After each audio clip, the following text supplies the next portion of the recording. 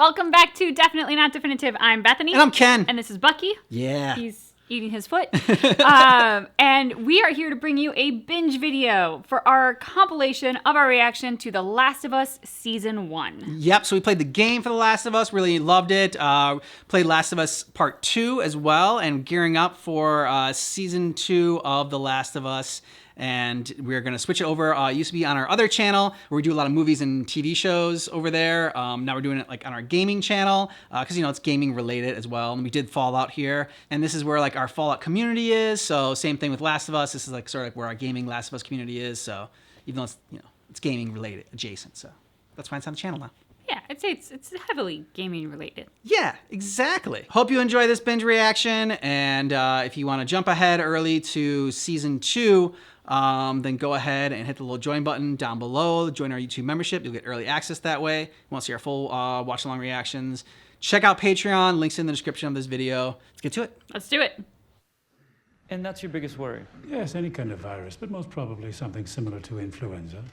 And Dr. Newman, you're also an epidemiologist. I presume the prospect of a viral pandemic keeps you up at night as well? No. You do think microorganisms pose a threat? Oh, in the most dire terms. Not bacteria, not viruses, so... Fungus. Because there are some fungi who seek not to kill, but to control. Where do we get LSD from? Where do you get it from? From some ergot, a fungus. Viruses can make us ill, but fungi can alter our very mind. It keeps its puppet alive by preventing decomposition. True, fungi cannot survive if its host's internal temperature is over 94 degrees. What if, for instance, the world were to get slightly warmer?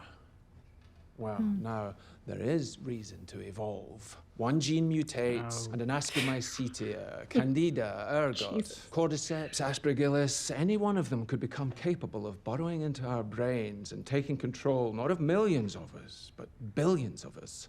And there are no treatments for this, no preventatives, no cures. They don't exist. It's not even possible to make them. So if that happens... We're screwed. We lose. Great setup. Yeah, what a great scene. Where's the pancake mix? It's gonna make you birthday pancakes. I swear. You know, I don't really like pancakes. I know you don't like them. It's for my benefit. Shell. Calcium. Is there enough for our Uncle Tommy? He's still alive, you old fucker. Oh, he loves you. He's dependent on me. Not the same. I think it's the same. It's definitely the same. Doing a great job establishing the relationship between the two of them. Yeah.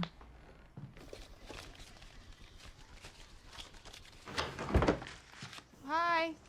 Connie was asking after you. Said you hadn't been over in a while. We got a lot of extra here. Y'all want some biscuits? Dad, you love biscuits. You know what? We gotta run, but Sarah will be by later. She'll stay as long as you want.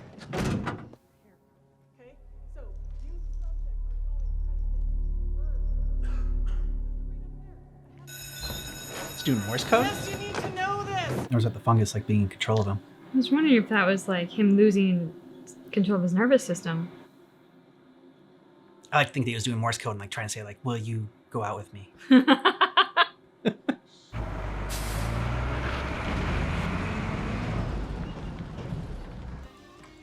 You know, they actually had books in that backpack. The weight of it on her back, you could tell as it's swung. Instead of like when they're drinking coffee or something like that, you can clearly tell there's nothing in there. Or when it's a lady's That's purse it? and it's blatantly empty. Okay, 30. 20's good. I'm very sorry. He cannot finish. I'm already finished. You should go home. There you are, sweet. Sorry. I was getting worried. Steal a DVD.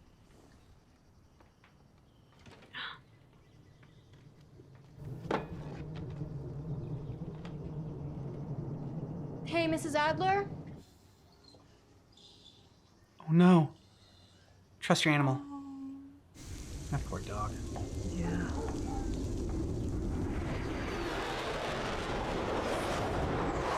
Okay, kid, but like seriously, go home and turn on the news. Yeah. You locked the door for once. Good job. Yeah. Where's the cake? Shit. Come on, man. Of course he was gonna forget. Tomorrow. Swear, or you don't get your present. You got me a present? Wow. Fancy box and everything. Fixed it for you. Did you? What? I don't hear anything. That was lame. You're lame. Yeah, I know. Glad they kept that in. Where'd you get the money for this? Drugs. I sell hardcore drugs. It's better when I do. It was only $20, which I stole from you. I could have stolen 60, but I put the change back because I'm an honest thief. Counts. And you were never gonna do it for yourself. So. Don't fall asleep. Of course I won't. It's too riveting.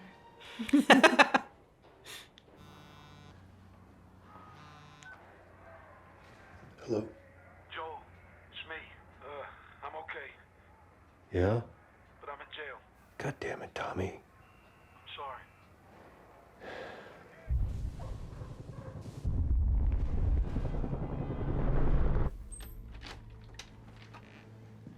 Dad? Further instructions. Oh, Mercy. Let him in! Let him in! Come on, let's get you home. No! No! Oh, no. Oh, he's He crying. doesn't want to go! Come on, Mercy, please. Mercy!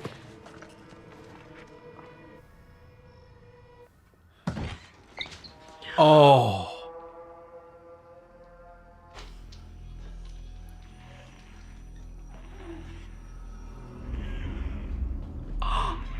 Oh. Oh.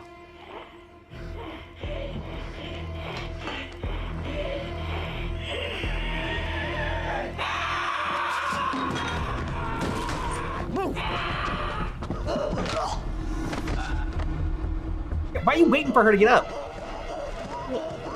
In their defense, they haven't played Last of Us yet, so this is new to them. Nice. Get your seatbelt on. Hold on.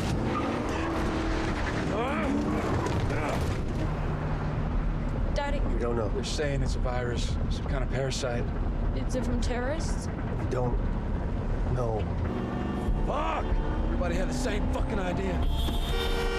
All right. Let's think it through. All right, take the field. We cut across and we pick up on the west side. Yeah. West. All right. All right, keep going.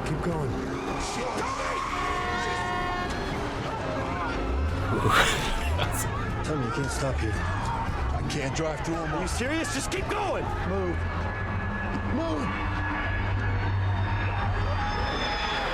Oh! Oh! Jeez. That was awesome. Stay right there. Don't move. Are you okay?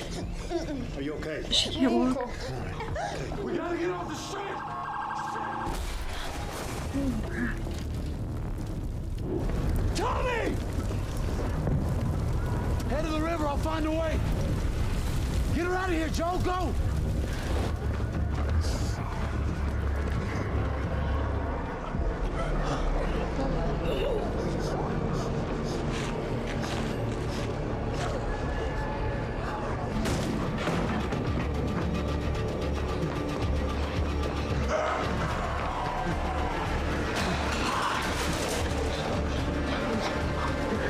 He's fast. Yeah. So damn fast. Don't move. We are not sick.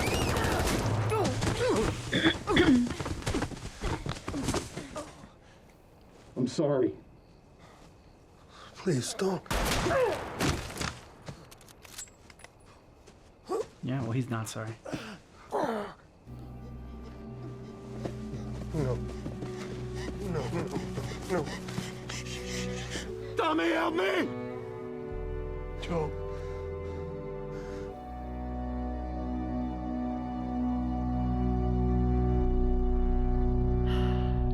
Damn, it got me and I knew it was coming. I was just about to say the exact same thing.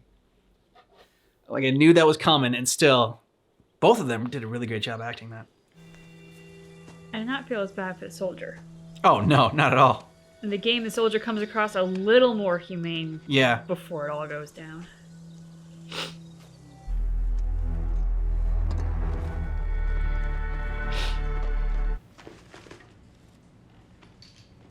We don't want you falling out of the chair.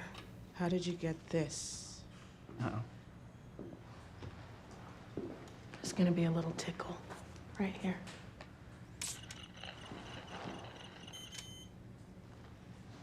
What if I told you that after we gave you some medicine, we're gonna find you your favorite food to eat, and then we'll get you some new clothes and toys, as many as you want to play with. It's a nice lie.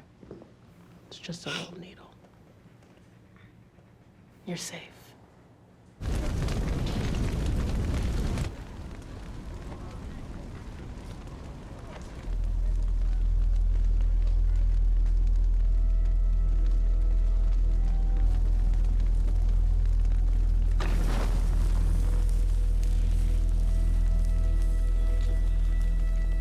That's just horrific. Yeah. Violation of ENC 342.3. Unauthorized exit from a quarantine zone. And it amazes me that people go to look at it. That is the last thing I would want to see.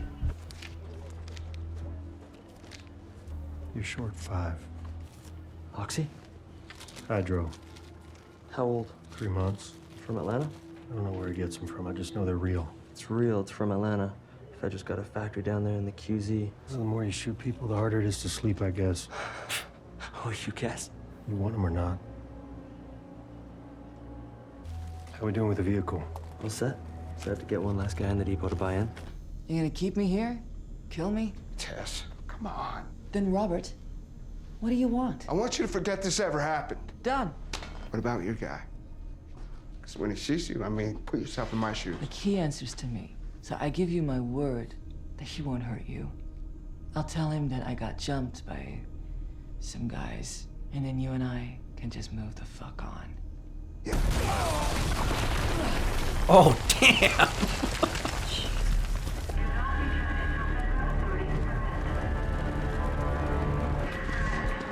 Oh, shit.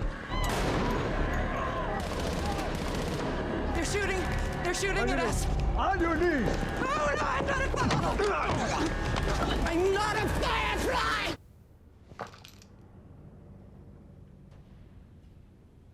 Count slowly and clearly from 1 to 10. 1, 2, 3, 4. Slowly and clearly. Fuck you. Yes. State your name slowly. Veronica. Same as yesterday. Is there any chance it's coming in at night? You're sleeping, you miss it? When I'm sleeping, Gabriella listens, or my son, the smart one, not the other one, God bless him. If Tommy responded, we'd know. And you're talking to the tower? Every day. They gave him your message. They haven't seen or heard from him since. And that's it. Show me where the tower is.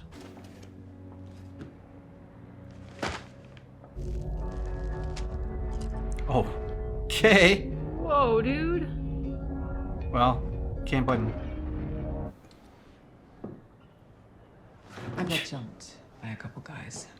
What guys? Just a couple teenagers. Said some shit. Probably shouldn't have. The guys who jumped me were with Robert. He sold our battery to someone else. Nothing's lost. And shit like this is gonna happen. No, I promised Robert that you wouldn't hurt him. But I would very much like for you to hurt him. So let's go hunt that motherfucker down. Yeah! And our battery and our truck. And then we'll go find Tommy. We've been blowing up meaningless Fedra targets spread out all over the QZ for 2 weeks. We've already lost 4 people, and we're... What's the point of this? And why do you have some random girl locked in a room? And the guys you have guarding her won't tell me shit? Our people are asking what's going on, and I don't know what to tell them. Tell them to follow fucking orders. We are in a war against a military dictatorship to restore democracy and freedom. Rebellion takes time. You fight for 20 years and you get nowhere, you're not a rebellion. We're taking that random girl locked in that room west. From our guy in the radio tower in Salem. Is this real? I believe it is. We'll get her where she needs to go. It's more like it. I follow orders. Well, I mean, it cost us a couple of cards, but we got him. I mean, we can take the subway tunnel under Haymarket, get into the building from below, and take Robert by surprise. Pay this fucker back. Mm-hmm. Oh, fuck her! How about we start with thank you? For what? For saving your life? So can I go? Where are you gonna go? Back to federal military school? They put me there when I was a baby.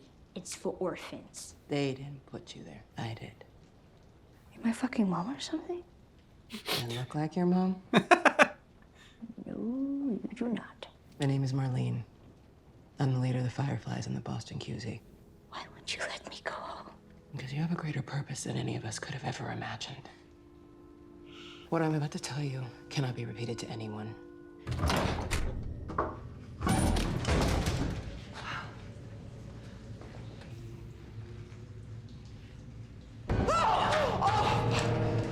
Oh, shit.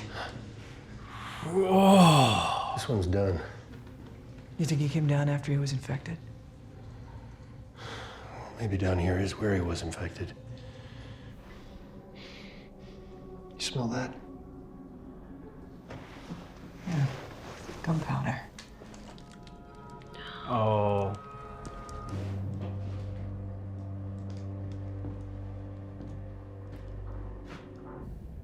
Well, the battery's no good.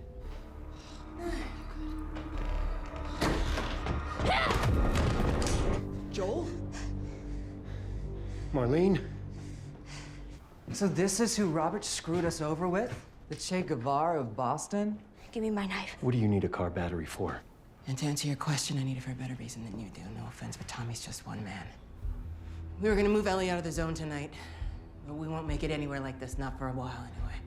So now I'm thinking, you're gonna do it. The hell we are. Let me take her. Tess, we don't have time for this. Oh, you don't have time? They'll give you what you need. Not just a battery, the whole thing. Fueled up truck, guns, supplies, all of it. I swear. We'll get her to your crew at the State House. But before we hand her over, they give us everything that we want. If not, we kill her, there and then. Deal. Really? That fast? You are all that matters. My team will not jeopardize that.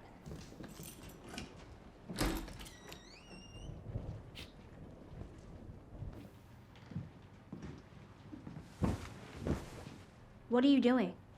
Killing time. Well, what am I supposed to do? I'm sure you'll figure that out. Your watch is broken. I've never been on the other side of the wall. Look how dark it is.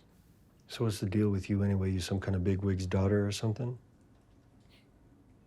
Something like that. Oh, the radio came on when you were sleeping. What? What was the song? They kept saying like wake me up before you go. Shit. 80s? Gotcha. 80s means trouble. Code broken. You got a jacket in your pack? Yeah. Okay, get it.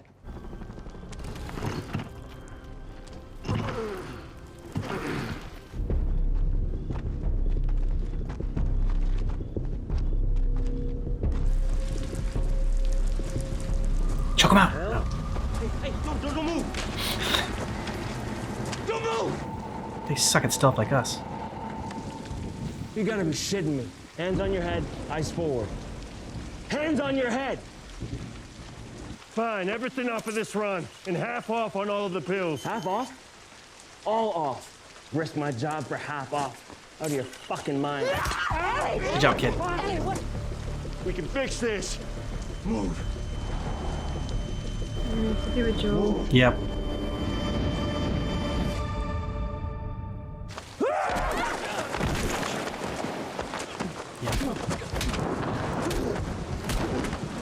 Oof. This is personal, dude, but it's not against you.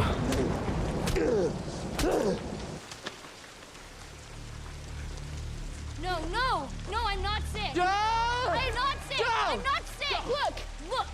This is 3 weeks old. Nobody lasts more than a day. Just as look at they old to you. We gotta move. Yeah. We gotta move, Joe! Yep. Like, now, dude. Right now. Yep. Smart, though. Grab the gun. Always pisses me off when he'll grab the gun. Yeah. What they're gonna do there.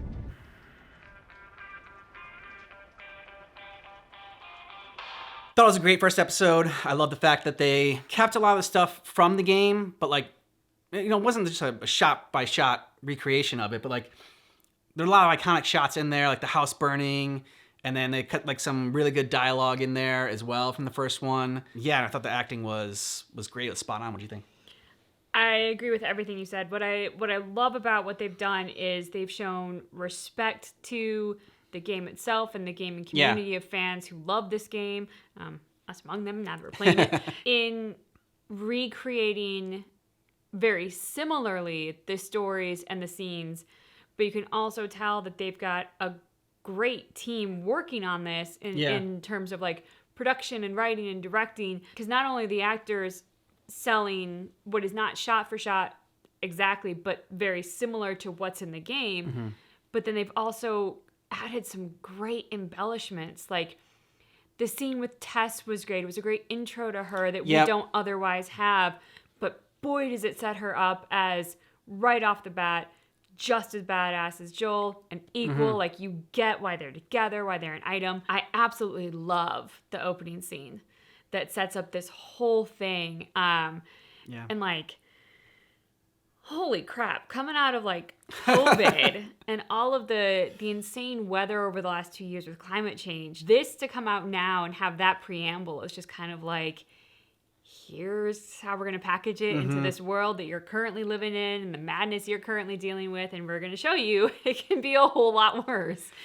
It could be the zombie apocalypse, you know? So like, hey, be grateful it is what it is, I guess. It makes me feel like when I read a Michael Crichton book, which were always like my go-to for airplane books when I was going to school in England and stuff, because they were great page turners, but also like they have this way of making you read them and presenting the science or even like the pseudoscience that's within them in a manner that makes you feel like, oh, I totally get this and I'm smart and I get science. And it like ropes you in, so you suddenly look at the world and you're like, oh God, no, I can see it. I can totally see us cloning dinosaurs.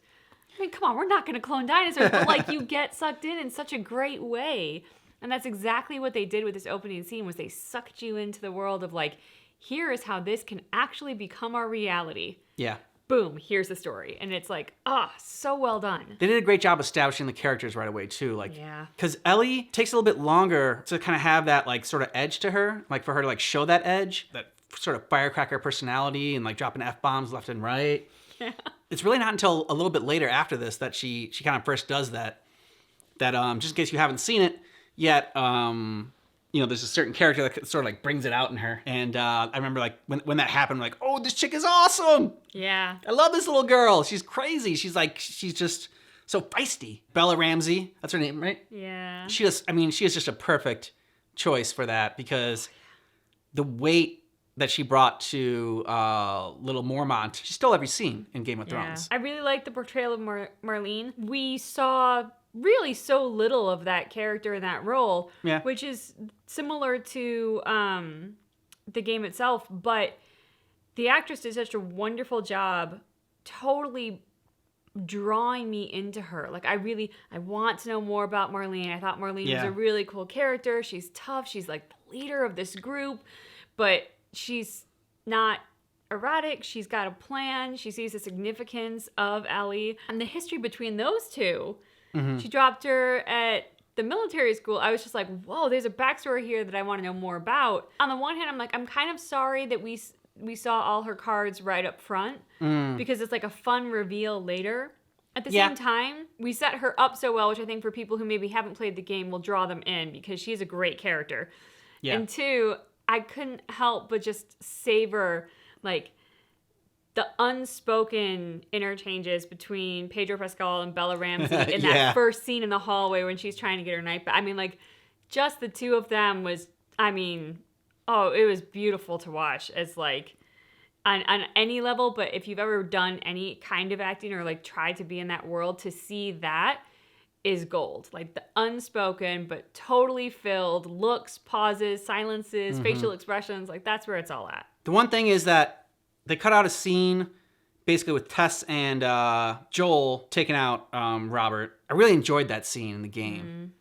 And it kind of established Tess as such a badass. And like they did a good job establishing Tess as a badass. Like with that first scene that's like not in the game, where like they have the interrogation basically. Tess is like, I won't say anything, and I like that Robert's afraid of Joel, and we get to see like when he beats the shit out of that cop, because we get why. I'm wondering if they're gonna have parts of that scene with Robert when they confront him, if they're gonna have that come up later, like in another sort of scuffle later on with people. I also really like the flashback scene just because you referenced him beating the hell out of the officer dude. Yeah. I like the flashback scene and showing us the trauma that he's experiencing, the PTSD, because even though we did with him in the first part of this episode, obviously 20 years have passed. He's a very grizzled, kind of worn down guy. Seems very different from the guy that we met in the opening scene. I liked getting that flashback and that reminder because, like, there's the pre-apocalypse Joel with his sweet daughter and, like, you know, they're all clean and happy and have a great relationship. Yep. And now here we have this grizzly, seasoned, rundown, miserable, just in survivor mode kind of Joel.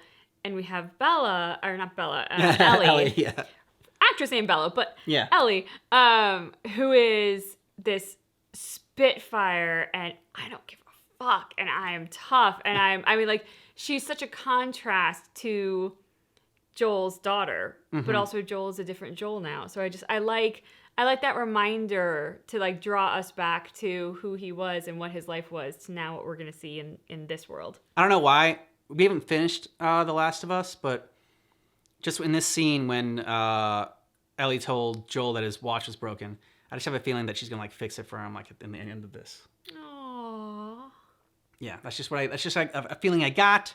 I don't know if it's gonna happen or not, but yeah, I was like, oh, that'd be sweet. Like, you know, it's like, you know, it's a second chance for humanity, a second chance for Joel, with Ellie and everything. So you know, keeping her safe. Didn't really see a ton of the infected, which No. is true to the start of the game as well. But they gave us more of a taste than we actually get in the start of the game, which, like, they did a great job setting up the horror. Yeah. Because it is, whoa, is it freaky. And seeing the close up of, like, the fungus, or whatever, trying to, like, get out and spread and everything, that was really, really well done. I also liked how they put Joel as one of the people, like, that are shoveling in the bodies. We get to see a lot, like, that, you know, really put us in their shoes. They did a good job establishing this post-apocalyptic sort of world that they're living in. Because you experience it in the game through exploring more.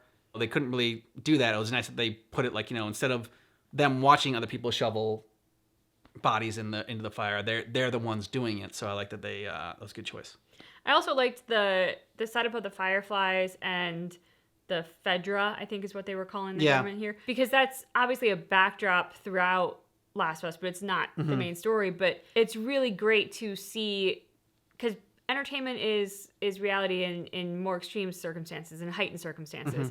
And we've seen throughout our history, like, anytime people feel threatened, suddenly it's like, well, we'll just shave a little bit of our rights away for the sake of security and safety and, like, things like that. So you can very well see how, like, you have Marlene and the firefighters who are like, no, we need to bring back democracy. People need to have a voice.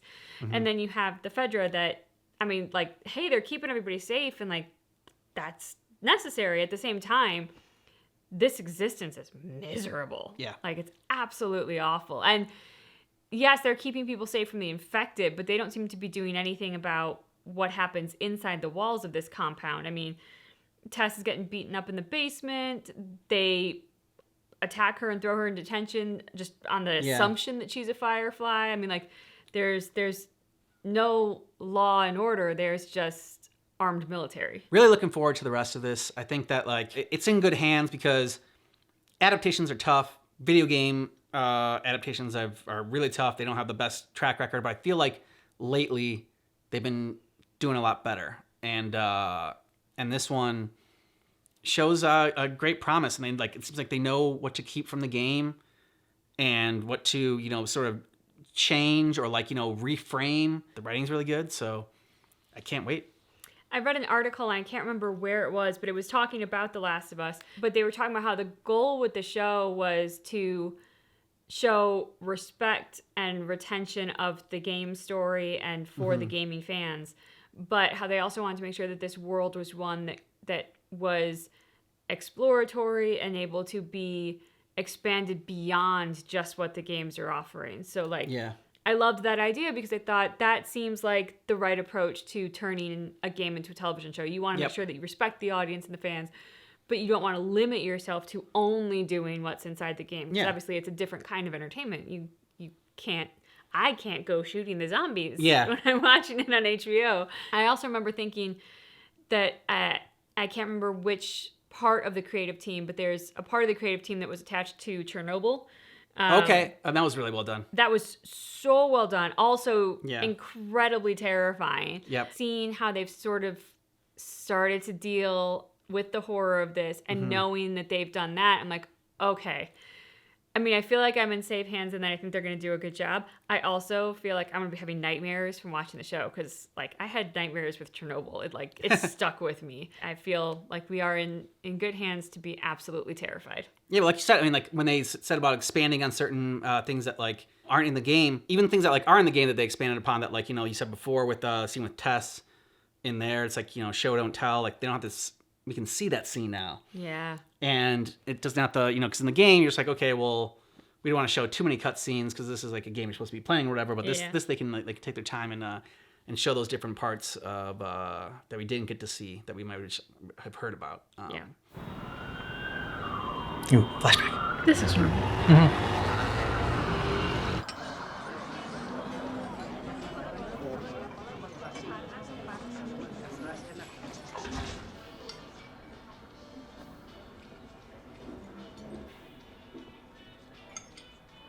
Maaf sudah mengganggu makan siangnya.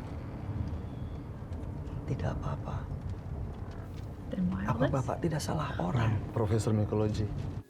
You tell us what the hell's going on. Which I guess would make sense in that they said in the States it was in the cities, which means it probably traveled here into dense populations. Kami butuh bantuan Bu Ratna untuk meneliti spesimen yang telah kami persiapkan. Ini opiocordyceps. Tapi kenapa menggunakan klorazol untuk mempersiapkan slide? Kami gunakan sebagai persiapan pengambilan sampel dari tubuh manusia, Bu Ratna. Cordyceps tidak bisa bertahan pada manusia. Not before. How many think are going to be in there? Just one or? No. Kaki kiri bagian bawah, Bu.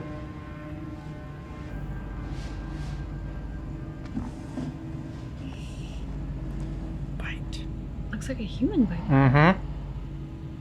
Also, she's not patient zero. No. Ugh. I know it's dead, but still. Yeah. Apa ini gigitan manusia?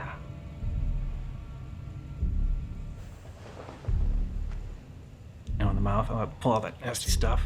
Ugh. But dang, she knew right where to look. Yep.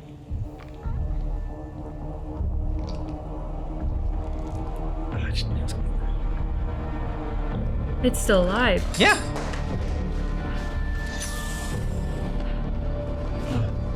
Get me the hell out of here. Oh, it's so gross. I think it's just the waiting room. Terima kasih, Pak. Silakan. Jadi kapan ini terjadinya, Pak? Kurang lebih 30 jam yang lalu, Bu. Di mana? Di pabrik tepung dan gabah di barat kota. Lahan yang sempurna untuk itu. Lalu? Seorang perempuan yang tiba-tiba melakukan kekerasan menyerang 4 orang rekan kerja dan menggigit 3 orang di antaranya. Siapa yang menggigit perempuan itu, Pak? Kami tidak tahu, Ibu. Damn. Jadi artinya mereka masih berkeliaran di luar sana. Bite more people. Lalu pekerja yang lain bagaimana? 14 orang hilang. Saya telah menghabiskan waktu hidup saya untuk mempelajari hal ini. Jadi tolong dengarkan saya baik-baik. Tidak ada obat. Dan tidak ada vaksin.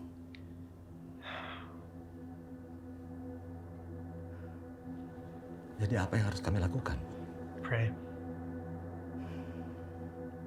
Bom seluruh kota. Oh my god. Damn. Dan seluruh orang yang ada di dalamnya.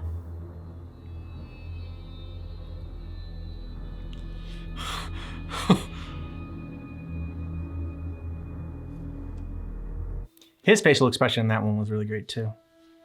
Yeah, I love the way like when she started to get scared, like the tea in her hand Yeah. was like shaking and just the sound of it like rattling the teacup on the saucer. And this whole thing is like basically like avoid flour. That's like what this, pitch is. Because the grandma was getting fed like bread and everything, like the biscuits. And he's like, oh, I'm on Atkins, right? Atkins.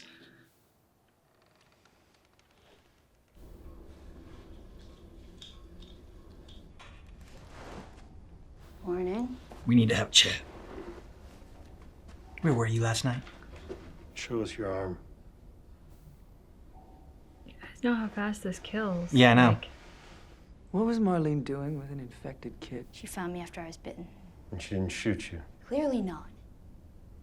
She locked me up and had her guys test me every day to see if I was getting sick. Test you how? They'd make me count to 10 and hold out my hand and then keep it steady. But I think what really impressed them was the fact that I didn't turn into a fucking monster. There's not gonna be anything bad in here? Just you. Oh, funny. She made it through the fucking night. It doesn't matter. It's gonna happen sooner or later. You need to stop talking about this kid like she's got some kind of life in front of her. What if she's the fix for all of it? You hungry? Exactly. You can share some of ours. Thanks. Marlene sent me with my own. Is it chicken? Yeah. Marlene said they get it from smugglers.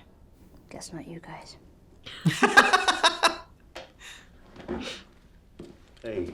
What? Hey. Why are you so important to Marlene? Don't lie to me, or we'll take you back. Joel and I aren't good people. We're doing this for us, because apparently you're worth something. But we don't know what you're worth if we don't know what we have. So answer my question. There's a Firefly base camp somewhere out west. With doctors. They're working on a cure. I've heard this before. And whatever happened to me is It's the key to finding the vaccine. That's what this is. We've heard this a million times. Vaccines, miracle cures. None of it works, ever. Fuck you, man. I didn't ask for this. You and me both. This isn't gonna end well, Tess. We need to go back. It doesn't matter if she is or she isn't what the Fireflies say. If they believe that she is, then we get what we want. If she so much as twitches.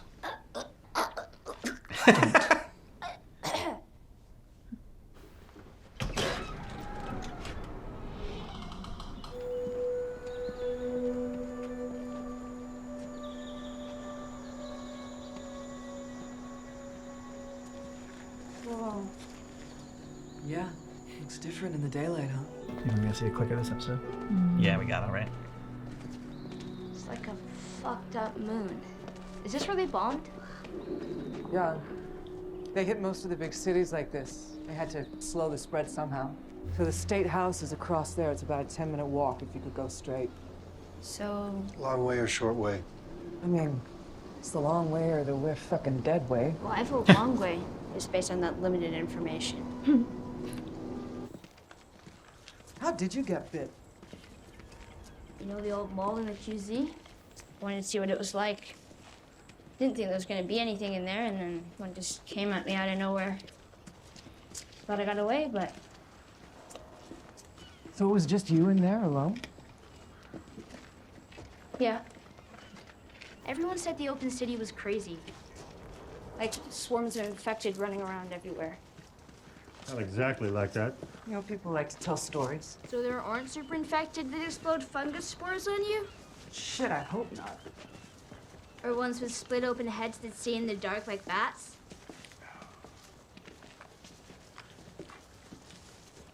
Those are real. What was that?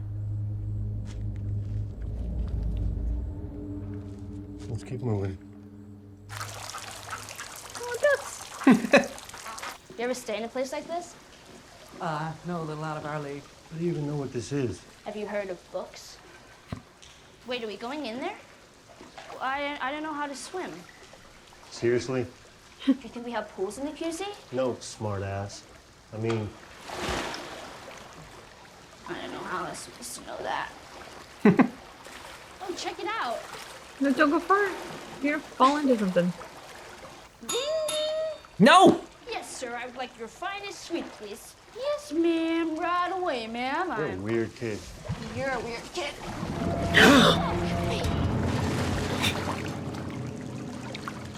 Just a skeleton.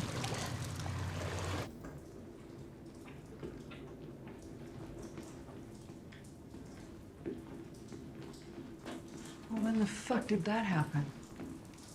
I mean, maybe I could climb up there, work my way around.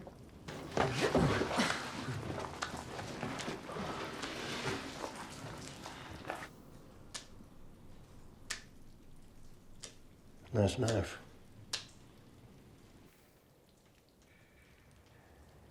How long do infected live? Well, some last about a month or two.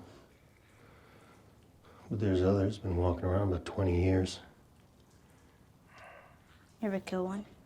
Yeah, I killed lots of them. Was it hard? Like knowing they were people once? You've killed people too. Sometimes.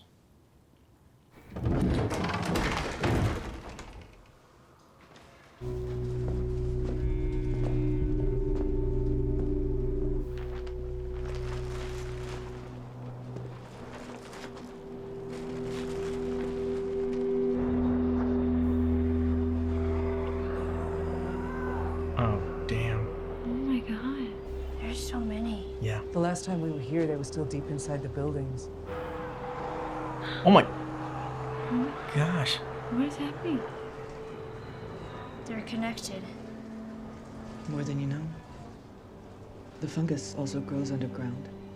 Long fibers like wires, some of them stretching over a mile.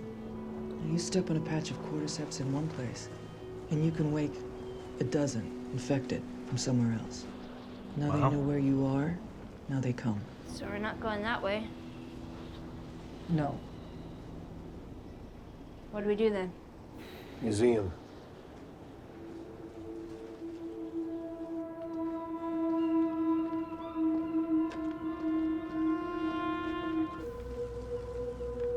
You've got to be fucking kidding me. Well, there's a way across from the top floor. Well, then I guess it's fine. I used to take it all the time. Okay. It was fine. Awesome. Don't. Oh, it's dead. It's bone dry. Could mean they're all finally dead in there. Okay, so, more ground rules. We're gonna go slowly. If we come up against anything, you get behind us and you stay there, okay? Yes. Yeah. Cooked. Oh, finally some fucking luck. I guess we should have gone this way in the first place. Oh shit. That's fresh. What the fuck did that? Maybe he was attacked outside. He crawled through the doors. The door was open. Could have been him. I don't hear it. Who would you hear? Who would you hear? Are you saying an infected did that? Shut up. I've been attacked by one and it wasn't like that. Okay, from this point forward, we are silent. Not quiet. Silent. Whoa. No question. Yeah.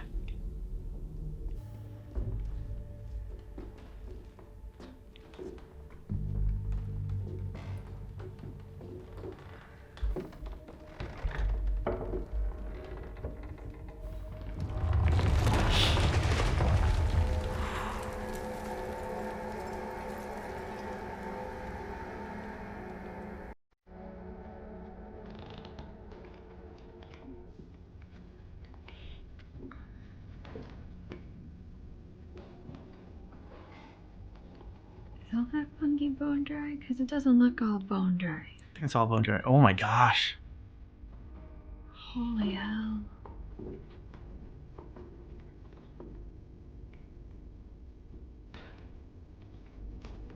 Still not worth it to step on it.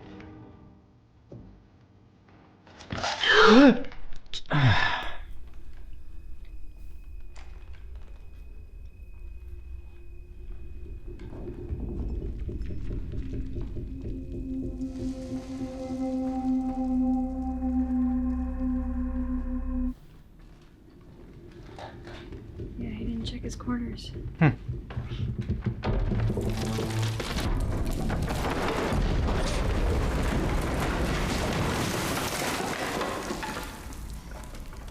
now you're trapped in there.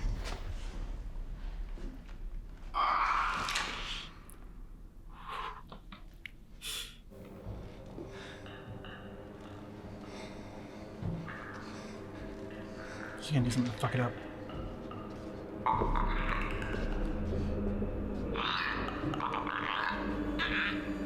More than one.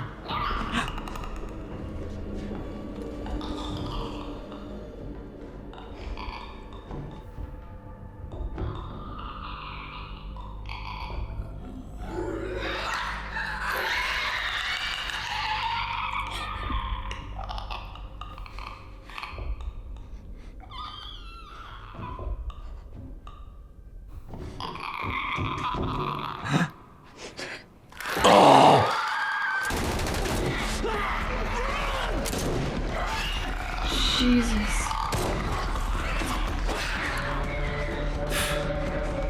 She's good at shot his eye. Oh crap! Oh, Joel!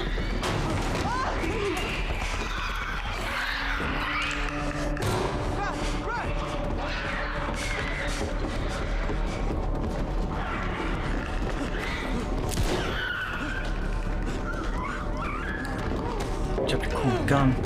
Yep, smart.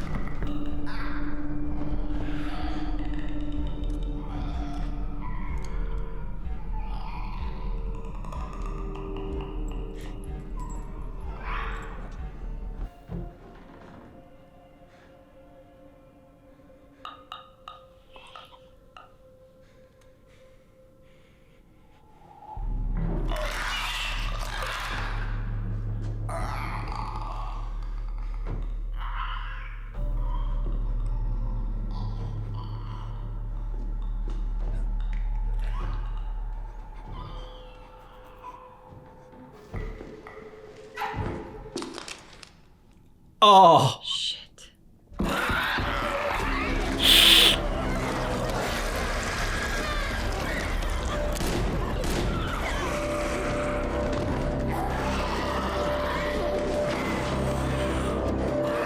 Just keep coming.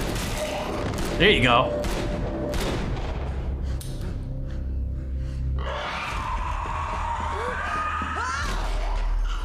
Way to go, Tess. Yeah, Tess.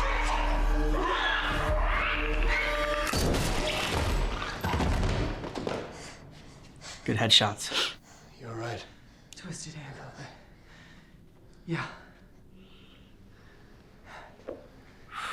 You all right? Well, I didn't shit my pants. You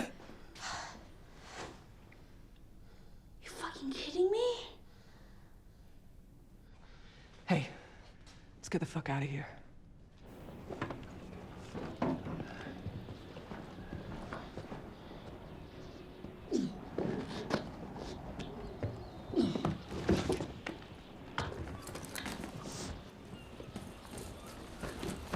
Put this around your arm. Thanks. I got it. I got it. What about the kid? Maybe the first bite didn't take. But what about the second? How about you just take the good news? Come on, let's get there before it's dark.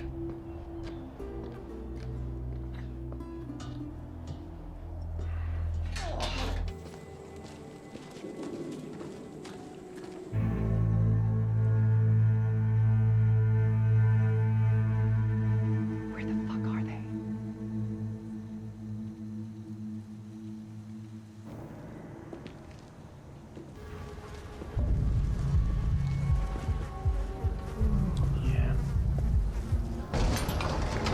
What the fuck is going on? I don't know.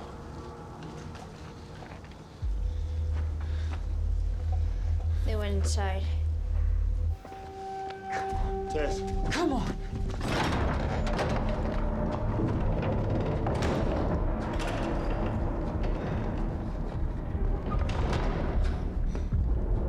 Holy shit.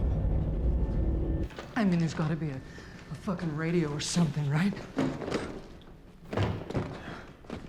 Who killed them? Fedra? No.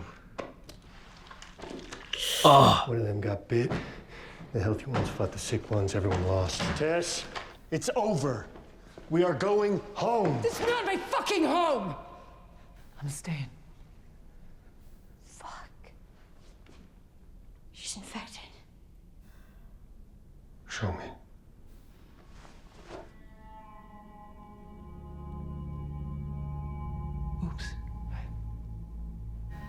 Take your bandage off.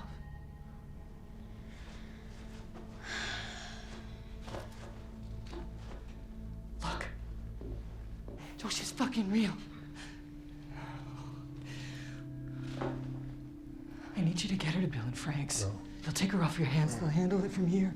No, I can't. They won't take her. They're not going to take her. They will, because you'll convince them. Yes, you will. I never ask you for anything, not to feel the way I felt, not to you shut the fuck up, because I don't have time. This is your chance. You get her there. Oh, fuck!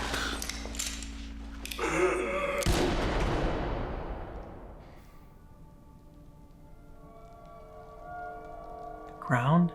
Do you see how it's wrapping around his fingers? Yeah. So now everybody's working. Oh, damn. He set him off. Oh. Oh my god.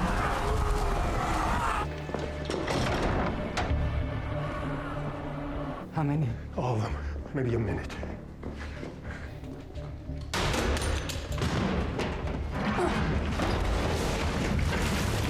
What are you doing? Making sure that they don't follow you.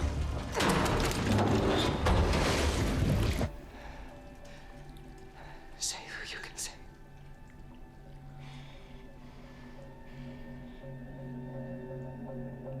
Okay, now you got like 20 seconds. No! We're not leaving her! Get off me, you fucker! Not going with you!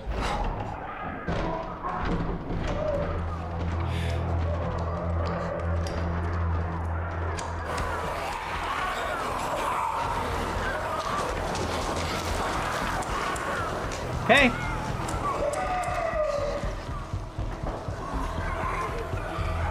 Come on, Tess. Come on, Tess. Figure out a way to blow it.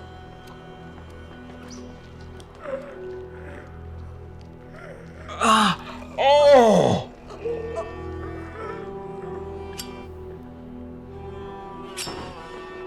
There you go.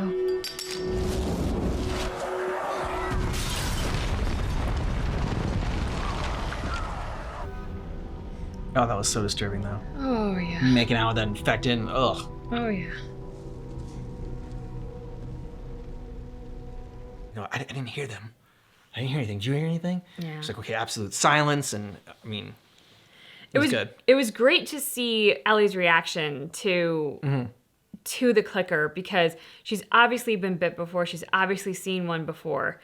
But she's such a badass and she's so tough and nothing seems to faze her. So to finally see something faze her tells us a lot more about her as a character. And it was also, it brought humanity to her. Like, God, I don't think I'd be handling the zombie apocalypse as well as this kid. So it's kind of comforting to see her get a bit rattled at some point. Grew up in the zombie apocalypse. That's why she's able to handle it a little bit better, too. Yeah, but not all kids are going to handle it as well as she handles it.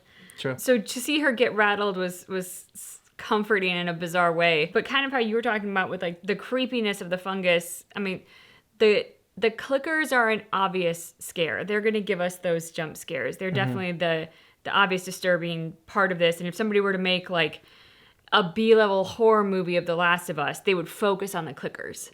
What I love about what they're doing with the show is they're not focusing on the clickers.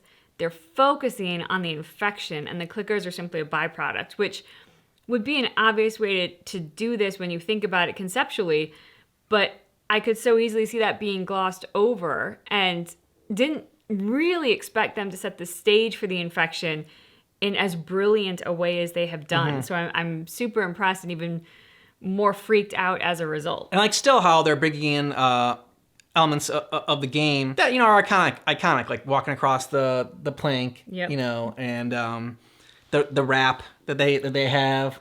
They could have gone anywhere, but they went specifically to the museum, which is a location in the game as well. So they're able to tell it in a fresh way and add some more elements to it. I also love the fact that Tess's character is so pivotal to the start of the game, but it is a very short-lived role. And I love how they really made it so significant in these first two episodes. I mean, to hear Ellie scream like, "No, we're not leaving her. I'm not fucking leaving her. Like let go of me."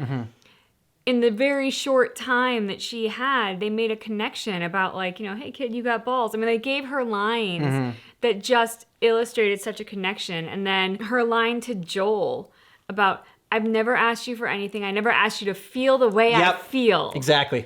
I picked up on that line too. We don't know the details of that, but that one line is so telling. Even though we don't necessarily know all the ins and outs, we get a pretty good sense of what their relationship and what their sort of mutual understanding of that relationship really was. I don't know. I mean, it's such a simple and vague line while also being incredibly specific, and it gets you right there. Also, the way that they're portraying Joel and Pedro Pascal is doing a great job. Is a lot more. He has a lot more edge to him. He has a lot more just sort of hopelessness. It feels a lot more empty, I guess. I was gonna say, I think this is where the difference in entertainment style comes into play a lot more, because it's no fault of the actor who voices Joel in the video game, but we just don't get as many glimpses into his eyes like we do with Pedro Pascal.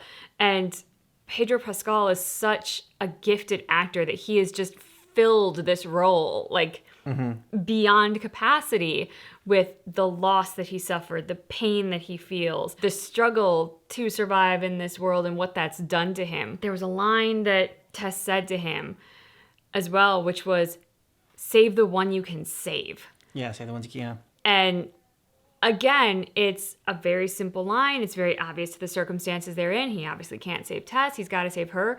But there was something in the way that she said it and in the way that he responded to hearing it that just told me they've been in situations like this before. Yeah, and this is something that like he has said before, and like this is kind of like how they live their life, and like he's been cutthroat, and it's like you gotta save the ones you can. That was another good exchange. There's so many good exchanges in that last little moment there with Tess. It wasn't that the voice actor did a bad job in Last of Us. It was just that maybe it was a southern drawl, but like he had a little bit more warmth to him. Like Pedro Pascal is just like so cold. I mean, like he can obviously do warmth, and we saw it in the beginning. Like, and that was it was great the difference between before the outbreak and afterwards. But like in this one, he is just like there is no warmth there anymore, and like there is like you could see a little bit of a glimpse in the game for Joel. Like okay, like like guy's still in there, but in this one, it seems like he's not in there at all.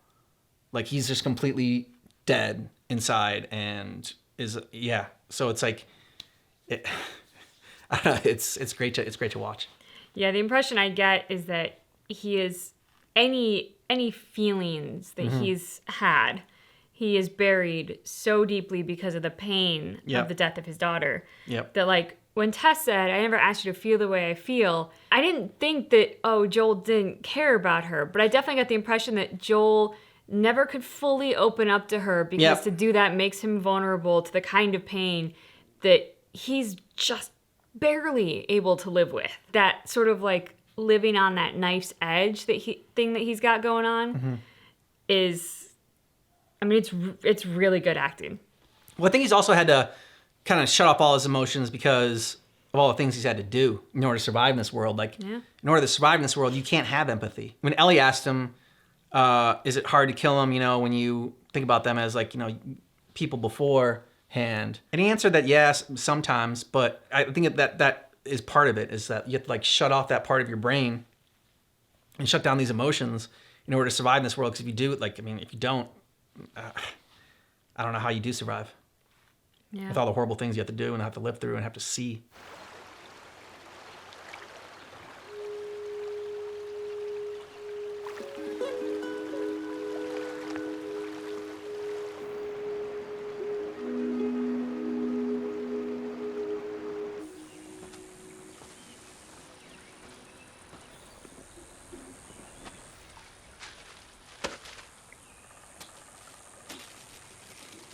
Look, I've been thinking about... I want your sorries. I wasn't going to say I'm sorry. I was going to say that I've been thinking about what happened. Nobody made you go along with this plan. You needed a truck battery or whatever, and you made a choice. So don't blame me for something that isn't my fault. Good job. How much longer? 5-hour hike. We can manage that. Yeah. That's going to be the easy part of the journey. It is pretty though. From, like, the stream they were in, to the woods, to this. It's all very pretty. Yep. You've gone this way a lot?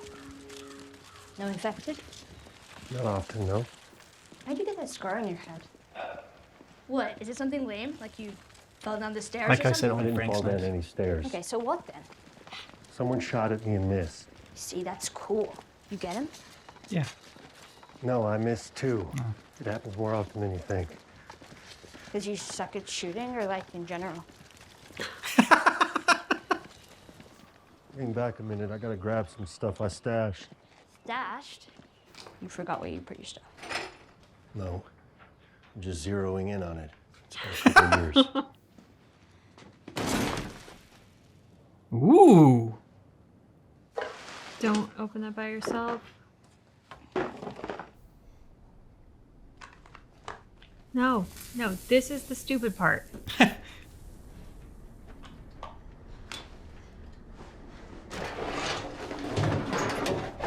That's the first smart thing you've done.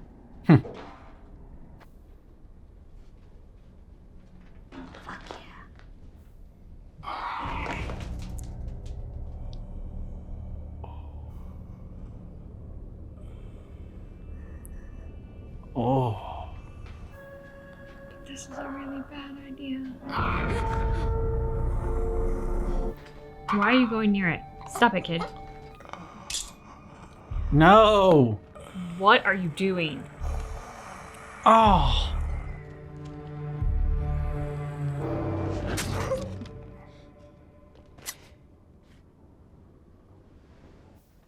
Ellie? And she's lucky. Nothing worse happened. Ellie? Picked over my ass. Holy shit. You flying one of those? A few times, sure. So lucky. Dude, you got to go up in the sky. Yeah, well, so did they. Things we take for granted. Grim. So everything came crashing down in one day. Pretty much. How did it even start? If you have to get bit to be infected, then who bit the first person? Best guess, cordyceps mutated. Some of it got into the food supply, probably a basic ingredient like flour or sugar. You eat enough of it, it'll get you infected. Friday night, September 26, 2003. By Monday, everything was gone. Cut across the woods here. Isn't the road easier? More Yeah, vulnerable. There's stuff up there you shouldn't see. Oh, now I have to see.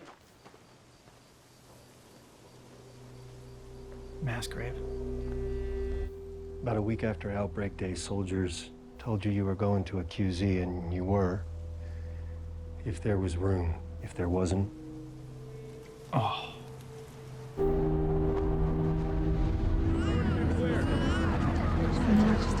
Yep. Yep. One of those end of the world bunker types. Not today, you New World Order jackboot fucks. Maybe some kind of monster to come down on your baby. Mm-hmm.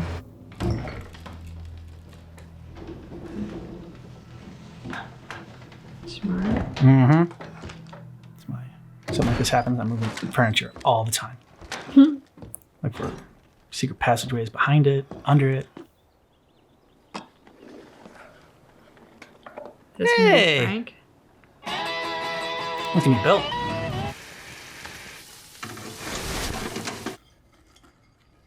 Better than me like a now, with like a full grocery store. He doesn't seem to be having too bad a time of it. No, it's built for this world. Yeah. Oh. I'm not infected. I'm just trying to get to Boston.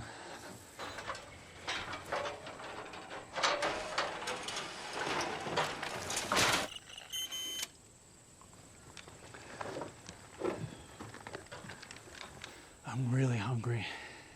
Haven't eaten in 2 days.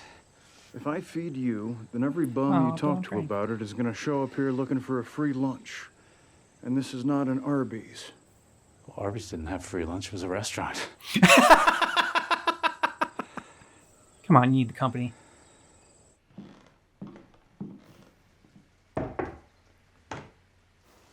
I left some clothes here for you. Can I have 5 more minutes? Sure. This is amazing. Yeah, I bet. Oh, that smile.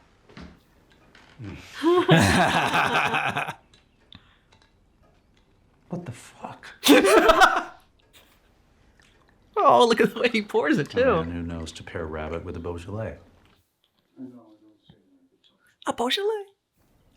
Thank you. So I guess I'll be going then. But first, I've been staring at this the whole time.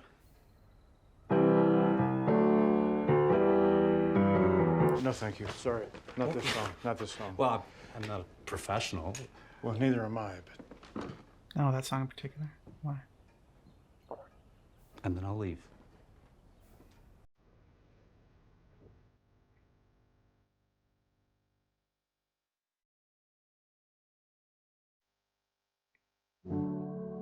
For a long, long time. He's a handyman. He cooks. He plays music. Like, this guy's awesome. Who's the girl? Girl you're singing about? There is no girl. Ooh. Okay. He didn't freak out. I was worried he was gonna like punch him or something. I mean, yeah. It's the end of the world. Get some. What's your name? Bill. Go take a shower, Bill. Have you ever done this before? With a girl a long time ago, but... So, I'm gonna start with the simple things. Okay. I don't have sex for lunches. So if I do this, I'm gonna stay for a few more days. Is that okay? Yeah. Yes. A few more years. Oh, fuck you! Come on! Do I ask for things? Ever? I am asking for some paint and some gasoline for the lawnmower, that's all. I'll do everything else myself. Just tell me why. I did. Paying attention to things. It's how we show love. We're gonna make friends.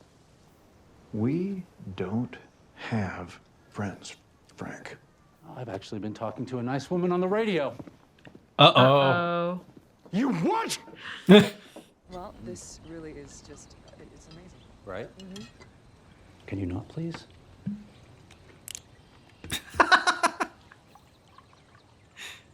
I'm the same way. Oh, you're a paranoid schizophrenic too? It's been so long. I mean it, I want to thank you, even if we don't end up working together. We are working together. We are. We're actually decent people just trying to get by. Oh. Well, aren't I the lucky one? There's stuff we have in the QZ that you don't have here. Books, medicine, machine parts. We can help each other and get that gun out of my face. We're self-sufficient here. I don't need you or your friend. That fence has got a year on it, tops. I can get you 10 spools of high-tensile aluminum. Last you the rest of your life. There you go. Lives. Are you sure about this? Yeah, I mean, it's not a gift. You come back, we'll trade. All right. Oh, and I had this idea that we should use codes for the radio in case anyone's listening. Sooner or later, there'll be raiders. And they'll beat that fence and your tripwires. Yeah. They'll come at night, quiet and armed. We'll be fine.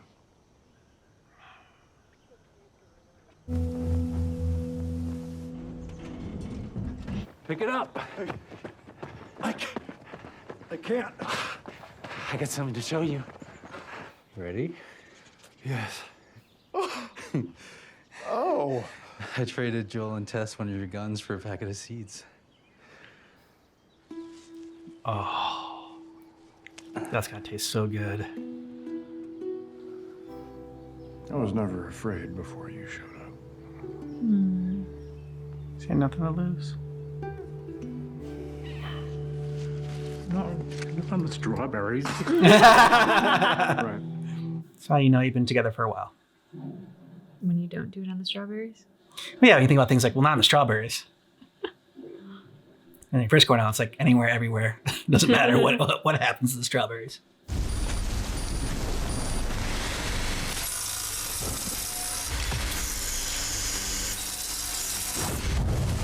Oh!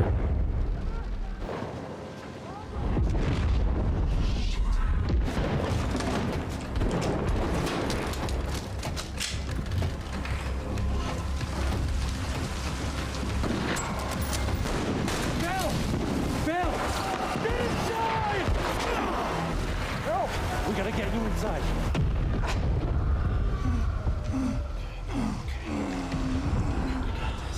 I made a list for you. Huh? Tell me about the list. I have copies of all the keys. Joel. Uh-huh. He'll take care of you.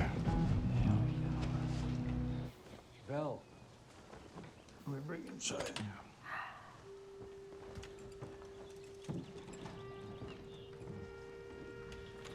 Okay.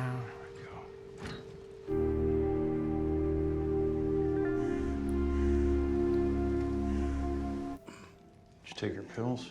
Oh, no. A little whitey. Big roundy. Technical terms there.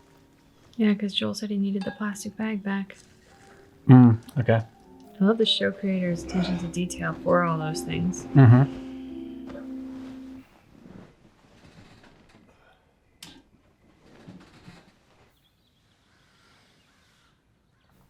Took most of the night.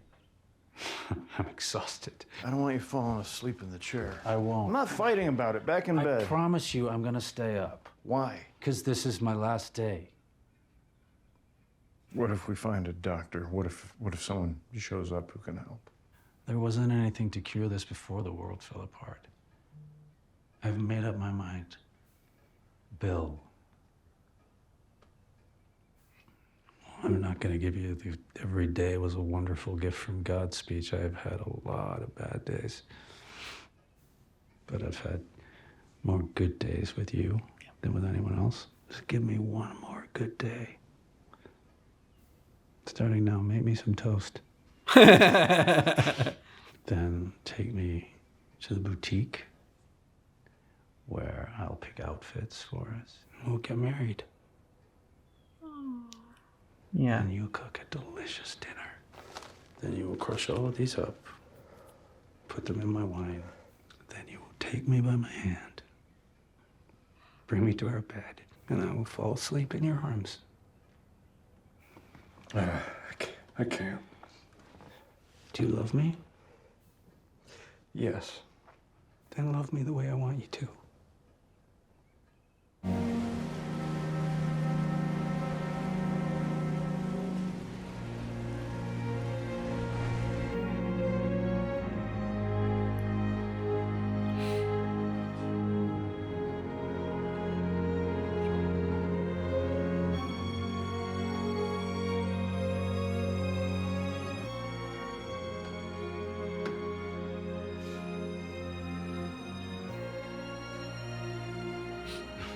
That guy shows him the label. Damn it, Bill and Frank.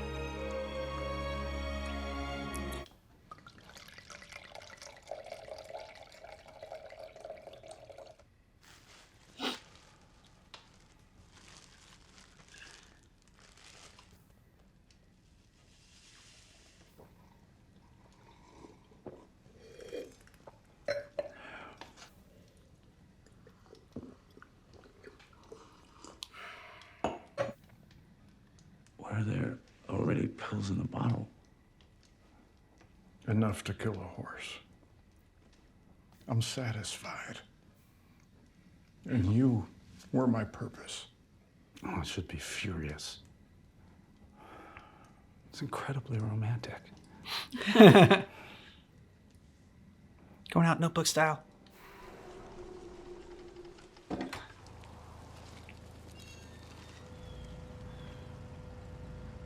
Stay there.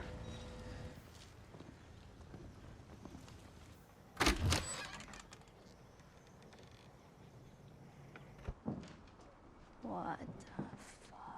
Bill?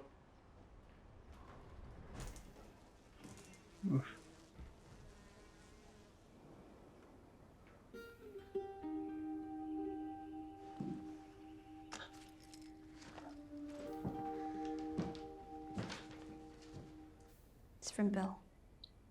To whomever, but probably Joel. Huh. I figured I fell under whomever. Came with this. So they're dead? Mm-hmm. If you find this, please do not come into the bedroom. We left the window open so the house wouldn't smell, but it would probably be a sight. Take anything you need. The bunker code is the same as the gate code, but in reverse. Anyway, I never liked you. But still, it's like we're friends. Almost. I saved him. Then I protected him. That's why men like you and me are here. We have a job to do. I leave you all of my weapons and equipment. Use them to keep...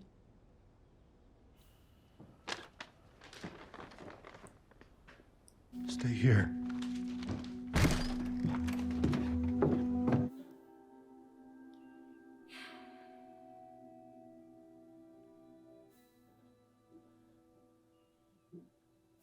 Show me your arm.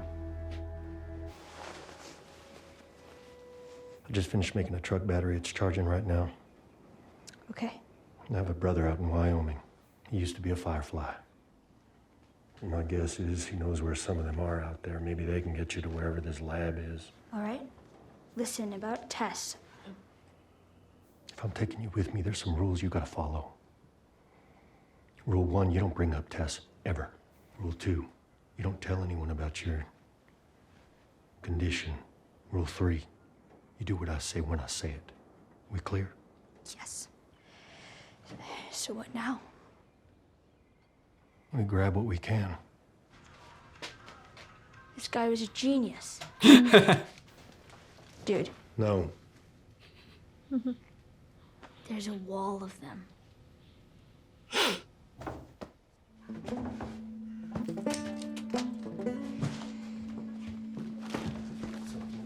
They have hot water. I'm taking a shower. And then you're showering. Seriously. Yeah, if there was no rush to get to Tommy. Be a great place to stay.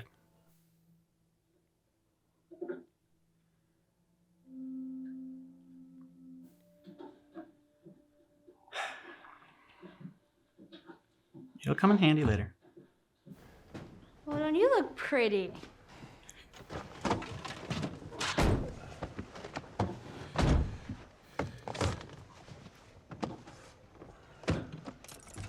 It's your first time in a car? Mm-hmm. It's like a spaceship. It's a shit Chevy S10, but it'll get us there. Seatbelt. Never been in a car. I was surprised she knew what deodorant was. Oh. Phaedra has medicine. I guess they get deodorant. They just... Maybe. I mean, I guess you'd want to because the place would smell pretty bad. Oh, yeah. Put it back. Ellie. Oh, no, wait. No, leave it. Leave it. Oh, this is good. This is Linda Ronstadt. Do you know who Linda Ronstadt is? 14-year-old kids today don't know who Linda Ronstadt is. Wow. What a great episode. I'm glad they did that. I'm glad they diverged from the game. And now it makes more sense why they had Ellie start off as a firecracker. Because earlier in the first episode, I said that, you know, like it's a character later on that sort of brings it out in Ellie, and that was Bill. And that's when you see like her, like, you know, come out and her personality and like, and F-bombs and everything like that. But since you weren't going to have Bill do that, it made more sense to have Ellie, like, you know, start off that way. I really love what they did with this episode. Mhm. I have a sneaking suspicion that some game purists will probably not like the change, but I loved it from a storytelling perspective. It made Bill such a more interesting and complicated character. An impactful character for sure. It's not like, you know, Yeah. I mean, he didn't have that effect on you in the game or on us in the game where you cried for it. I mean, come on. Yeah. Because in the game, he is the stereotype that he appears to be in the first few minutes of his scene in this episode, which is an anti-government, have a bunker, conspiracy theorist with an arsenal. You have like the "Don't tread on me" flag. I mean, it is all very of a certain character type that we are familiar with. To then flip this script and give him a much more interesting character and a dynamic range makes it so much more enjoyable, and had me as an audience member be much more like, oh my God, what's going to happen next? Like, because the Bill I know from the game, I was like, oh my God, he's going to haul up and punch this guy for trying to kiss him. But he didn't. He kissed him back. For me, it was a way better story. I'm not saying that it would have worked this way in the game because it's not Bill's show in the game. But from a TV series perspective, this is way better. And I also feel like it feeds Joel's character more. That letter about Tess and that we have a job to do. Wow. And yeah. all of that is just such a juicy gift for Pedro Pascal to play with as Joel. And we don't get that in the game. It made the Bill and Frank relationship way better and more interesting, and something I was very, very wrapped up in. Obviously, I freaking cried. And their relationship specifically to Joel and Tess and the history there, I thought that was great. Yeah, I mean, because it was alluded to in the game that they were a couple, because like he said my partner, and then later on when we see the letter, it's kind of alluded to like that they were a couple and together, and like a partner in that sense of the word. I don't know if it was actually like confirmed, or maybe was confirmed in the game or not. Like I don't remember, but I remember like thinking that like oh, he meant partner like that, like because you think he means partner as like just like his like his buddy, his partner in crime or whatever. But like I like to like explore this relationship. Because what you said about the letter, I mean, the fact that they said that, their job is to protect people in life, and that is what because they're both badasses. That almost got me like a little bit like cherry-eyed and choked up and everything like that, just because of Joel's guilt about not being able to protect his daughter, and then now Tess not surviving as well. So I mean, that hits hard with Joel, but then thinking that, okay, I gotta get this girl to somewhere safe because that is my role and like that is my purpose. And Bill had talked about purpose in life, and his purpose had gone, and so now Joel has found a new purpose, and I don't know, it was all handled really well. And the game, and I mean, I'm sure if you're watching this, you've probably seen the game or our playthrough or played it yourself, but in the game, Frank's letter to Bill was just so bitter and nasty. And it was a dish for Bill's character, but again, it wasn't Bill's show. So while that would have been really impactful for Bill, it doesn't feed the storyline beyond just like, oh, we give this really nasty note to Bill. Yep. Bill's now hurt. Nothing changes because of that. And we go on. Sorry. And we go on. But in this, to have their love be one that's like to the bitter end, going out, I mean, kind of like you said, like Notebook style, allows Bill's letter to feed Joel instead, which is stronger storytelling. And I also loved how Bill was like, I never really liked you. But we're friends, sort of. I mean, I respect you. And I liked that because it was so honest. There was just something really zero bullshit about the way Bill and Joel communicated. To have that letter and that tone and that honesty between them, and then for it to end with where it ends about like, this is our role, this is us, and we have a job to do. Yeah. Makes that hit all so much harder because he's not a fluffy guy. He's not gonna sugarcoat things or, pardon the expression, like blow smoke up Joel's ass. Like he really is just a no bones about it. Here's the way it is, and this is what our gift is to this post-apocalyptic world. And that was Bill's truth. He absolutely lived that with Frank. And I like it because in most post-apocalyptic settings, like people lose faith in humanity because humanity just becomes like shitty and people are just awful. And like the worst people end up surviving these kind of situations.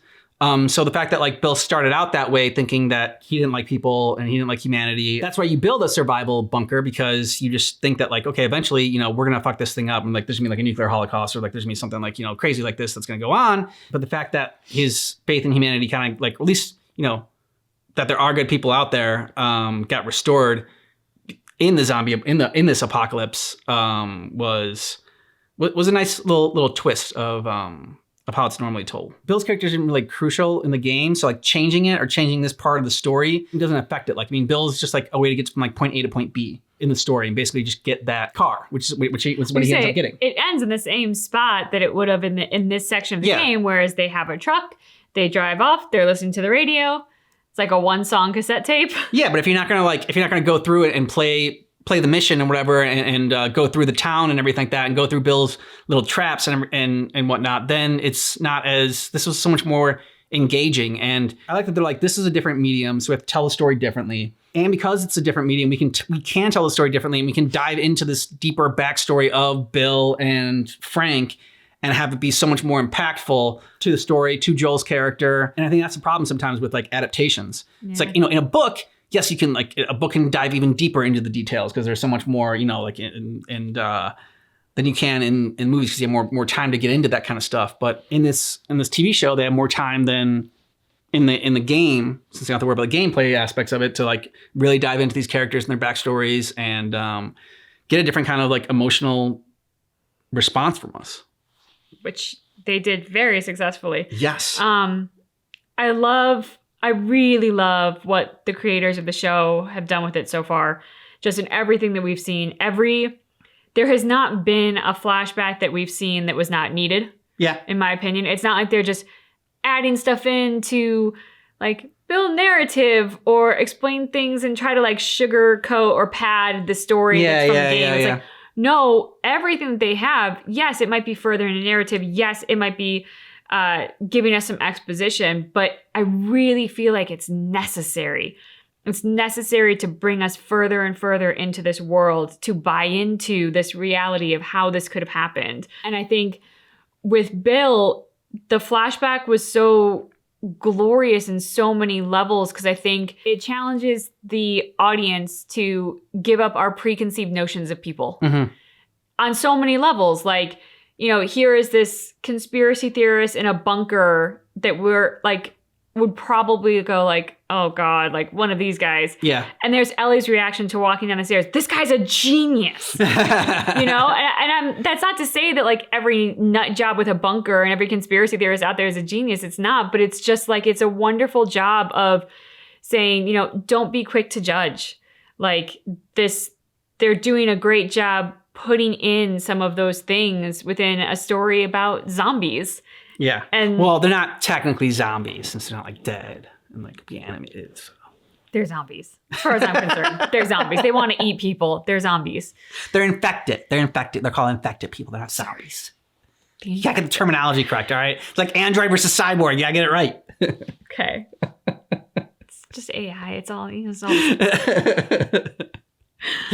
But yeah, I love that they're doing that. I love that the show creators are making this such a multi-layered show with real depth, some great storytelling, some incredible attention to detail. I mean, that Joel's whole thing about the plastic bag in his episode when he's doing the drug selling, and then how they have that plastic bag as a focus with Frank. I mean, there's so much within this show. It's wonderful. It's a gift that keeps on giving. I also like how, and it's not the first show to do it, but the fact that the episode lasts as long as it needs to last. Yep. So they're not all just like, 15, we got to tell the story in 59 minutes, and that's the episode. That's how long it's going to last. First one was like 80 some minutes.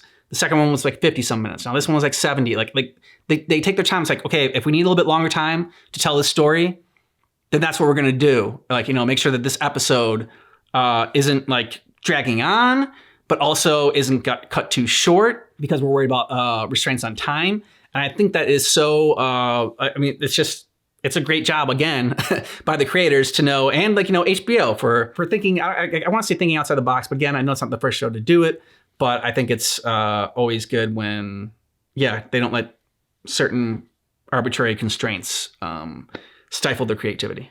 I think in some ways it's the first show to do it because typically if a show ventures outside of the typical half-hour block or hour-long block, it's because it's the premiere episode or it's the finale episode. Yeah. Like this is the third episode. This is not an earth-shattering episode within a season. This is a mid of the season episode. And HBO, I mean, I think this is the gift that streaming gives us. Yeah. HBO is acknowledging we don't need to sell shows in 30-minute and 1-hour blocks now. People stream stuff. They do it on their own time. They don't care how long it lasts as long as we get the story right. So let's get the story right. That's true. Like, it doesn't need to start like at 9 o'clock. So like, if this runs a little bit longer and the next show starts at like, 9:57 or something like that, or like, 10:14, that's fine. People will be okay with it. It's not like they have to see it. Yep. Like, I mean, because it's just something we do. Like, I mean, why start our New Year's resolution on New Year's? Like, why not just start a resolution like on February 1st and like, or like, February 14th, or like, like whatever date, like, it doesn't matter. Like, I mean, like, if you want to do something for like every day starts like, another year for that, till that next day happens. So it's just, we like to, I don't know. Yeah. I guess it just helps us make sense of the chaos of the world. But yeah, I like that they are straying from that. There's actually a psychological study that like if you have to do it on like the 1st or something like that, yeah, you're actually more likely to break it. Really? Because you put so much emphasis on like, I have to do it starting on the 1st and I have to adhere to it through the 30th. And if I break it, then well, it just all goes to shit. Yeah. Whereas like, if you just approach it as like, this is gonna sound terrible, but sort of in that Alcohol Anonymous kind of way of like one day at a time. I'm gonna wake up this morning and this morning I am going to exercise, or this morning I'm not gonna eat dessert, or like whatever your thing is. Then make it through that day, try again tomorrow. But like if you go at it as like, I have to exercise Monday through Friday, and if I sleep in on Tuesday, well, the whole week is yeah. Oh, then I might as well do it on Wednesday, yeah. Then it's off. It is our way of trying to make sense of the chaos of the world, but also we're finding new ways to cope with that. I mean, I remember as a kid, like it was 6 p.m. was time to watch like Home Improvement as a kid or something. yeah. It was like everybody, it was like whatever you were doing in the family, like everybody stopped together and do that. Whereas like now it's like, do you want to watch Friends tonight? Yeah, sure. Okay, well, but whenever you go to bed, we'll just turn it on. And it's like, we don't have to plan it. It doesn't matter if it's 10:01, 10 o'clock, 10:15. It's whenever we freaking feel like it. And that's making the chaos of the world work within the chaos of our lives. Well said. Why, thank you. Yeah, right? Who's the girl? There is no girl. That actor talked about how his partner in real life Yeah.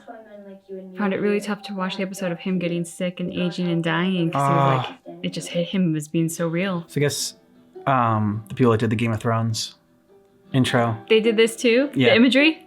I was just thinking as you were watching, I was like, this How similar kind it of is? reminds me Yeah.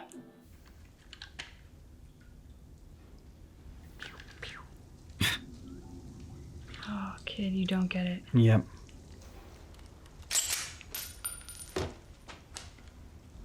At least All right, she's taking it apart and learning about it.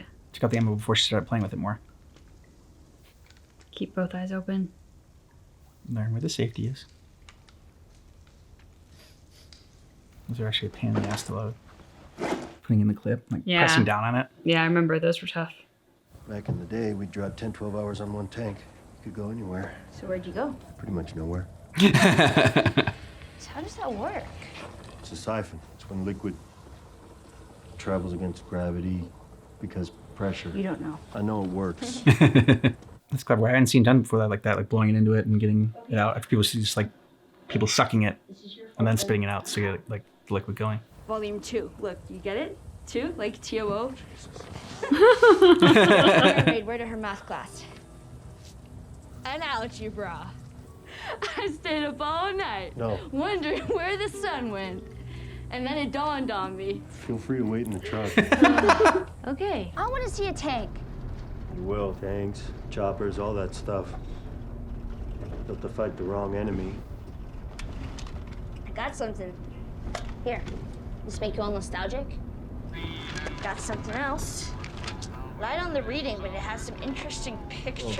Oh, no. Put that back. That's not for kids. How do you even walk around with that thing? Oh my God. Please get rid of it. I told you horses. I want to see what all the fuss is Remember, about. that's how we thought that Frank and Bill were partners, because he had those Why are all magazines. these pages stuck together?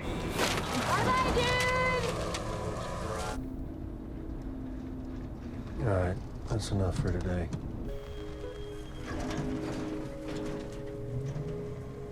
Smart to go far off the road.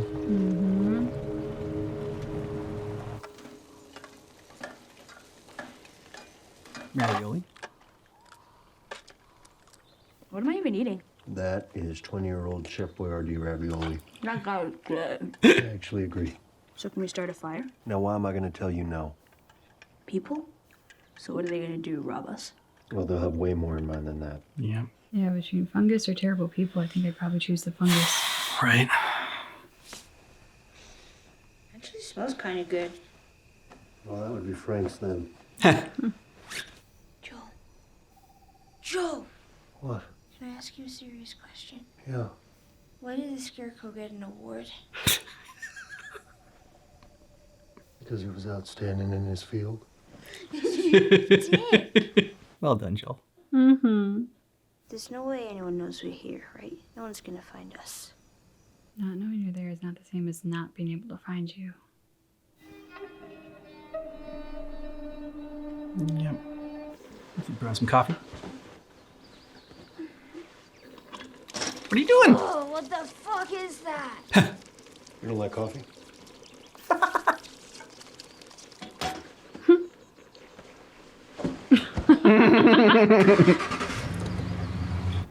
Is that seriously what those Starbucks in the QZ used to sell?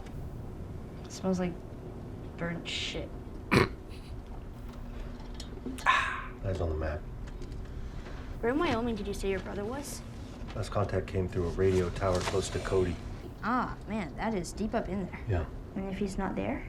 And odds are he'll be near a settlement. Probably close to another city out there. Ain't too many of them in Wyoming. Laramie... Casper? What's his name?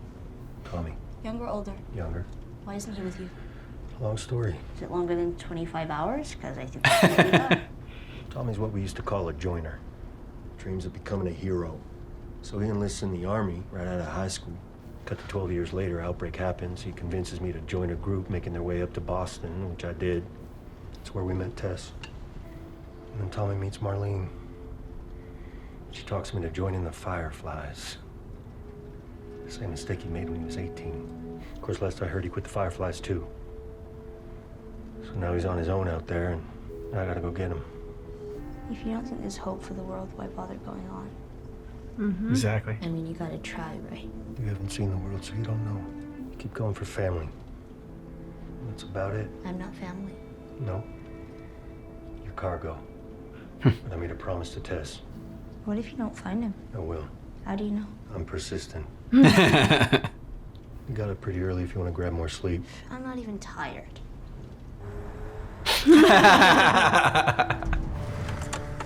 Stay put. I mean, I know you're not expecting to see people, but like, if they are in charge of that bridge area, you just drove right up into their little pathway.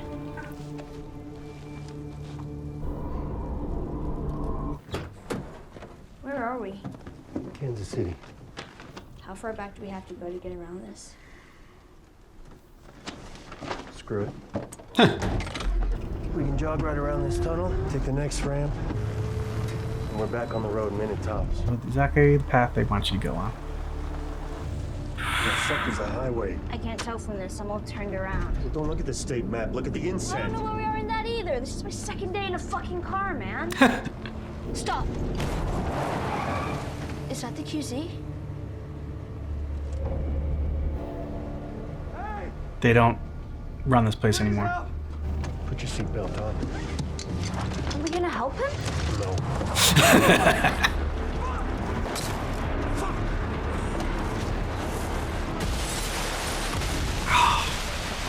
That's not fast! When I say go, you crawl to that wall, and you squeeze through, and you don't come out until I say. Stay down, you stay low, you stay quiet. Go! It's okay. He's protected Baby Yoda. He's got you, kid. Yeah. Go, don't look back, just get in there.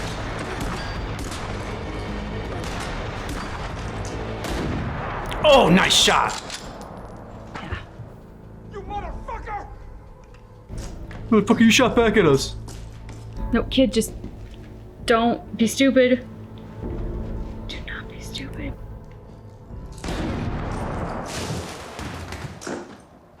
Ooh, he got him. Yeah, he did. Nice. Shit.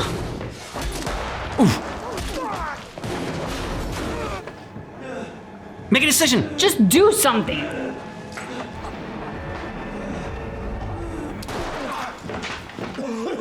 You were aiming a bit low there, kid. Yeah. No, it's okay. It's okay. It's over. We're not fighting anymore. I don't know what to do. My legs don't work. My mom isn't far. If you can get me to her. We're gonna talk about that. Mm-hmm. Joel's gonna shoot him. Wait.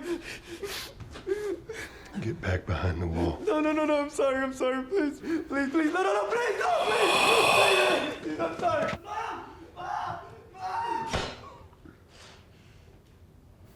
I see him miss a bullet. I gotta get in there. I can't fit through. There's some stuff against the door. Can you move it? Let's go. Fast. Right. I'm okay. Got some food in here still, and I got your light, so. Really? Because, like, I'm rattled. Let's get a better look. Hopefully we spot a clear route out. Stay close.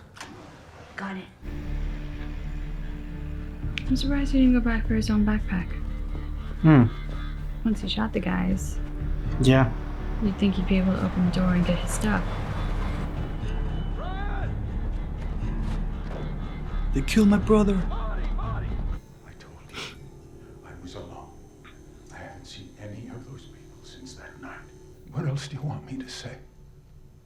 I don't know, the truth? The Bergquists. Henry Burrell. Okay. From Henry and Sam. You know where Henry is. I wonder if this is the cell where my brother was beaten to death. No, you were wronged, and I'm sorry. But this has gone too far. It has to stop. It has to stop now, you mean? Now that you're in the cell. When you were safe and protected and ratting on your neighbors to Fedra. They put a gun to my head. There. I never told them anything about your brother. But Henry did. And we know that he's still in the city. You think I won't do it? He knows you will. There are fates way worse than that in this world. Yeah. I'm your doctor.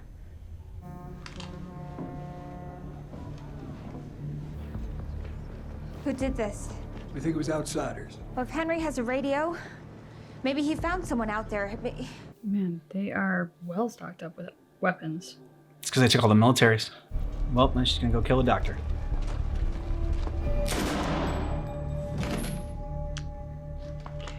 This is Henry's work. Find every collaborator and kill them all. This is what the world turns you into. Run. And the sad thing is how warped intentions get. Like on the side of that check, it said, "We the people." Yep. And like the Fireflies are trying to fight against Fedra because they're tyrannical, but Fedra is trying to protect the people. Like, it's just... Are we okay in here? For a little bit, maybe. Until they come searching. They'll be coming through these places soon enough. Are you okay? I'm all right. Are you all right? Yeah. Thing is, I didn't hear that guy coming. He shouldn't have had to have. Well, you're glad I did, right? Yeah. You're just a kid. And you should know what it means to. I know what it's like. First time that you hurt someone. I'm not good at this. Yeah, you really aren't. You shouldn't have had to. And I'm sorry. It's not your fault, Joel. Yeah. It's the world you're in. It wasn't my first time. Oh, yeah. It was your first time to someone who wasn't infected, though. Oh, true. Show me your grip. Now, who taught you that? Fedra school. Figures. Left hand squeezes down on the right. Got it? No one can take it. Also more likely to be steady. Yeah. Which is good. Can't handle the kickback. You put it in your pack.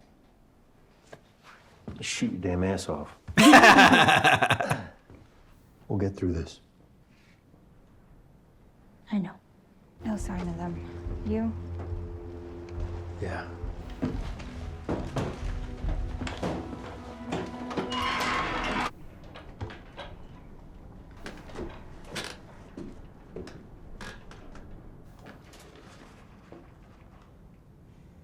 Dare they draw themselves as superheroes? They're out of food. Henry won't let Sam starve. What?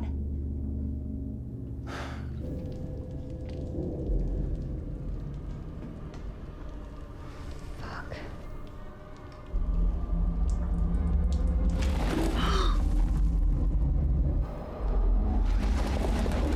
Fuck. Is that the fungus? Like, When do we tell the others? Not yet. Let's just handle what we have to handle. Seal off the building for now. Just gonna put your foot here. 1, 2. Oh shit, oh shit, oh shit. Straighten up. I got you.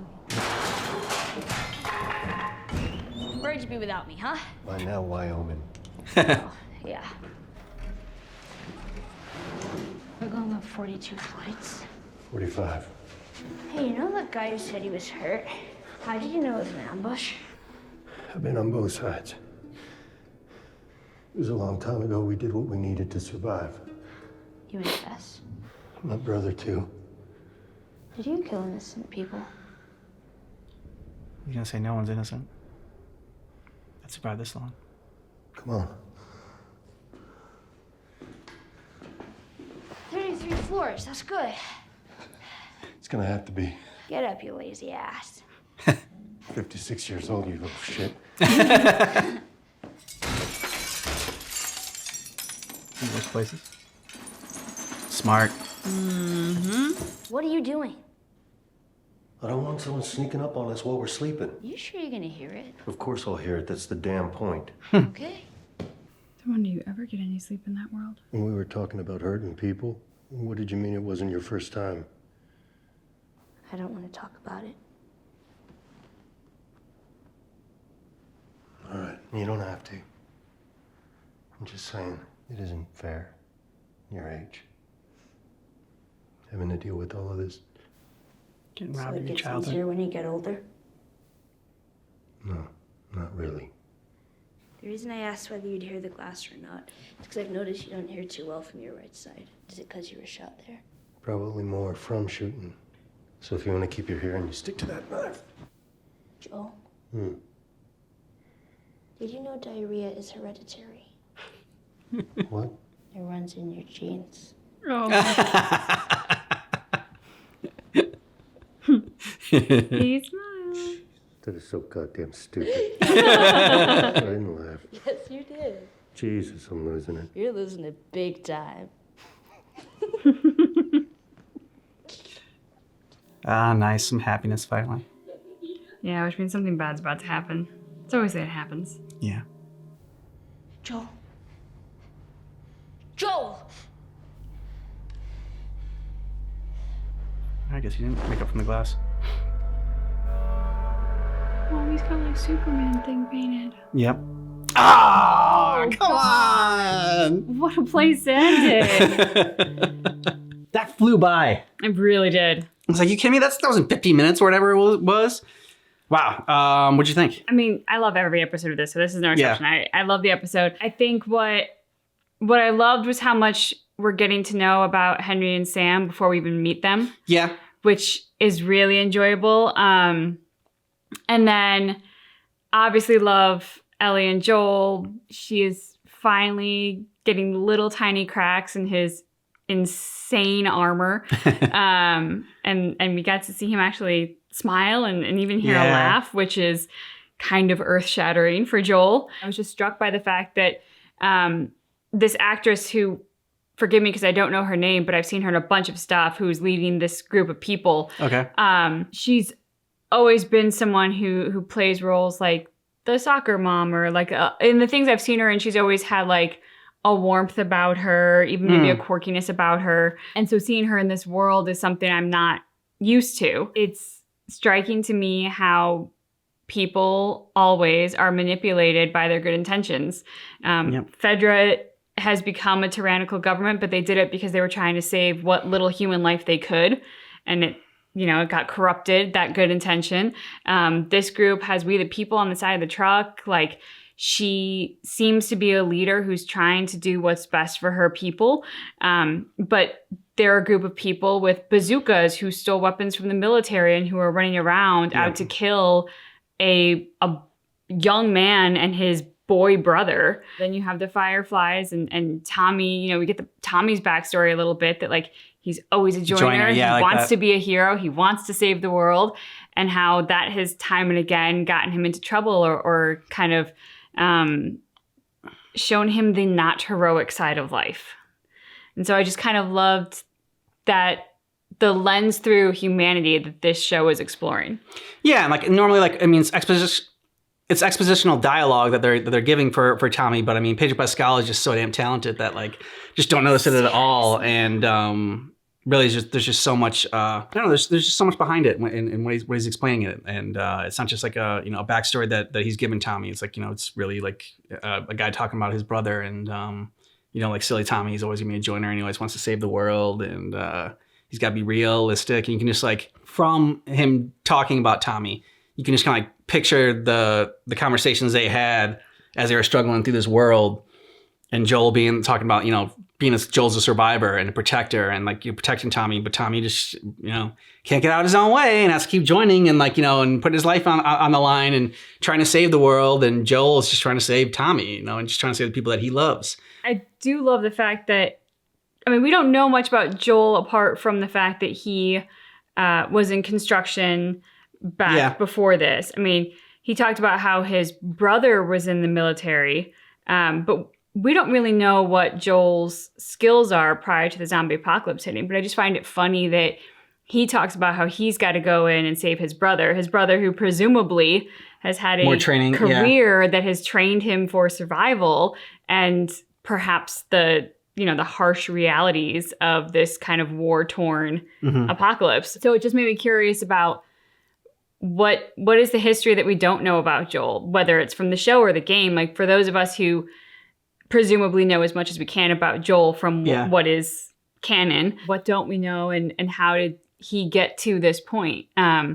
Was he always like this, or was it the loss of his daughter that triggered this kind of sort of minimalist, survivalist kind of personality in him, where it was just like, this is my circle, this is my family, I will kill anyone that comes near it, and I will learn how to do that in whatever ruthless way I need to do to make sure that these people near me stay alive. I don't know what the answer is, but I would be curious to know if it was his daughter's death that triggered this, or if he always had this. And I like that there are also, like, it wasn't just the first episode that they stuck with having stuff from the game, like really be apparent, like, like pulling stuff pretty much word for word and shot for shot from the game into this. Like, it continued in with this one, with that whole scene with the magazine. Like, even though, like, they changed up the Bill and Frank dynamics, they still were able to keep that scene, like Ellie telling jokes from the book, and the whole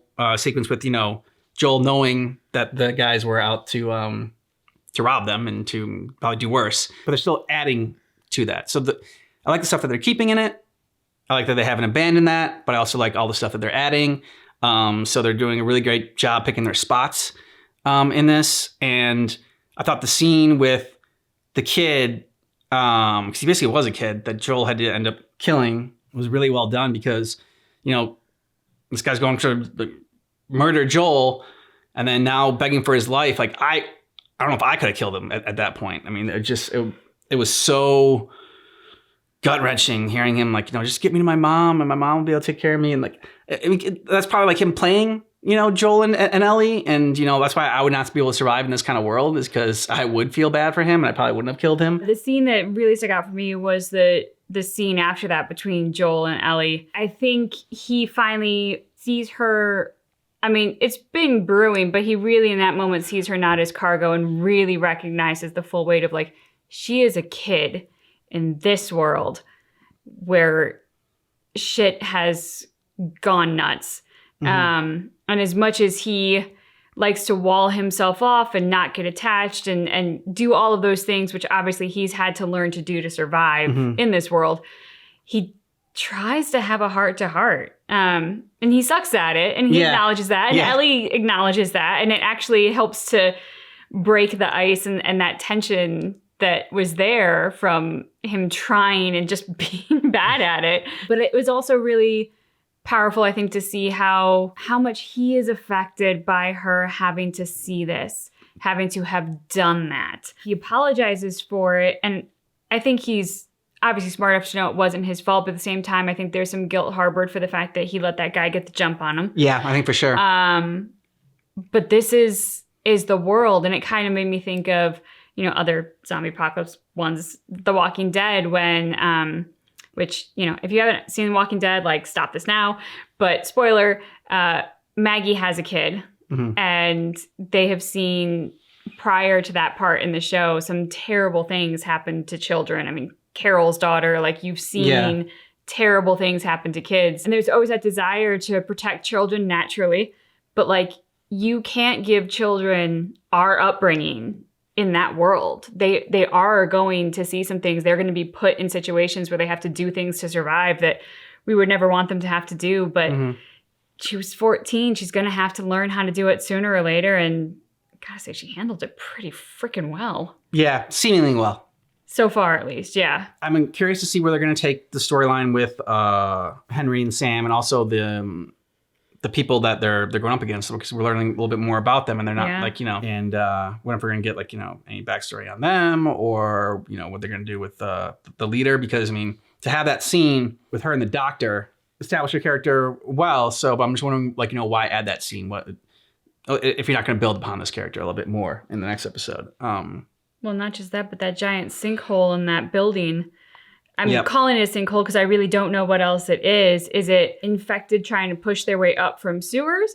Is it just the fungus is burrowing under the building, and that fungus is a lot? I mean, I think that's what it is. But, I mean, that guy was freaked out by it. Yeah. Rightfully so. But I love that they gave us that scene where he's looking to her for leadership, and she's clearly kind of failing the litmus test in this moment, because her thing is, let's just not deal with it now. Well, I don't think Henry and Sam can kill the entire collection of people there, but fungus can.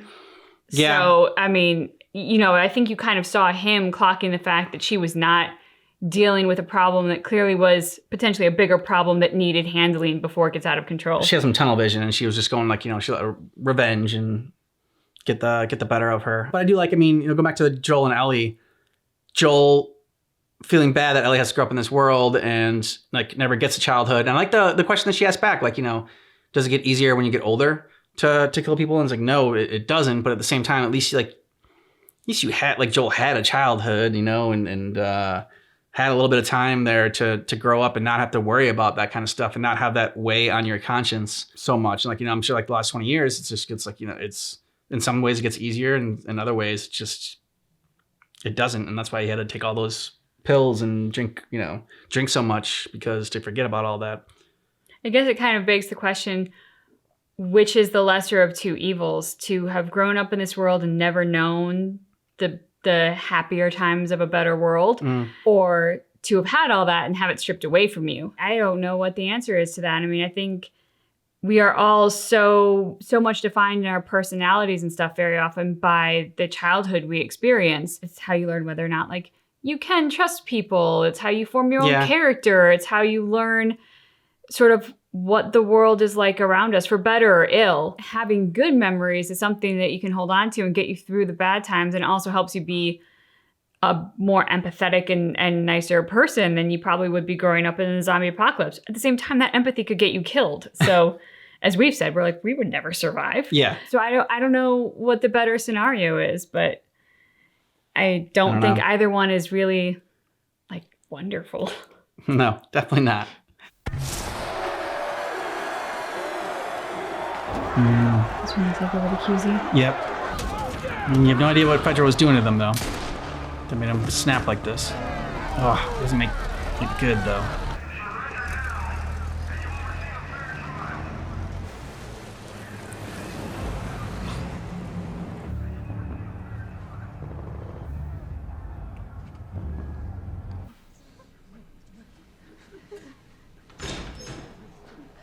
it feel good? Betraying your neighbors to Fedra? Watching us hang so that you could get medicine? Fucking apples? What kind of apples? Where is Henry? Your informers. Inform. I guess they don't know. What did Henry do? Kill them. He's with Edelstein. He said he was meeting up with Henry and Sam. Okay. He had a place to hole up in the open city. Okay, I want our people going door to door until we find him. We already got a perimeter around the city. We can wait him out. He's not my 7th priority, Perry. We're really putting them on trial. Gotta be the one that put her husband or her No. brother in there. We are not really putting them on trial. When you're done, burn the bodies. It's faster. How is she in charge? Like, why are you taking orders from her? She inspires no loyalty. Crazy level of Yeah. sociopath. I don't understand how she's in charge. Well, she must have planned the uprising or something. Yeah, guess so. You sure they don't know about this? I got it from a Fedra officer. What if they get to him? I already did. He won't be talking. Okay, food? Whatever you brought. I barely made it out as is. So we're fucked on food. Ammunition? Empty. Yeah, so's mine. Is he scared? Well, he saw a lot. Nothing I can do about that now.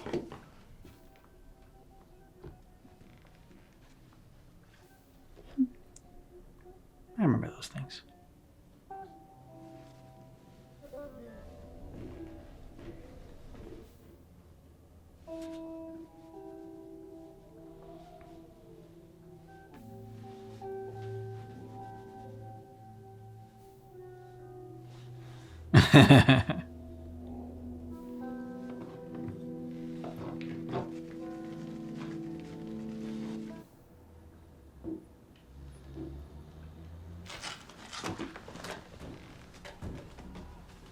How old do you think Henry is?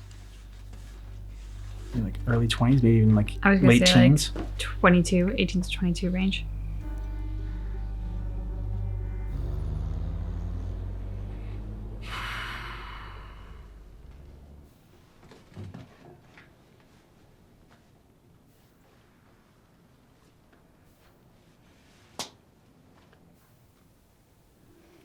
Yeah, they did. No, we can't say that to him.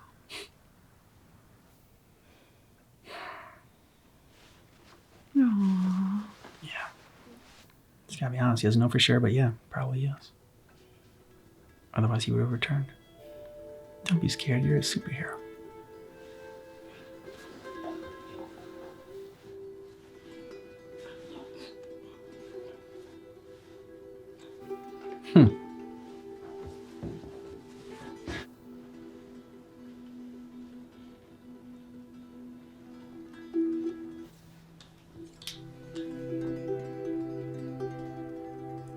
He's a good older brother. Mm-hmm.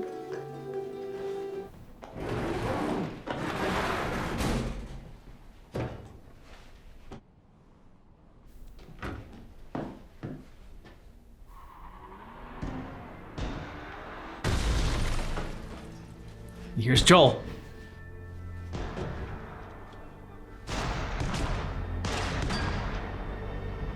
Now this is how he knows he's no friend of them.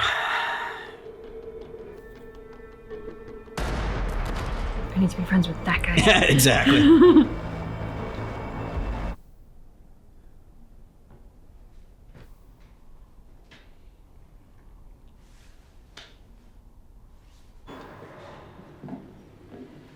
So they follow them.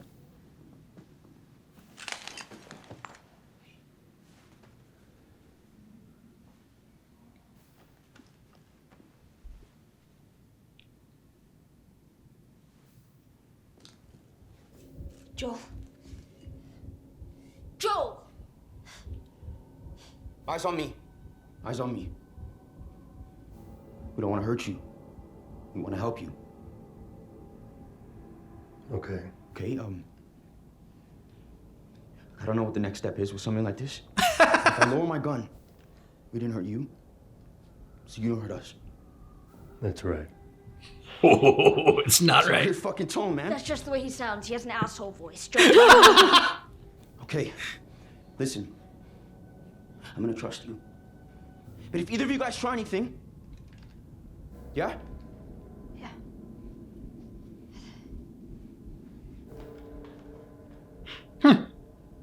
Get up slow.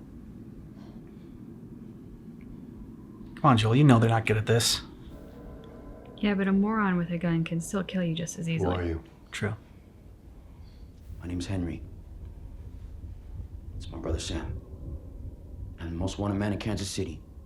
My guess is you're running a close second.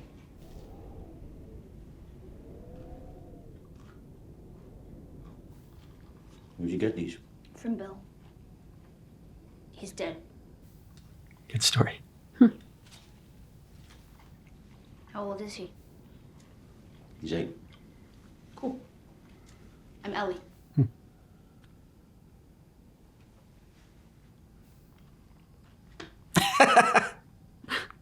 Say your name. I'm Joel. We didn't kill each other. Let's call this a win-win and move on. Well, I'm betting y'all came up here to get a view of the city and plan a way out. I'll show you one. Welcome to Killer City. No, Fedra.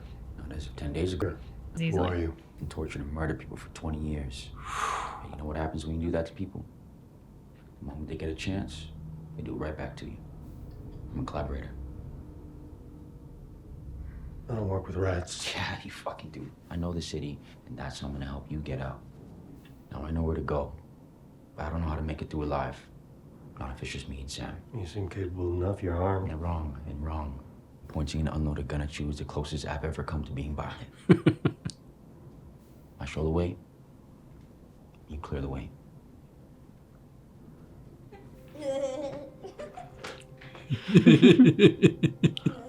Haven't heard that in a long time. So how are we getting out?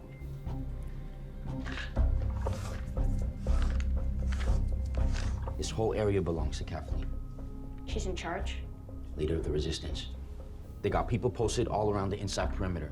If we get close, we get caught, no question. So how do we get across?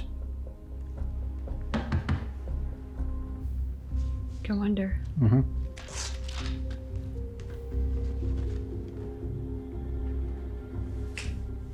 Boom, there's a bunch of buildings all put up by the same developers. And they share these tunnels, including bank building here. There's an embankment on the other side of the houses. We head down, pedestrian bridge, free as a bird. So what do you need me for? You notice anything strange about this city? I mean, other than the strange shit you've already seen? No infected? Fedra drove them underground 15 years ago and never let them come back up. Oh. It's the only good thing those fascist motherfuckers ever did. So you want us going into a tunnel? Everyone thinks that it's full of infected. You see, what I know is, it's empty. You've been down there? No, but the Fedra guy that I worked with told me that it's clean. Okay, maybe there's one or two, but you handle it. What if there's more? Or one of those blind ones that sees like a bat? Wait, you ran into a clicker. 2 of them. And you're still alive. You're the right people. If it gets bad down there, we turn around and run right back out the same way we came. Oh, that's your great plan? No, that's my dicey as fuck plan. They're going to help us escape. I mean, Joel, I don't know what choice you have, but like, this is kind of a shit plan. Yep.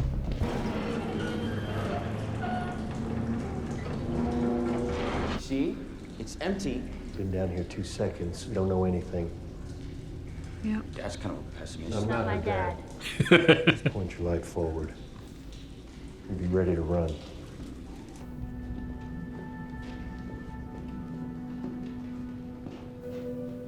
Whoa. Yeah. No. No. Good job, Joel. You don't want to know what's in there. Go.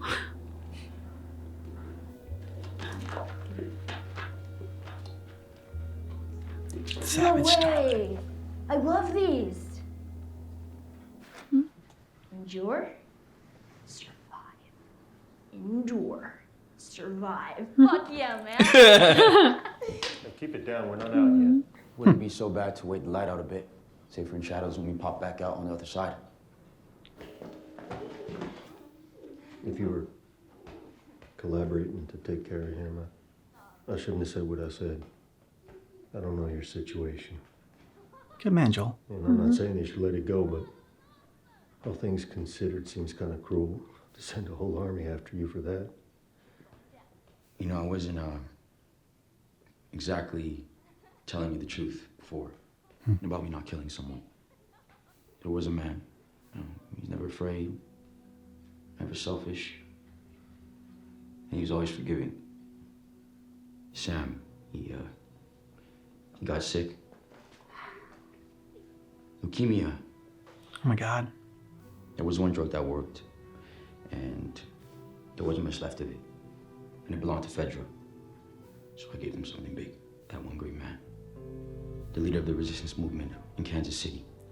Kathleen's brother. Yeah. And Kathleen's brother.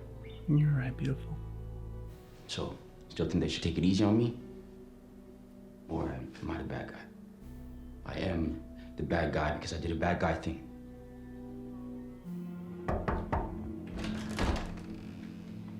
And We haven't found him yet. we're not doing so good. When Michael and I were little, this room seemed so big.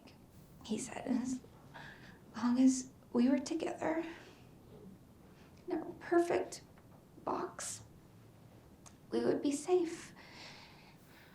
He was so beautiful. I never was. And if you've come to tell me that Michael wouldn't want me to hurt Henry, I know that too.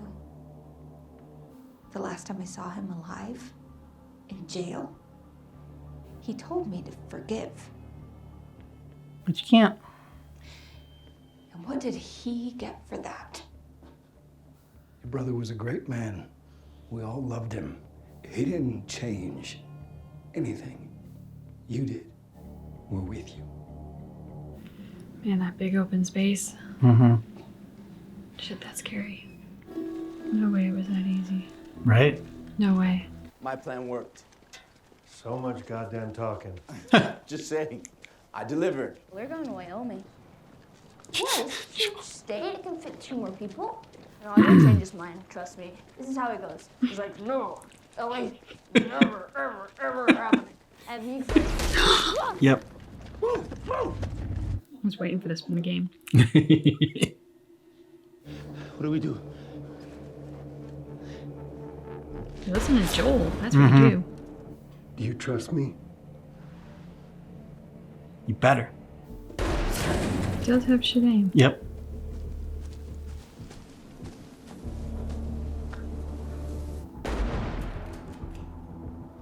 You're just firing at anything. He's not watching his 6. Put the gun down. Slide it over to me.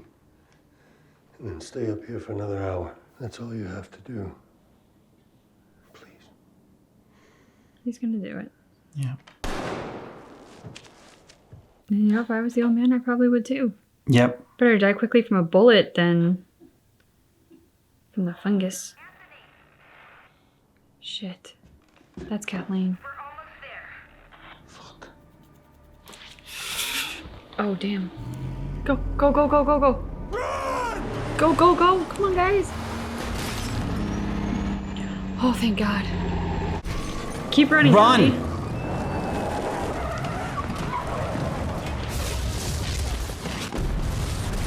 That was convenient. Mm-hmm. She's way too close to them. She's in Yep. the danger zone.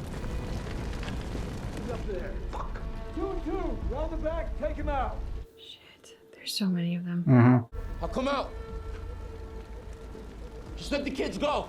The girl is with the man who killed Brian, and Sam. Well, Sam's with you. He's just a fucking kid. Well, kids die, Henry. They die all the time.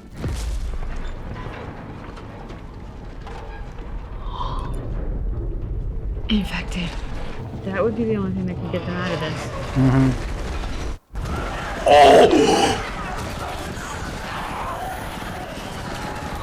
Holy Holy shit. Henry, get out of there.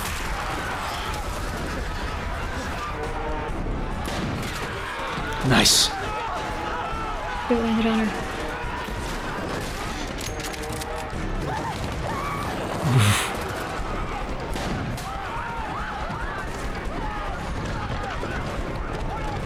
Smart.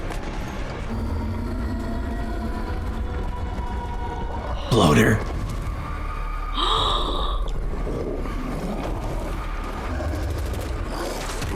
Oh! Run. Find cover. Yeah, dude, that's not clearly doing anything. Yep. Oh! I didn't see it. He got on so he gets Joel in the game. Oh, shit. Oh, skinny fucking clicker. It's a child clicker. Yeah. Oh my god!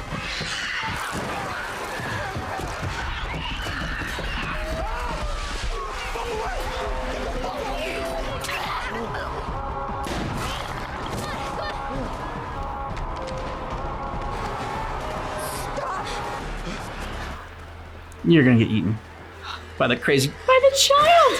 Oh, good.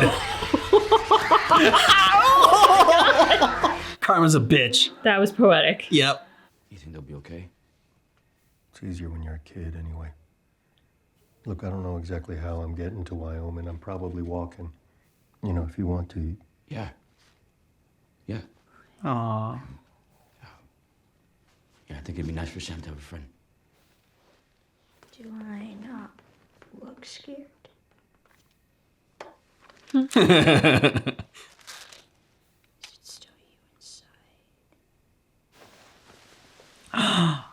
Oh, he shows her. My blood is medicine. No. That's not how this is gonna work.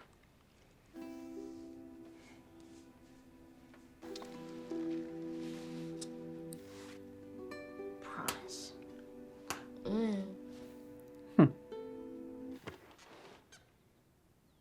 Hey.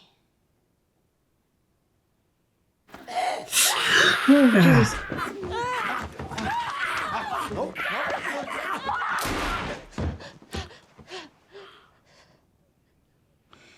You okay?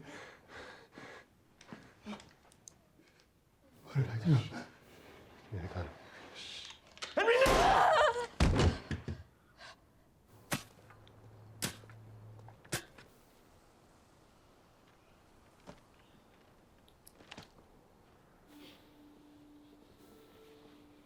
Let's go.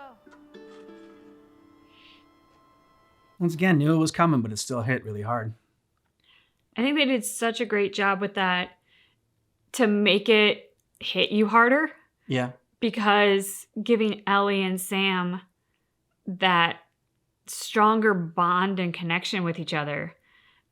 And then that night before, and him just saying, like, stay awake with me, like, just, oh, that rips your heart out. Yeah. I like what they added with Henry and Sam, the backstory, and just showing the lengths that Henry went to save Sam really helps sort of like put into perspective his, him committing suicide there and killing himself. Because what he did, like, he already had so much guilt and pain over what he had to do, but like it was all to save his brother. Like, now his brother's not alive anymore.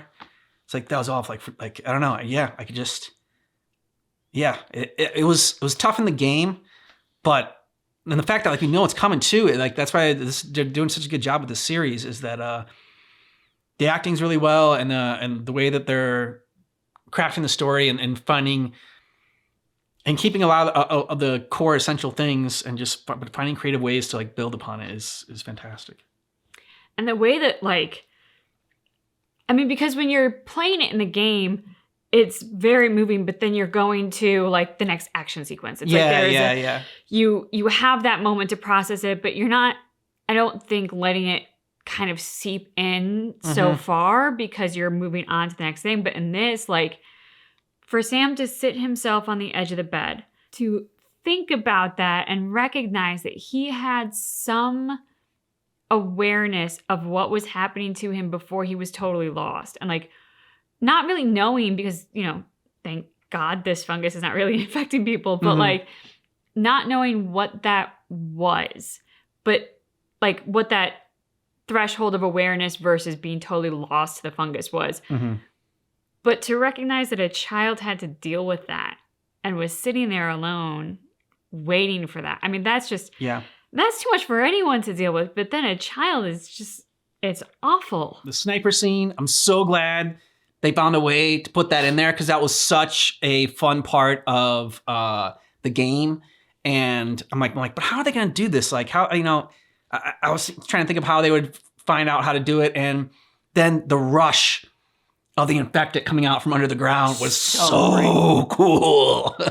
Well, what I love about that scene too is because we had the scene before between Kathleen and her right-hand man, where he shows it to her, and you can recognize that he has some deep concerns about the fact that she's not dealing with it. So I think to go from, for their partnership and just the arc of their journey together, then to have that scene in the bedroom she grew up in, where she talks about her brother and what a wonderful person he was. And he adds to that with like, yes, we all loved him. Yeah. And she had self-awareness to say, but I'm not my brother. Like, I am not a beautiful person like that. I'm not. I don't have his goodness. I'd be very curious to have like one of those talk back episodes with the cast to hear how the actor played it. Because in my mind, he played it so well because there was a range of emotions and thoughts that kind of seemed to play across his face. But I'm not really sure where he landed in terms of, did he tell her this like, yeah, but you got us here. Your brother didn't make change happen. You did, so we're with you. From the earlier scene when he seemed to doubt her lack of action on the infected, it seemed like in this moment he is with her. And yeah, she is the leader and he'll back her up. But I wasn't really sure if there was that total wholehearted, like, you're our leader. We are so on board with you type of thing. So I think the kind of poetic justice that at the end of this, it is her lack of actually leading, her tunnel vision to revenge that takes them all down because she never dealt with the infected that was going on under there. And the fact that he, unlike her, was still at least a bit of a good person to say like, run, and to try to stand up to this horrible monster he has no hope of defeating. Yeah. But he was like a good enough person to try and be like, I will try to protect you. Like, you have a dinky little pistol. I have an automatic rifle. I'll try and do what I can. Like, it's just very interesting the different kinds of people that we are encountering and how they are handling this world. No good deed goes unpunished because that dude got his head just ripped right off, like right in half, like just from the jaw. It's from the jaw and ripped in half. So you're terrible. You saw the top of his head from his jaw and up the top, like on one side, and the rest of his body. We can rewind it and go back to that one part if you want. I could not watch it in the game, and I'm sure shit not going to watch it in this when it all looks so much more real. It wasn't a close-up. It was from far away. So it wasn't like a close-up in the game, like when it happens. Nope, doesn't matter. No, okay. Can't watch it. The bedroom scene I could have actually done without. Like, as it was happening, I'm like, I don't care about this character. I don't care that you were, that you're like your brother, and what your motivation is. Like, I already got your motivation. Okay, Henry, turn on your brother. Yeah, I assumed you loved your brother. I didn't really need that aspect of it. Like, I didn't hate it, but it was something like where I didn't actually need it to enjoy it. Like, 'cause, I'm glad she got what she deserved in the end. It didn't make me hate her more. It didn't make me like her more. It didn't make me empathize with her. So for me, I guess for anybody, it actually had more to do with the guy itself, and then like I guess why she was kind of the leader, which I guess I did ask at one point. So, but. Then I thought, I'm like, okay, well, if he killed the brother and then she was her, I guess, by de facto leader, but then. See, I think for me, it makes her a more chilling adversary because I think when somebody says, I know I'm not a good person and I don't give a shit, it's way colder and more, because what can you do with that? Yeah. There's nothing you can do with that. So I think that scene and then that preceding the whole interaction between her and Henry when Henry's going to come out and turn himself in and like, well, sometimes kids die. Yeah. But like the way that she says it in just this kind of condescending, like I'm talking down to a child way. I mean, the actress did a great job. Yeah, and then even she did. when there is absolute death and destruction raining down around you, but you're still gonna go for the kill. Like there's nothing else you can think of in this moment but to murder Henry. It says a lot about her as a character. It says a lot about her relationship to her brother. It says a lot about her poor leadership skills because there is just no other mission for her other than, I mean, like, I wonder what would she have done with her life after she killed Henry? True. Like, her life would have no more purpose. Yeah. Well, Anna wasn't just like the fact that she wanted to kill Henry, because like she also, like, she could have shot him while they were running away. But she like wanted to like look at Henry, look him in the face, see him like, you know, die. And that's ultimately what ended up costing her, because like that little bit of time got the little like gymnast kind of zombie clicker. And very impressive child. Yeah, that was cool. Like the little bending on and flipping all over the place. That was a cool impressive. that was a cool element. And I loved the opening of the scene with Joel and Henry being like, okay, I'm gonna put my gun, everything's gonna be fine. And just Henry caught on as it too. I'm glad they did that, because Joel's, yeah, sure, fine. It's like, it doesn't sound fine, dude. He just has asshole voice. Yeah, I mean that was so well played. Yeah. Joel does not have the soft and cuddly side when you have a gun to a child for anyone under any circumstances. So to see like that he could almost barely utter the words, yeah, you know, was just so great. And just, I mean, Joel is such an intimidating and imposing force just from his, you know, his presence and his voice and just his like demeanor is very cool character. Pedro Pascal's doing an amazing job. Everyone's doing an amazing job. I really loved the whole Ellie and Sam dynamic. I mean, you know, you do get a little bit in the game, like they're playing darts and everything like that and whatnot. But this, I mean, in the short amount of time, you really saw Ellie kind of be a kid for the first time. And that was nice to see her kind of like, I don't taking on a big sister role. And so it was sweet and it was endearing and, you know, makes it all that much more heartbreaking. And I also got to give a special shout out to the actor who plays Henry, because I think Yeah. his arc and his journey was so strong and so powerful. That scene that he has with Joel when he's talking about being a collaborator the first time, and to see how Joel reacts to him and how he is kind of struck by that reaction, because you know it's not the first time he's got it. And like you get a sense of there's a lot more to this story, but we don't know what it is in that moment. To then later to find out that it was, I mean, we could infer that he probably did this on behalf of Sam, but to know even more so the leukemia and the special medication that only Fedra has, and it's in really low stock. And to know that he knew Kathleen's brother, that he thought he was a great man, that he admired him so much. And I mean, you get the sense that he wishes he had some of the qualities of this man. Yeah. But he knows he's not a Joel. He's not strong like Joel. He's not resourceful like Joel. This was the only way that he could do what he needed to do for his brother. And so he did it. And I mean, just to do all that and then have the final scene where like, he played it so well, because it was not, the realization that he killed his brother was not this like long, drawn out, melodramatic, like nervous breakdown kind of response of like, you know, I'm going to go for my Oscar nomination in this type of thing. It was a very honest, like the shock hits you and then the oh my God, your brain is trying to process it. And before you can let yourself, the horror is so much so that you just have to act. And I thought all of that felt very real. I mean, thank God I have not been in a circumstance with someone going through that, but it just felt what was much more a real, authentic, human, honest kind of portrayal of this, as opposed to like, I'm an actor and I'm really going to give it my all and go for it type of thing, which I think could have come across as still moving because of our relationship to these characters, but more shallow and not hit as hard as like just all of it to happen so fast. And then like, you know, we are like Ellie in that moment experiencing it, because we're like, holy shit. Like, yeah. And then to process it. I thought it was an interesting choice making Sam deaf. I thought that it was, I liked it.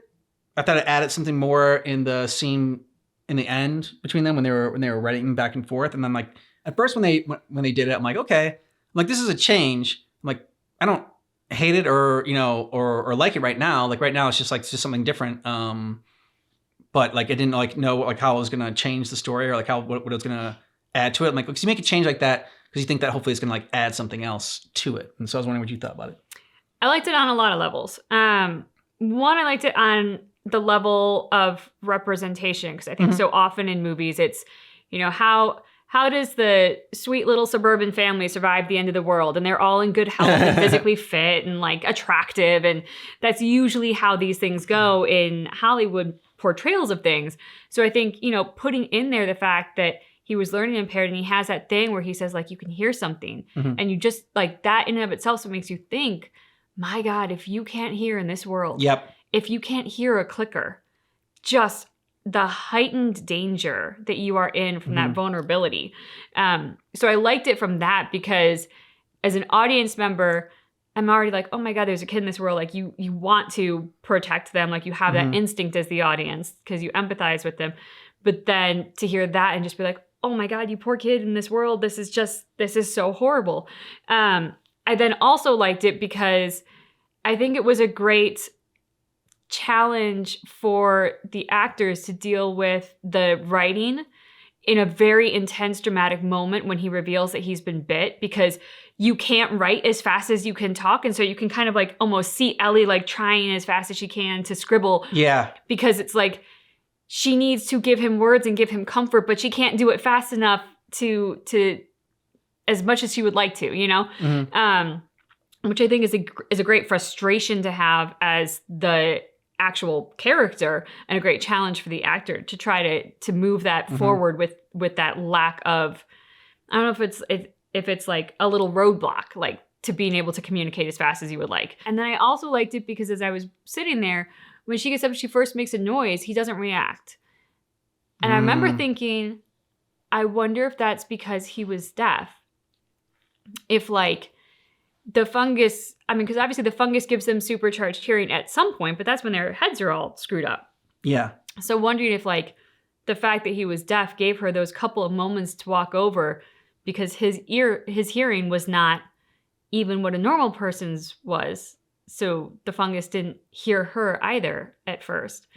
So I just liked it because it raised some more questions. And I think it made me think about the world in yet another perspective. You brought up one of the reasons that I liked it as well is because Sam in the game is a lot more fragile than Ellie is and a lot more scared than Ellie is. And also younger as well. But adding the not being able to hear part, I think would make you very like scared and terrified in this world. I think it just added another layer. And I also liked the use of like when things were super quiet versus sound, because it's like once you introduce a character who is deaf, you think about all of those. It's like adding a heightened sensitivity to all those things that they're not hearing or aware of, and then all those things that are suddenly catching them by surprise. I know we talked about it before, but I still love that sniper scene because like you felt the intensity, like because when you're doing that sniper scene, it is super intense and everything's happening so fast. You're like, God, gotta try to kill his clickers and save Joel and save Ellie and Sam and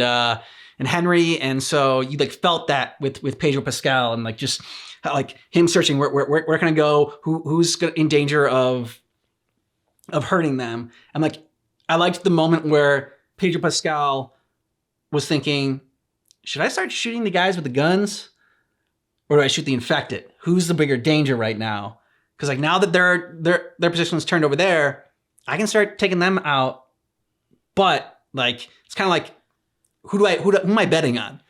Because if I think that they're gonna be able to take out the infected, then I should start shooting them down. But like if I think the infected is gonna overrun them, but like in the end, it wasn't about that. It was about I gotta protect Ellie. And how do I protect Ellie? Whoever is gonna be a threat to Ellie, that's who I'm gonna shoot. That's who I'm gonna kill. And like it ended up being the infected. But so I like the way that scene was. Love the way that scene was handled.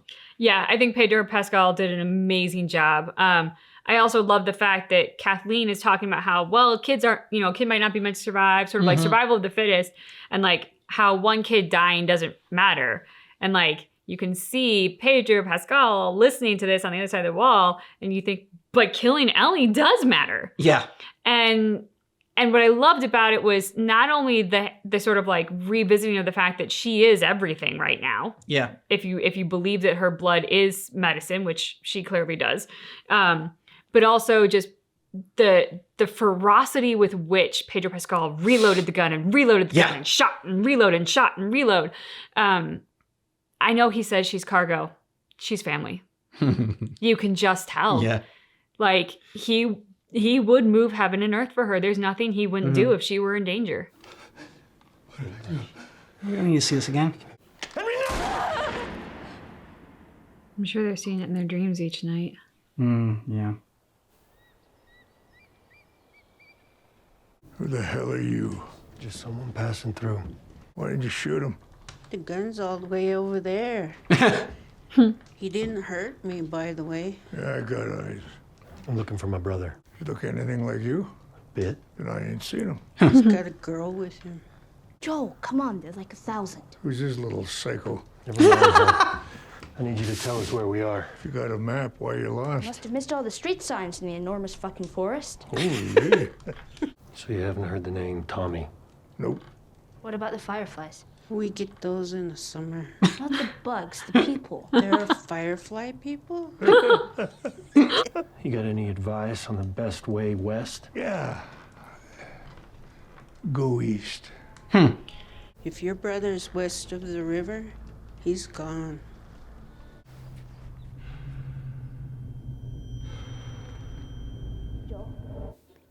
His heart? He's having a panic attack. Cold air. All of a sudden. So let's go and find Tommy and the fireflies. All we have to do is cross the river of death. Need to see a close up of that. That's pretty. Scary. It's too close to dark. There's some caves along the river. We'll set up camp there, cross in the morning. Should have stolen 2 rabbits. We can get our own rabbits. You gonna teach me how? Duct tape.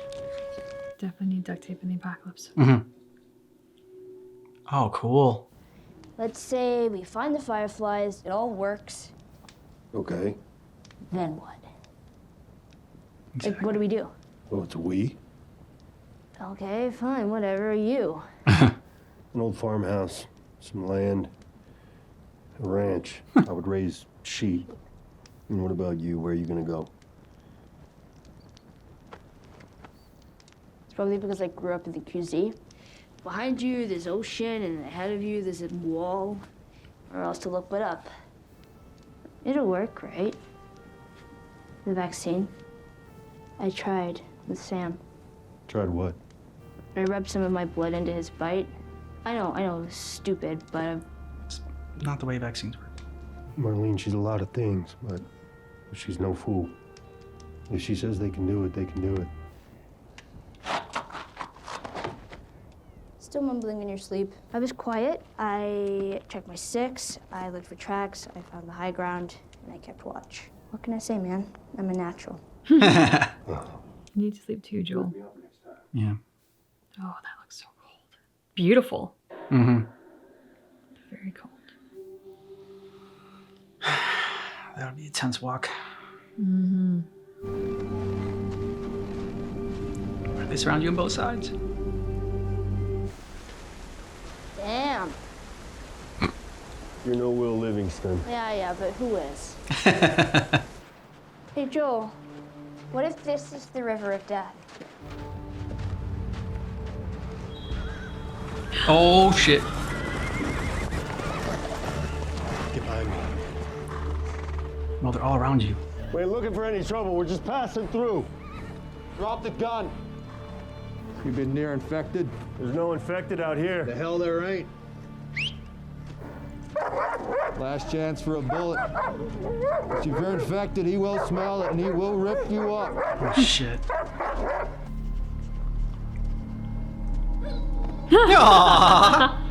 Now her.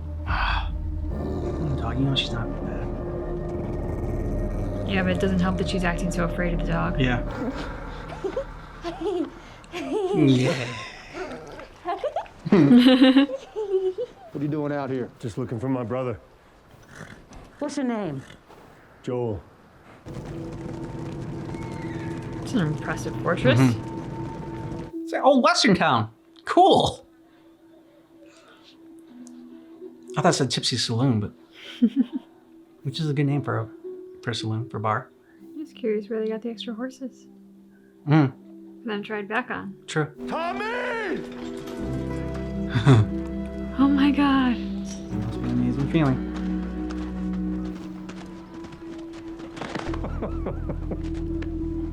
What the fuck you doing here? I came here to save you. Dude, just stay in this town. Yeah.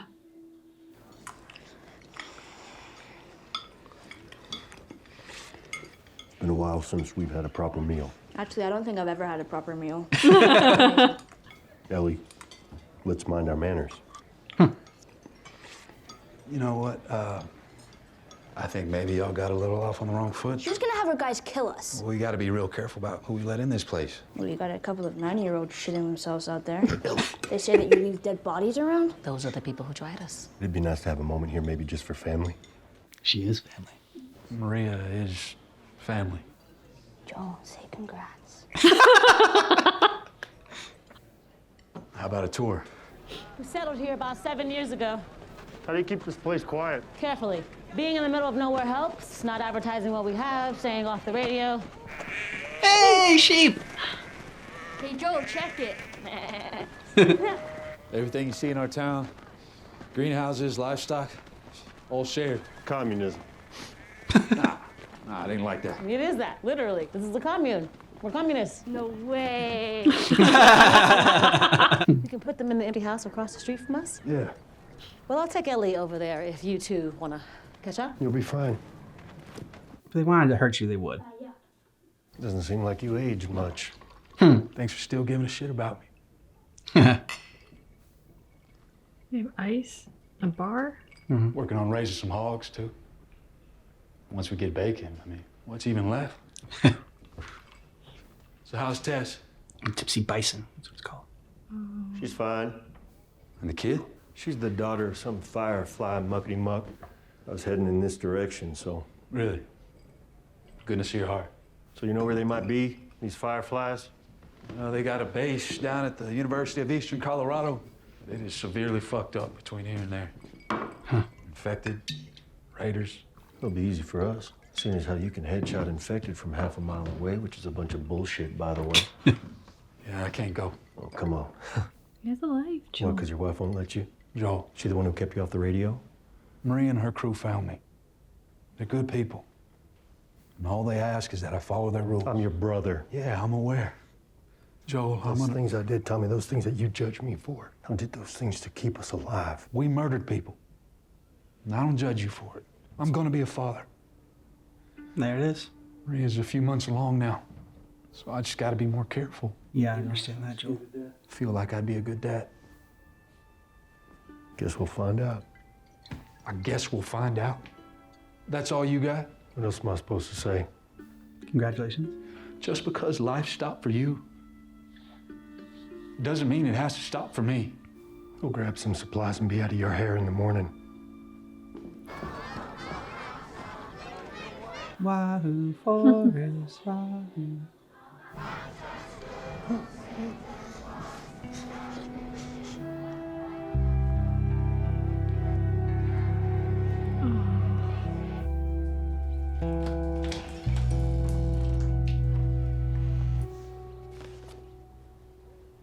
Across the street. I love that window seat. You love their zombie apocalypse house? I don't like any other part of it except for the window seat. Hello? Oh, good. Just traded for this.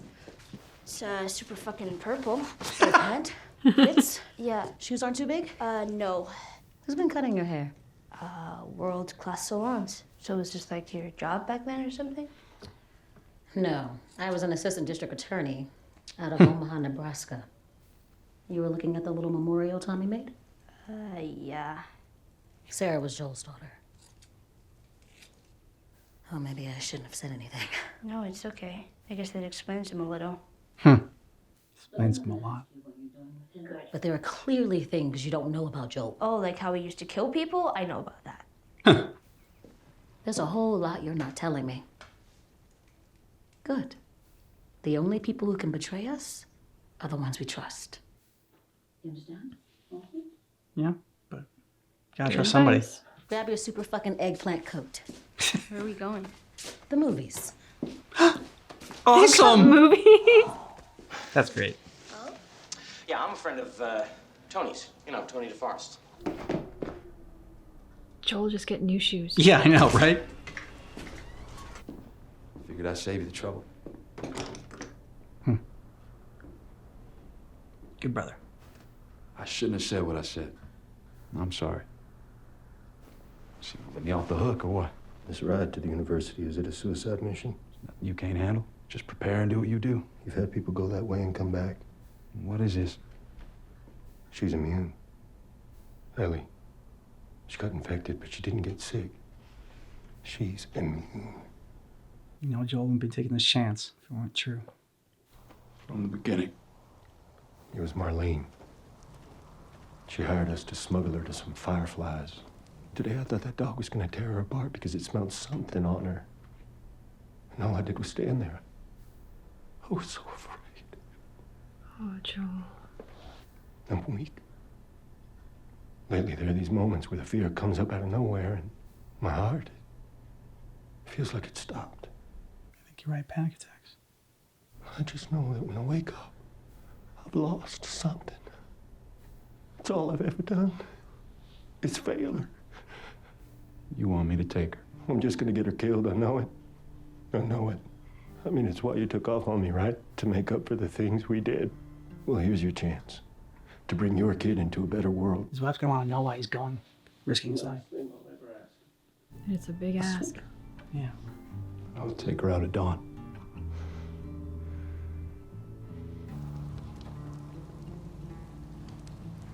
We got you on 38.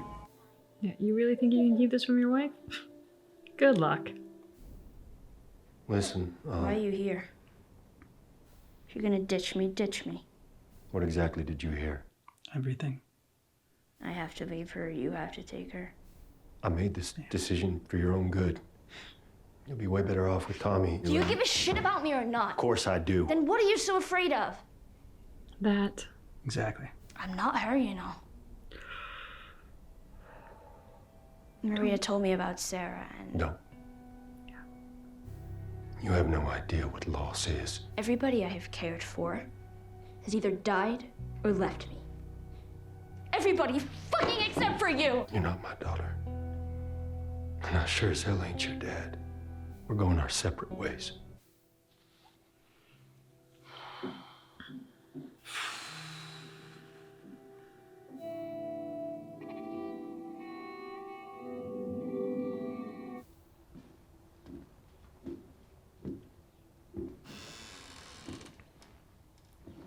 Both look super thrilled to be going. Mm-hmm. Poor Allie. Yeah, I know. And poor Tommy, too. He's got kids, he's in a nice, safe space. Well, and Joel was very manipulative to use his unborn child against him. Mm-hmm. Make Yeah. the world a better place. Tommy's always wanted to do. There he is. You came here to say goodbye or something? No. I came here to steal one of these horses and go. You deserve a choice. I still think you'd be better off with Tommy. Let's go. Yeah. Okay.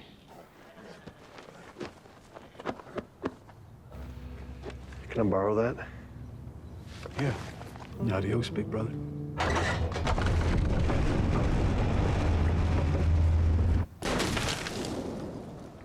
Teaching how to shoot. You're flinching. The target's too small. I made it bigger than I should have. Doesn't aim right. Gentle, steady, nice and slow. You gonna shoot this thing or get it pregnant? Doesn't aim right. Booyah. You dick.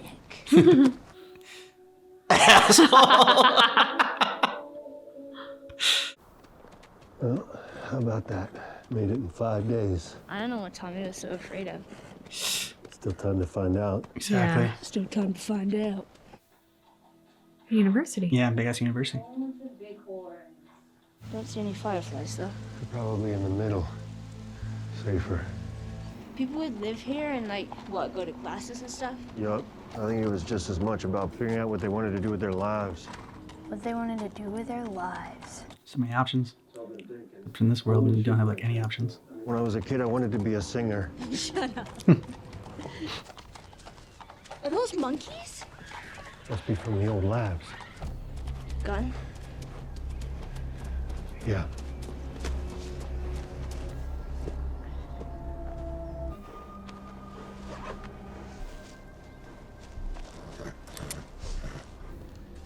There are definitely doctors here. There's a packing list. They just left. Maybe not all of them.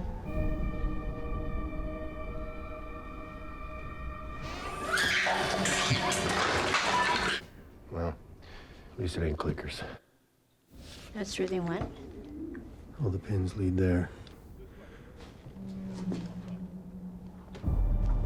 Oof. Out the back. Bad news tennis shoes. Mm-hmm.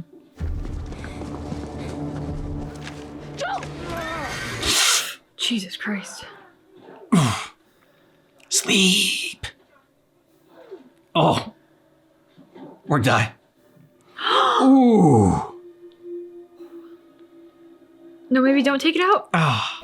Go! Get on the horse! Get on the horse! Go, go, go, go, go.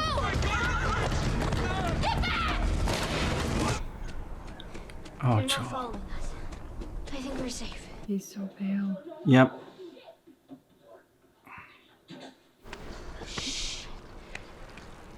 Joel, open your eyes.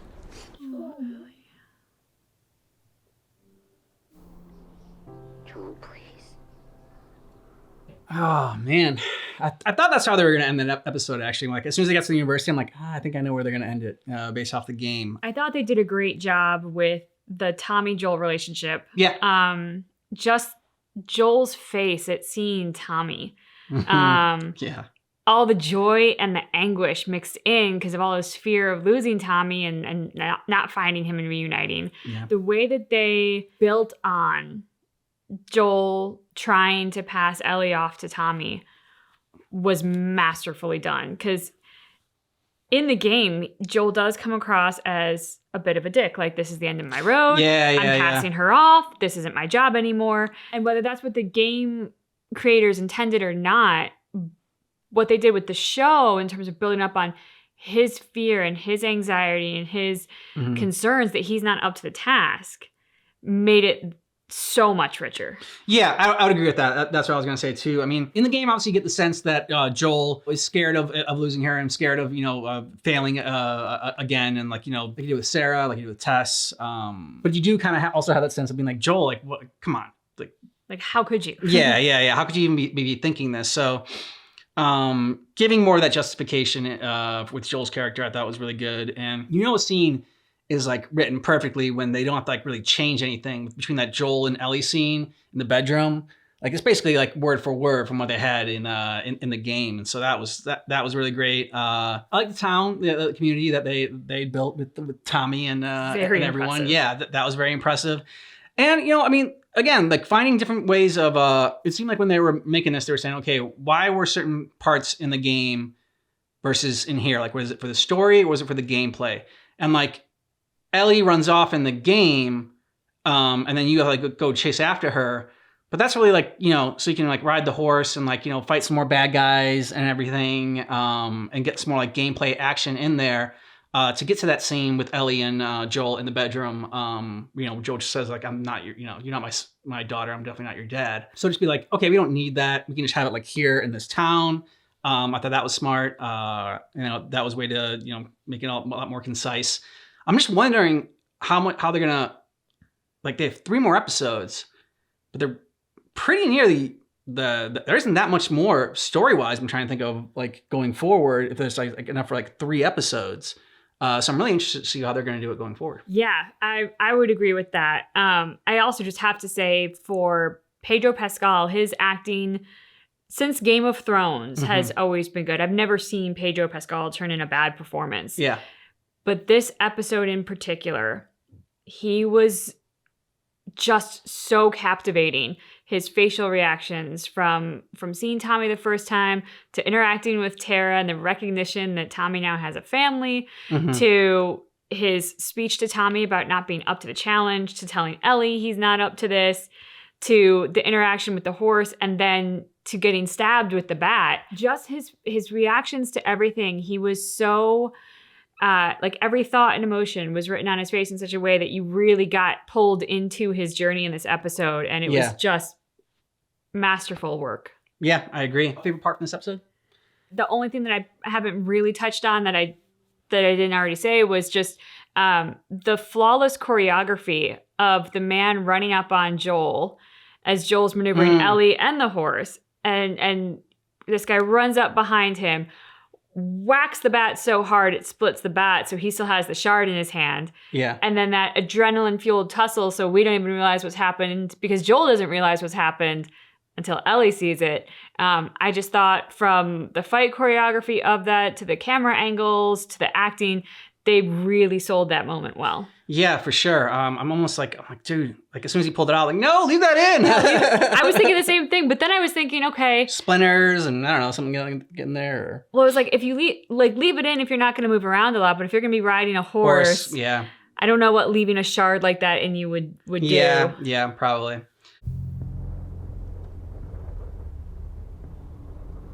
God, he's lost so much blood. Yeah.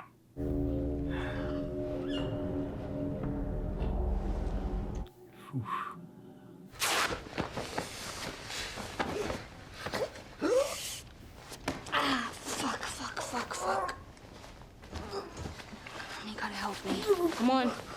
Leave. Shut up, Joe. Take the gun. Joe, shut the fuck up! You go north. You go to Tommy. You go. You know she's not gonna listen to you, dude.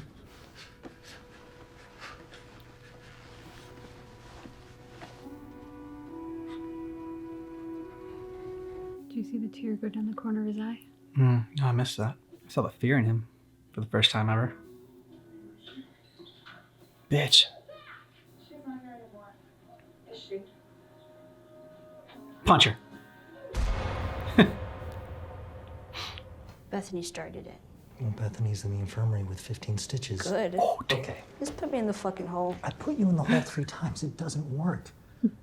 So I'm gonna tell you the truth. You're smart, Ellie. You're so smart, you're stupid.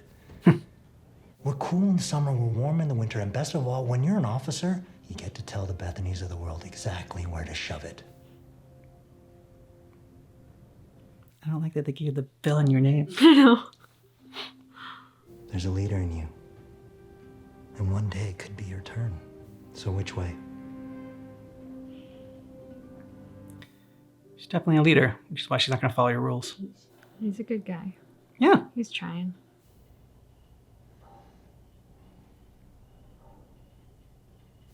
Yeah, Mortal Kombat.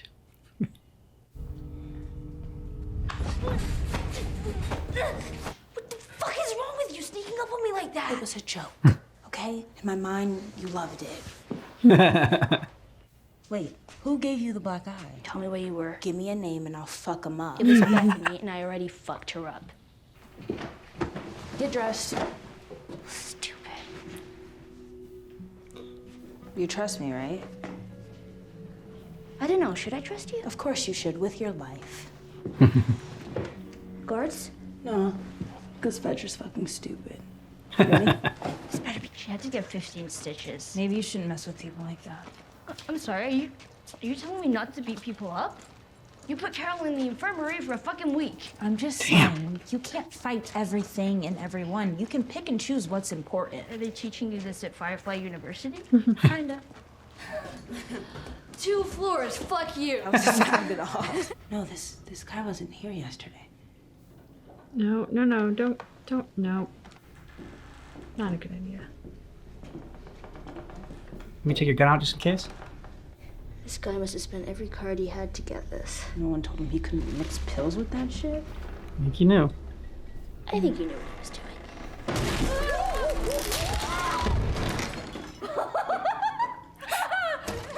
Holy shit. I know, right? Ugh. Yum. Give me. Okay. It's great. You get to be like real teenagers, sneaking out, drinking a little booze. Is that the first dead body you ever saw? No. The finding the dead bodies part is not normal. Kind of made me swear not to let other people handle my sidearm. Not to handle my sidearm because I'm such a fucking firefly. So what happened? You started dating some firefly dude and was like, it's cool. I think I'll be a terrorist. Yep, that's it. We're getting married.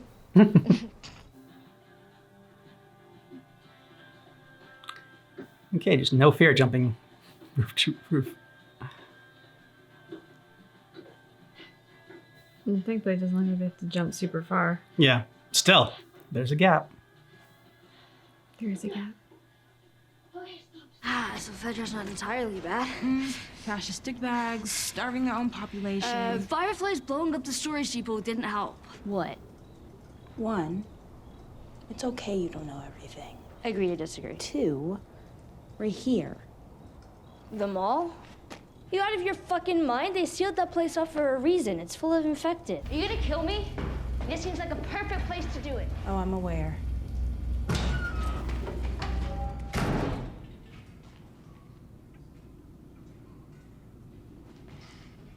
For a second there, I thought she was going to go left. Just a spider. It would be an Ellie thing to do. I'm here. Now what?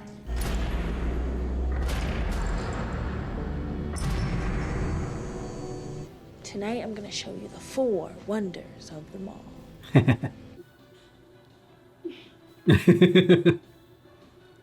way. I'm not moving. So this is the first wonder, right? Yeah, sure. Dawn of the Wolf movie. Back in 5 minutes. Why are some of these stores empty and some not? The stuff that's gone is the stuff that people needed the most, or wanted, I guess. Sneakers. And not soap. Or that shit. I mean, I don't get why people back then wanted all this stuff. Do you need me to explain it to you? Haha, no, I know why. It just looks uncomfortable. Yep.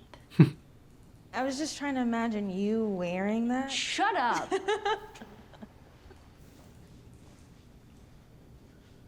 Open your eyes.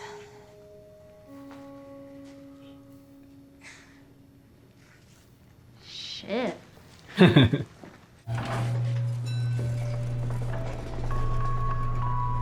What? No way. Yep. So did Marlene take her to this place to show her all the things?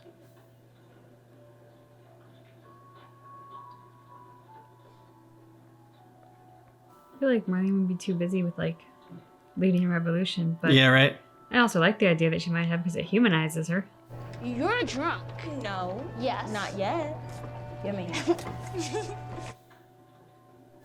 Oh, come on. You know what Kwan gave me? Sewage detail. Ouch.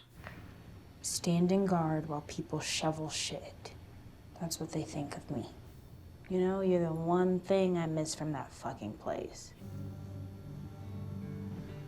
Is that a time machine? Come on. In a manner of speaking. Captures a place and time. No, idiot, I was waiting to do it with you. But someone had to tell you all about this. Let's go, bunny. Oh, shit. What should we do? Okay. Bunny ears? Wait. Back to back? Yeah. Weird because it's pretty dang awesome and it might break you. Don't oversell, man. Really? Yeah. This is the most beautiful thing I've ever seen. This is an emergency broadcast. The Earth is being invaded by flying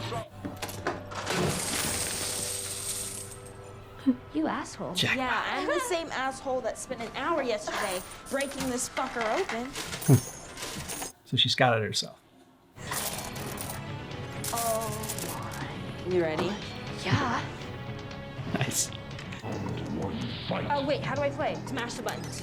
There's so many of them. Exactly.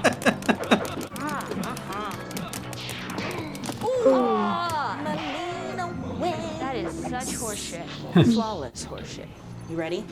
No, I'm. Flawless horseshit. Oh. Ready? Round one. Fight! Like that throughout the last 20 years, fatalities have been passed down. If you ever play Mortal Kombat 2, here's Melina's fatality combo.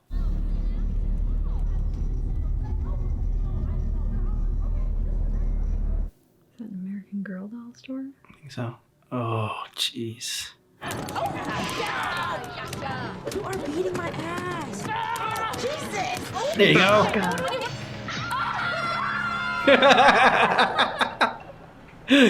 Really, my best friend again? Ellie, you are already my best friend.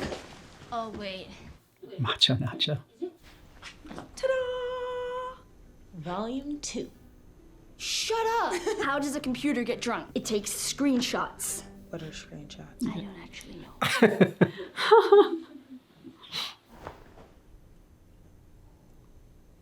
You didn't find this mall, did you? They posted you here. We would never use them on you or anywhere ever near you. I would never let them do that. Right, and you think they're gonna listen to you? You got a point. Mm-hmm. They're sending me to a post in the Atlanta QC. I asked if you could join so we could go together. But Marlene said no. Who the fuck is Marlene? Marlene is the lady that helped me get... It doesn't matter. Tonight's my last night in Boston. Goodbye.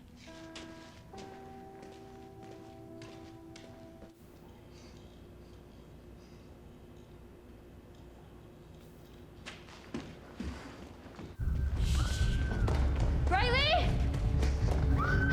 Riley!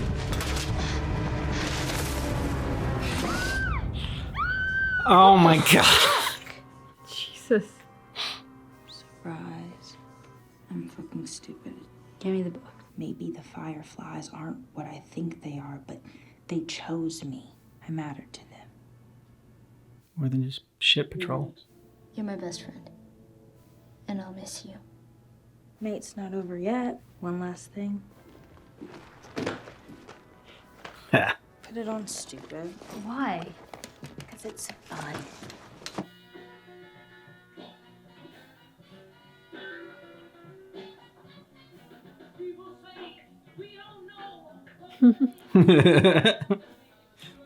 Still creepy with the clown.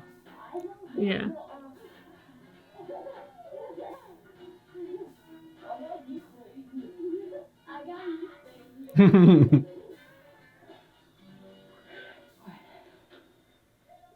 This. Mm. I'm sorry. Aww.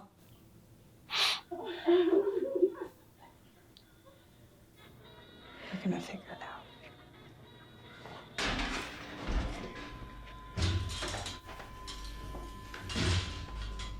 Get ready to run.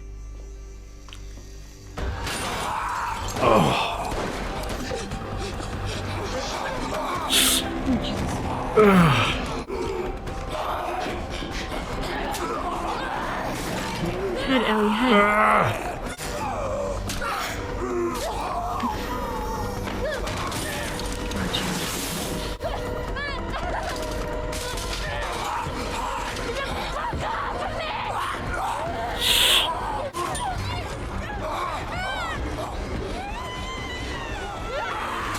There you go.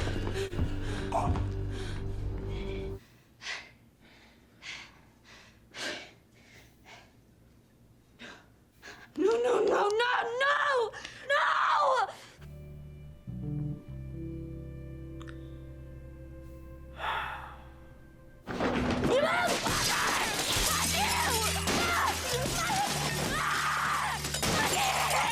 We take the easy way out. It's quick, painless. No, I don't like option 1.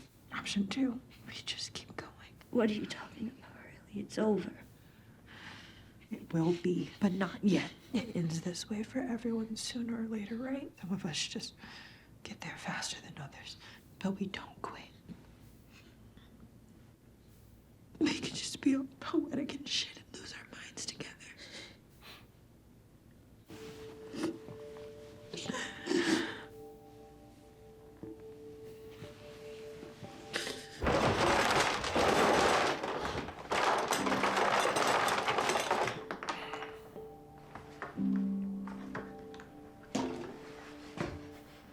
Jackpot. Yeah, so gonna fucking hurt. Mm-hmm.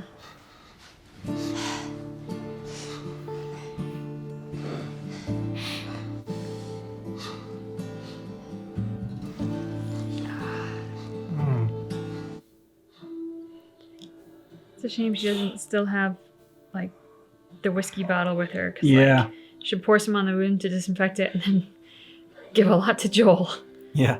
Hopefully he passed out from the pain. Mm-hmm. Oh, damn. Yeah. All right. Again, it was a great job.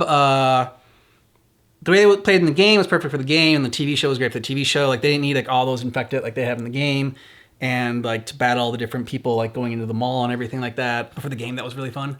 I do like. I mean, it was fun seeing it in Mortal Kombat since they brought it up. Mortal Kombat 2 earlier. Seeing her like play Mortal Kombat and doing the finishers and everything. But I really love in the game, like that was my favorite moment from that DLC was like when she just imagined it in her head and she was like describing it. I mean, the nostalgia of Mortal Kombat, especially for us and like Yeah. our channel, is definitely there. So it's super fun to see, and it's an instant sort of like hook in of relatability. Oh yeah. But there was something about the total originality and creativity of the way it's done in the game. Yeah. And to your point about sort of like the difference in the clickers and the infected all coming in on them in the game, it is good because it gives you that adrenaline for the action sequence, and you feel very much like, oh my god, what button do I hit next? And, oh my god, they're not gonna get out. And they were never gonna get out. But like there's that click run response in our brain of something bad is coming and hoping that we can get our characters through it. I like the fact that they scaled it back for the TV show because whereas the game's focus is on action with the great story as a backdrop, the TV show's focus is on the great story with the action and the horror as the backdrop. So scaling it back, it really served the story of these kids because they are just kids. And when you see this one giant clicker running at both of them and the fight that they have to put up to try and survive, and it's definitely not a sure thing, and it's a very close call, then for them both to come out of that with a bite, it just puts into such a sharp focus the fact that this episode was all about them having a chance to be kids. And the reason that kids can't be kids in this world is because look what happens. And it doesn't take many to bring about this outcome. I love that scene at the end there with Joel and just the focus on the hands and Joel gripping her hand tight and letting her know that like, he's still got enough life left in him, and also that he was so happy that she didn't leave and that she did come back from him. So much was told with just that one shot and that one little like Joel gripping Ellie's hand. So it's just beautiful storytelling. What I love about it is there was no dialogue. Yeah. But the entire story was played out on their faces, and that's when you know that you're seeing good acting, is the fact that it doesn't take dialogue to push the story, but everything is coming across so clearly through their eyes. When you're a kid and you're in the school play or something, like whether or not you have a performance that's going to be noted is kind of determined by like the lines. You think like, oh, if I don't have many lines, then nobody's going to remember me and whatnot. But great acting happens not on the lines, but between the lines or when there are no lines at all. And I think this scene really, really well showed that. Yeah, the actress play Riley was great in it, and her dynamic with Ellie and Ellie's like little crush that she had, and when she was talking about the Victoria's Secret scene, and then she had like look at herself in the mirror. That was really cute, and some good humor in this as well. You really felt their friendship, and just that. I also like the difference between the Fireflies versus Fedra, how each one is looked at, and Ellie talking about changing it from the inside. I liked her analysis on that one, and then we didn't ask there's a certain point where you can ask a different question to Riley. So I don't know if Riley talks about this in the game, but the fact that Riley said that she was given the duty of the sewer duty And that's one of the reasons she left. I didn't know that, and I didn't know if that was in the game or not, but I really liked that. I also found it really fascinating, Riley's take on, one of the reasons she was with the Fireflies was because they chose her. Yep. And you really see in like this flashback, these kids who seem to be parentless kids who are in this post-apocalyptic world, who are in this ultra totalitarian militaristic dictatorship through Fedra, training up just to be soldiers. Like their life is predetermined. Yeah.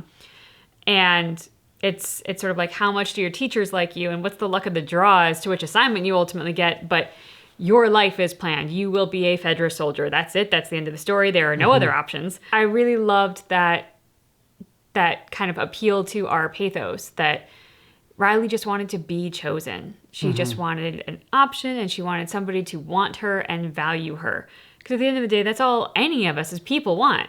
Yeah. Especially when you're kids and you're impressionable, you're yearning for that. But even as adults, like, that's what you want. You want to be valued. You look for the people who are going to value you, and those people often make up your friends, your family, if you're lucky, your employers and your coworkers. But I think that kind of really human element, but to see how it's portrayed in this world, that like that's what ultimately leads her into Firefly's camp, and the fact that she seems to get that kind of tunnel vision of like Firefly good, Fedra bad, versus Ellie's, which is, it's not that simple. Ellie's really seems to see the world through the gray lens rather than through the black and white, and she recognizes that it's a complicated world, and Fedra does suck, but they're also holding it together in a way that total anarchy and chaos could lead to a lot more deaths and be a lot worse. So surprisingly wise beyond her years to see that, because Riley is, by all intents and purposes, appears older than her. She's 17. She's already getting her assignment. And Riley's still kind of seeing the world through that more childlike lens of good and evil, black and white. So I was very impressed with Ellie by that. I thought the two actresses, I mean, you kind of spoke to it to some extent how good the acting was, but I also just thought the actresses had a really great chemistry. Oh yeah, for sure.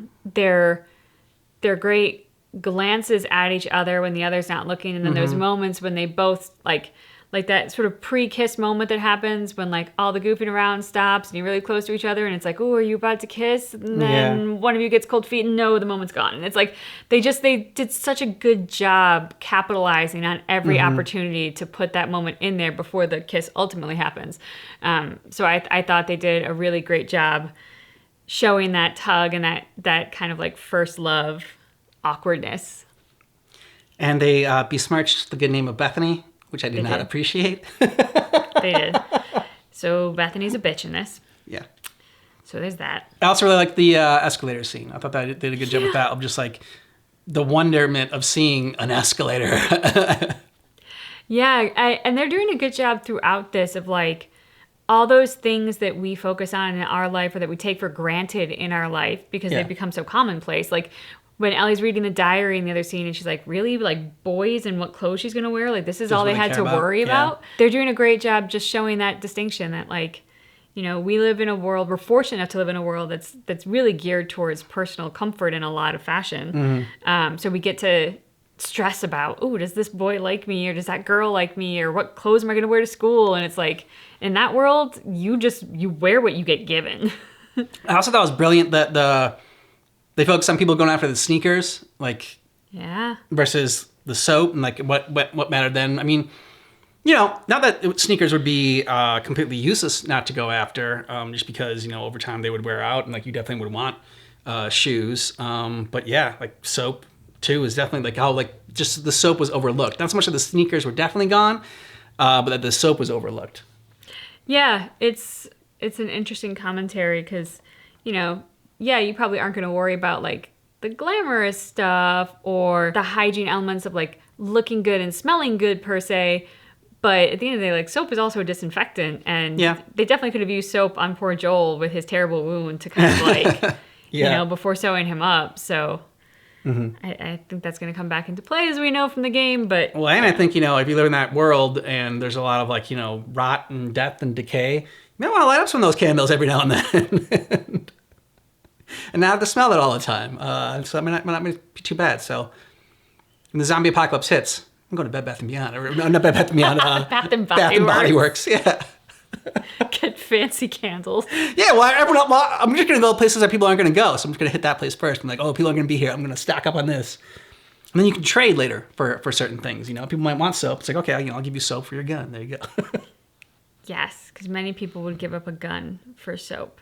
So in the zombie apocalypse, we will be dead, but we're going to smell good before we die. Exactly. Yep. Priorities. That's the end of the story there. Neither will there be any more pain, for the former things are passed away.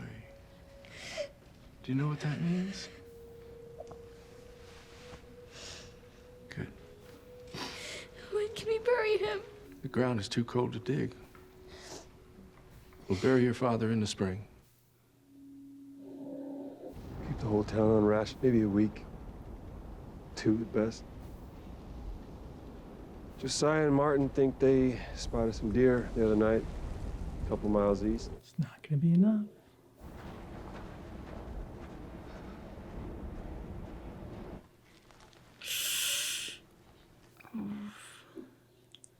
Oof. Yeah, that's infection. Yeah. Some bad pussy stuff. Mm-hmm.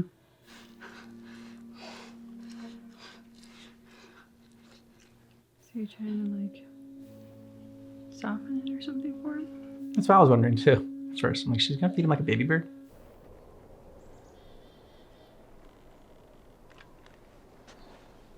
It's gotta be so freaky going out alone. Mm-hmm. Especially for a kid.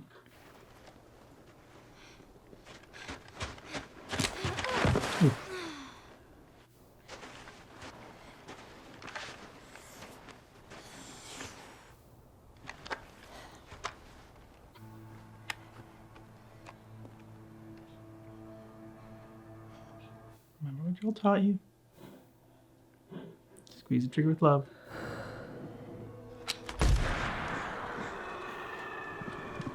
Yeah, quickly. Whoever shot it's probably nearby.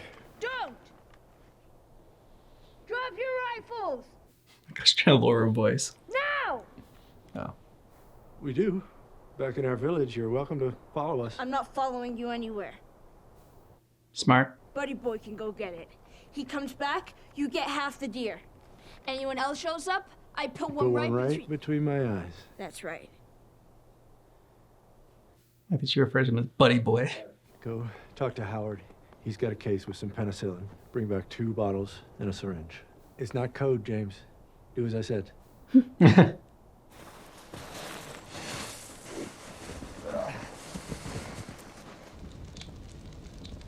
You need to see a close up of that. You know, you really shouldn't be out here all on your own. From where I'm sitting, you shouldn't be out here on your own. Fair enough. So, what's your name? None of your business. It's hard to trust strangers, I know, but I honestly mean you no harm. And for what it's worth, there's room for you in our group if you want. You're inviting me to your hunger club? Thanks. Is this some weird cult thing? Well, you sort of kind of got me there. I am a preacher, but just pretty standard Bible stuff. What? The whole world ended and you still believe that shit. I actually started believing after the world ended. Before that, I was a teacher. Math. Taught kids about your age. So you went from teacher to preacher because what, it fucking rhymes? Yeah, exactly. I believe everything happens for a reason. So I sent 4 of our people to a nearby town to scavenge what they could. He had a daughter just like you. And her dad was taken from her. He was murdered by this crazy man. And get this, that crazy man was traveling with a little girl. Shoot him. Did you bring the medicine? Yeah, but... Throw it to her. James, you've never played chess, have you? He's thinking only of the moment. He's not thinking 3 steps ahead. Yeah. Like the other guy is. You won't survive for long out there.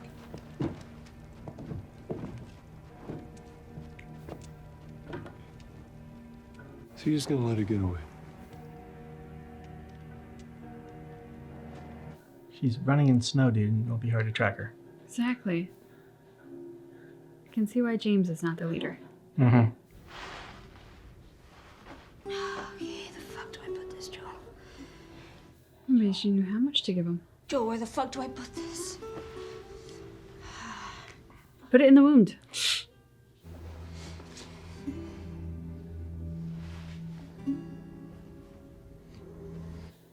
Doesn't work instantly. Huh? Yeah. Give it a second.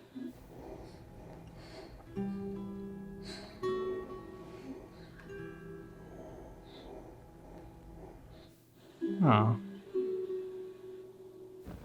What is it? Venison.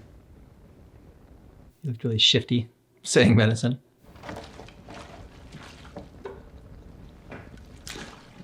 Yeah, that was a bit of an odd interaction. Yep.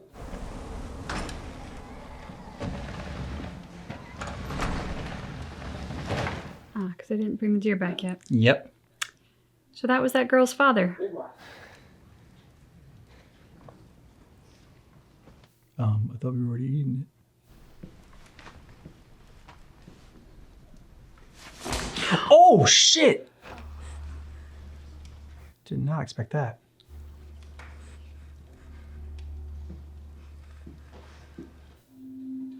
And they'll just allow it? Nobody... I know, right?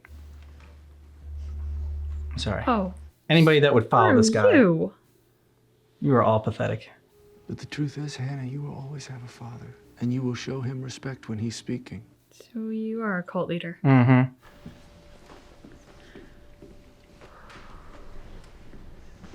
And I was gonna sit down and eat with them. Yeah, because the little woman's gone off to get his bowl. This is freaky.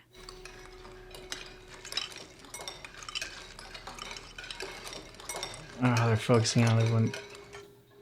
One guy doesn't want to eat it because he knows what it is. It's her dad. Ground was too hard to bury him. Wait till the spring.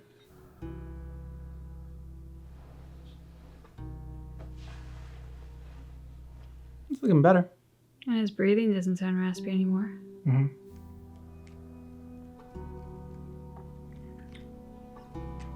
Good job, Ellie. Mm-hmm.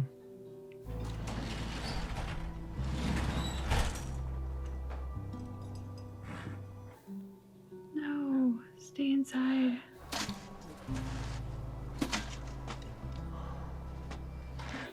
Don't eat the yellow snow.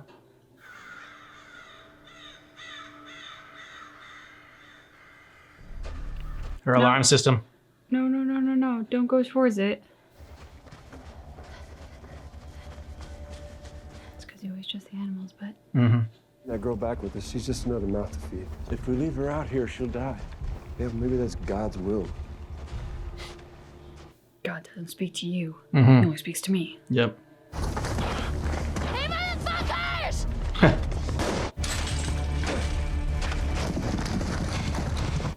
Eyes ahead. Yeah. Oh, God. Damn.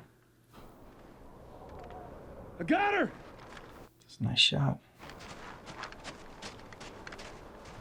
Bastard killed her horse. Yeah, I know. Do it. Ooh, he's not gonna be happy with you, James. Mm-hmm.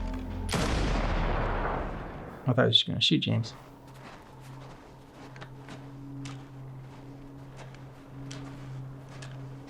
Do it? Wow, yeah. You guys are big men standing over a child going to shoot her. Yeah.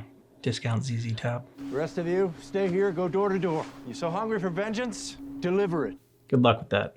They were gonna disobey you, but I noticed you don't slap the men around. No, no, you reserve that for the little girls. I know. It's because he's a big, strong man. Which I don't get why they're following him either.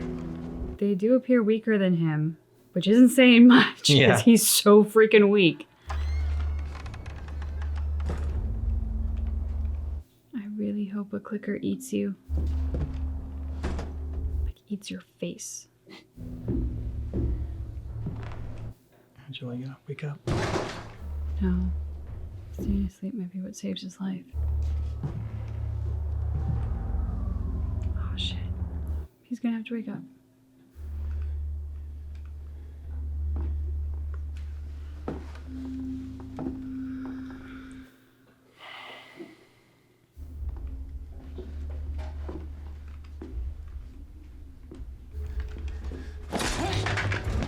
Nice.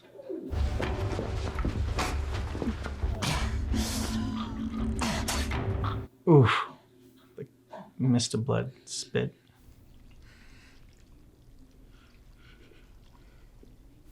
Close his eyes. Did you hear me say the others want to kill you? Yeah. But I stopped them. Fuck you. Good job. Why don't we just start with your name? He's not a noble man. You gotta face reality. That part of your life, it's ending. And what I'm offering you is a beginning. But if you can't find a way to trust me, then yes, you are alone. Hold on, Ellie. Joel's coming. First, he has to take care of these guys. One by one, and hopefully slowly. Timothy? Shit.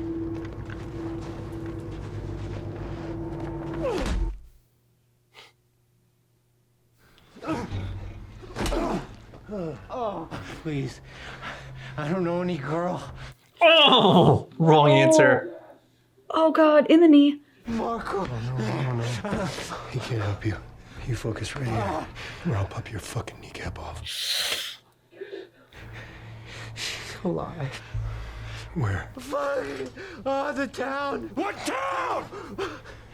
Silver Lake. It's not a real town name. It's a resort.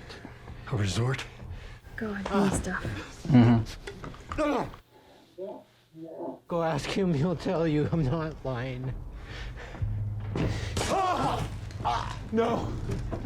No! You were gonna kill him. Why the fuck did you do that? He told you what you wanted. You still took the girl. That's why. Yeah. I ain't telling you shit. It's okay. No. I believe him. No.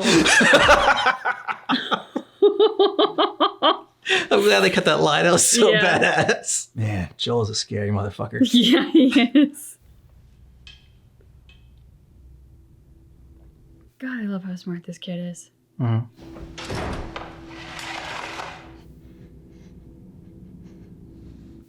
Yep. Oh. Your crew's sloppy at cleaning out. Who expect me to keep them safe? Who love me? Yeah, maybe. You don't believe that. I don't think your friend would either. You should at least give him a choice. They love you and trust you. You remind me of me. You're a natural leader. Loyal. You got an ego. Yeah. Put that knife of yours in your hand. You'd stick me in a second. Yeah. And I struggled with it for a long time, but then the world ended and I was shown the truth. Sure. It's fruitful, it multiplies, it feeds and protects its children, and it secures its future with violence if it must. It loves. You are sick and twisted. You're beyond that. I'm a shepherd surrounded by sheep, and all I want You're a wolf surrounded by sheep. is an equal, a friend. I don't think it's a friend you're looking for.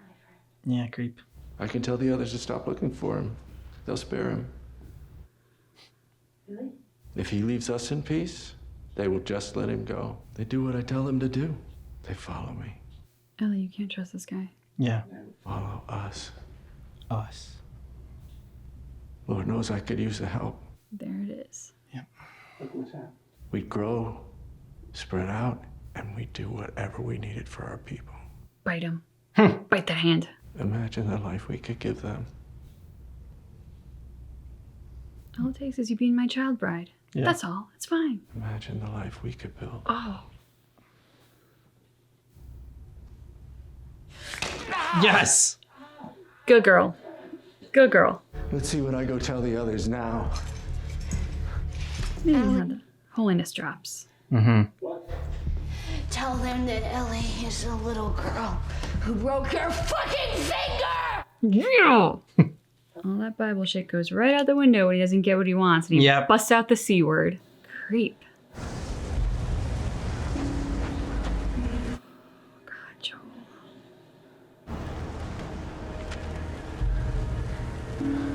I really hope that's not his blood on his knuckles.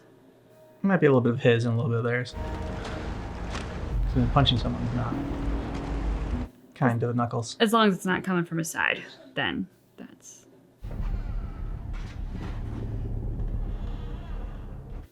That's their staging area.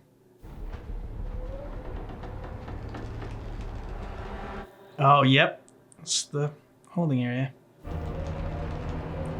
Oh, wow.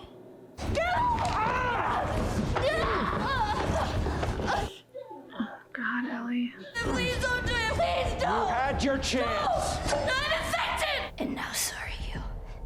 No, she would have turned by now. This isn't real. Oh, yeah! Oh! Nice shot. Yeah. Especially at the wrong guy. I mean, they were both right, but...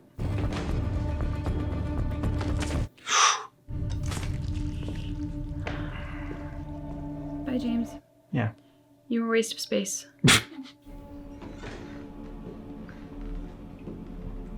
mean, I'm glad you have that, hun, but that smoke could give you away. Ah, threw it a little bit too early. Could have stabbed him with it. What's more important? Save your establishment, kill the girl. Yep. Oh, I guess it's kill the girl, so this isn't about the people then. Or are you just that fucking special? Step 1, don't be a cannibal. Step 2, don't be a pedophile. You don't know how good I am! Oh. If you would just let me! Yes, you and your magic dick is just what she needs at the end of the world. Neither one of us is dying today. You're wrong about that. I've decided you do need a father. Oh. I'm gonna keep you. Oh. And I'm gonna teach you. No, Stab him in the dick. Yes. No, don't go. No, don't go out. Don't go out. There you go. Good girl.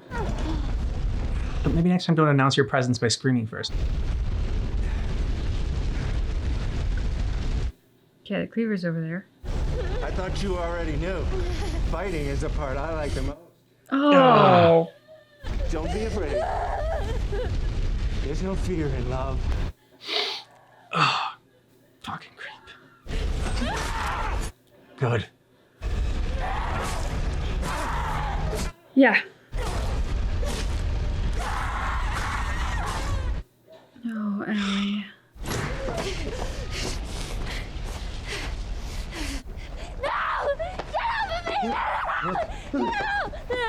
It's me.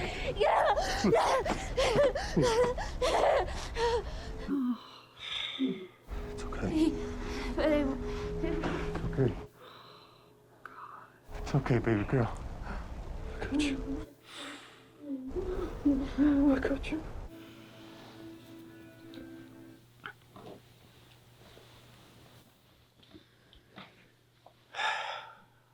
Neither one of us want to talk because it was so unsettling. It's very unsettling.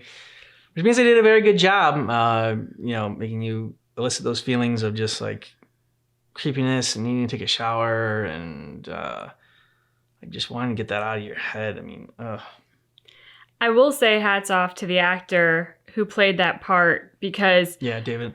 I was looking forward to it because I'm like, if they do it well, it's going to be really unsettling and creep me out.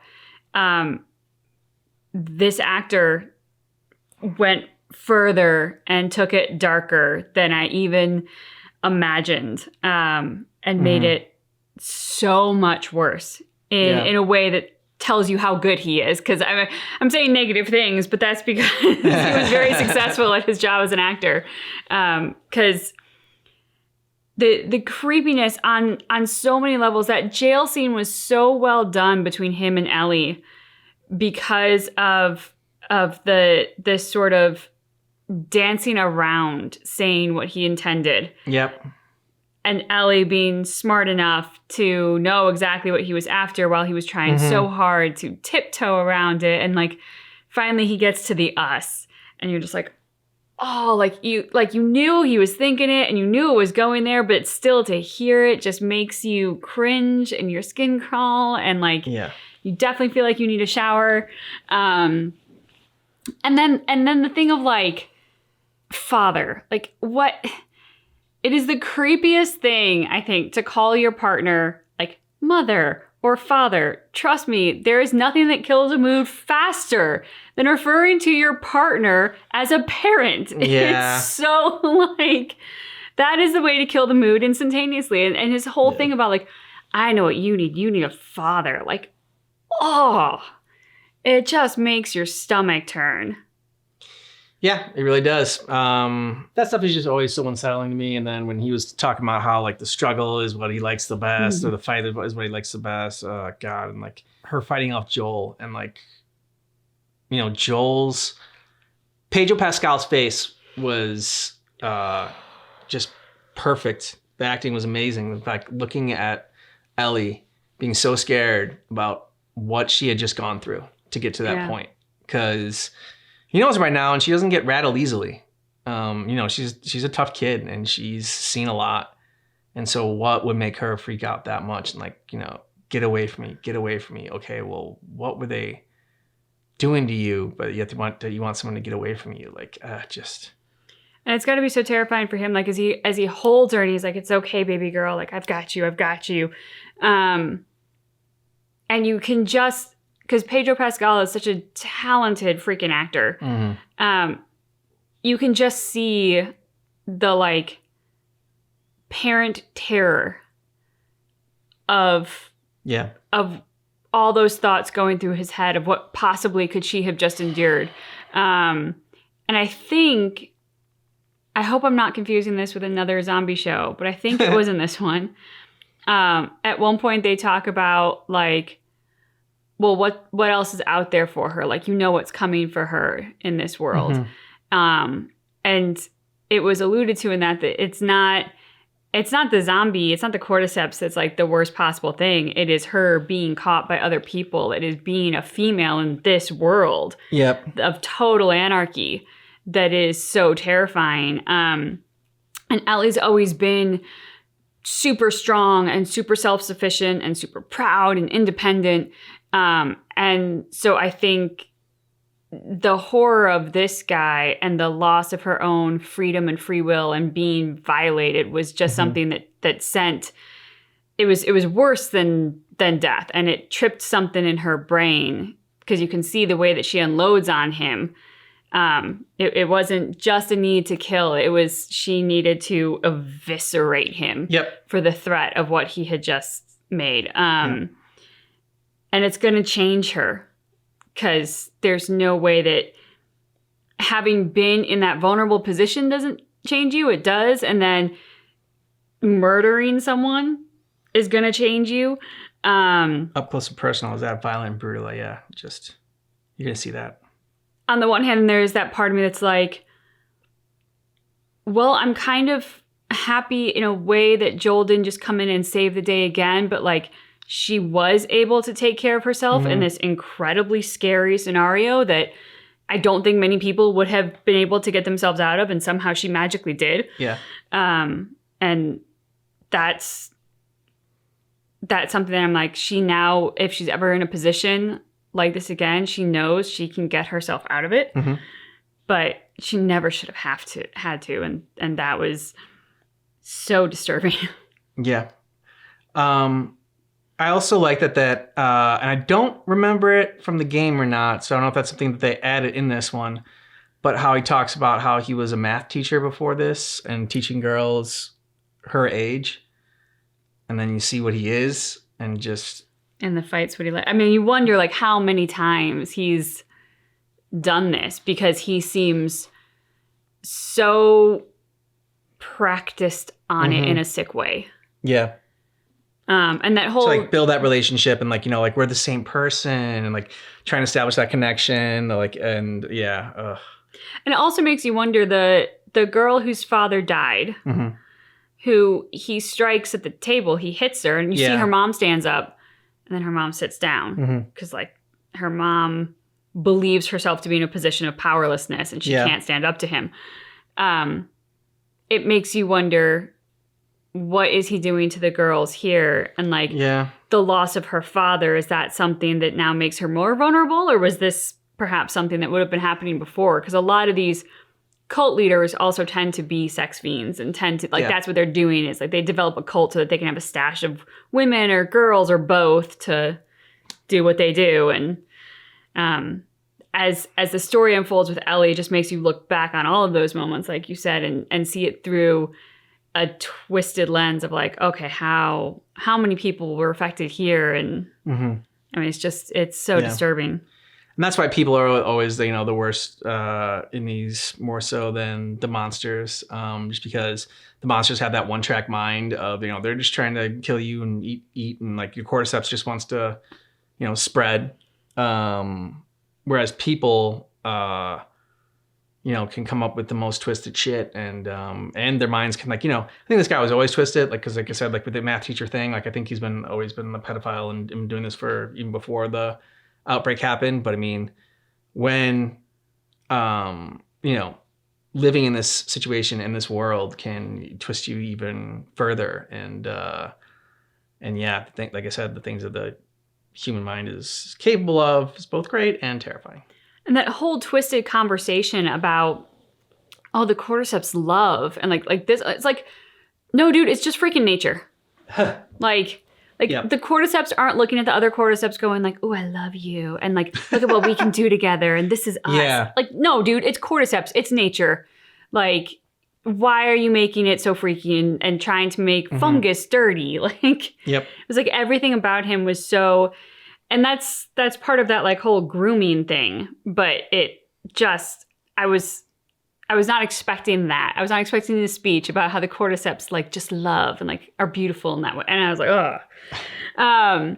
But I will say a shout out to the ensemble in this, because obviously our villain is the guy that we're gonna walk away really remembering because he is so disturbing. Yeah. But what I was thinking of as we were sitting here talking about how terrible he is, and like, oh, what other girls is he doing that there to? Because like that seems like a lot of family units, and how could he possibly be getting away with this? He's not even feeding them. The men who were in his little posse who went out to get Ellie, they did a really good job making those men really weak men. Yeah. Because as you look around the shots of like the tables, it looked like it was more male dominated than female or child dominated. So to think that all of these men are willingly following him while he's doing this goes to show that they're either incredibly weak and pathetic, or they have the same desires he has. I didn't even think about that. Because like reasonable men are not going to follow someone who's doing something like this. And so I just think that all the men in his little posse who went out searching for Ellie deserve a shout out as well, because I didn't necessarily notice it super a lot. Like I didn't notice it a ton when I was watching the scene. I was like, oh, they're weak and twisty, and like, oh yeah, wait, great, you're gonna kill a little girl. You guys are really big, tough men. But then again, in the hindsight, a lot of this episode, when you look back in hindsight and just notice like how feeble they were and how much they shrunk at any kind of authority, like they had no real mind of their own to challenge this guy.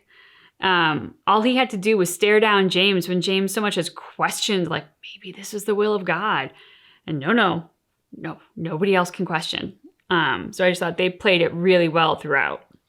And then that dinner scene was great, with everyone just like they're doing the close-ups and like the sounds of them eating and being so hungry and just eating that meat, and and then that just one of them that knew what it was, just reluctantly eating it. But then he says later about, I was just trying to feed my people. Like again, like the justification of it all, the bullshit justification of it all. And it's like, okay, yeah.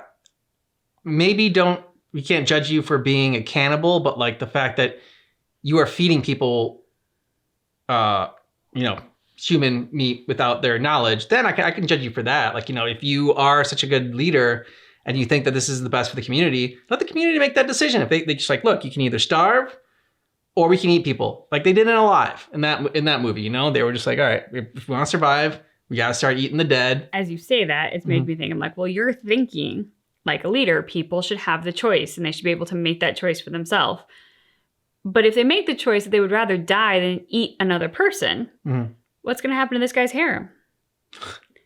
I think when you look back on his character and realize that every decision he makes is to please himself, then keeping the women alive so he has pleasure and keeping the men alive so he has protection, like it all just serves him. Everything is designed to serve him. It's the will of God, obviously. But like that's, you know, as soon as you get that mindset and then you start realizing like every single decision is about that. Yeah. Very, very disturbing. God, how are they going to wrap this up? It's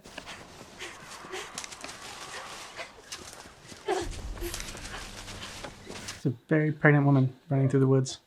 Yeah. That's not supposed to be what's her face, is it? Ellie grown up? Yeah. No, I think it's her mom because why she looks so much like her. She looks like her. She's cursing. But I can't picture Ellie in a yellow dress. Anyone? It sounds like her. Yeah.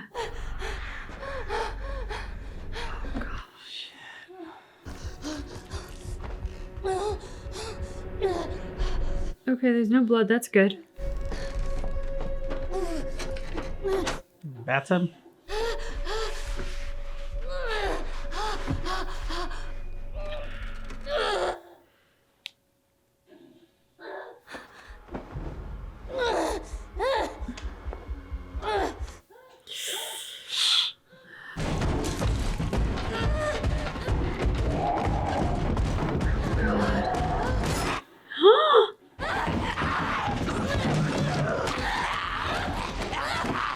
Where's your knife, girl? Yep, stabby stab. I mean, that's one way to distract yourself from the pain. The same thing. I was gonna say the exact same thing.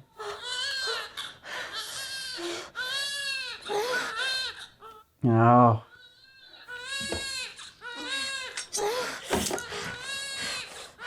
Are you supposed to tie it before you cut it?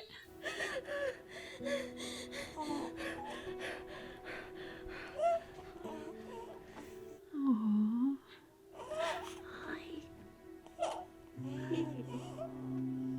What was the chart? When you're bit on the leg, like 3 days or something? No, I think it's quicker than that. I think it's a matter of hours. Like. Yeah, you tell her. You fucking tell Nellie. Oh, she will. Mm-hmm.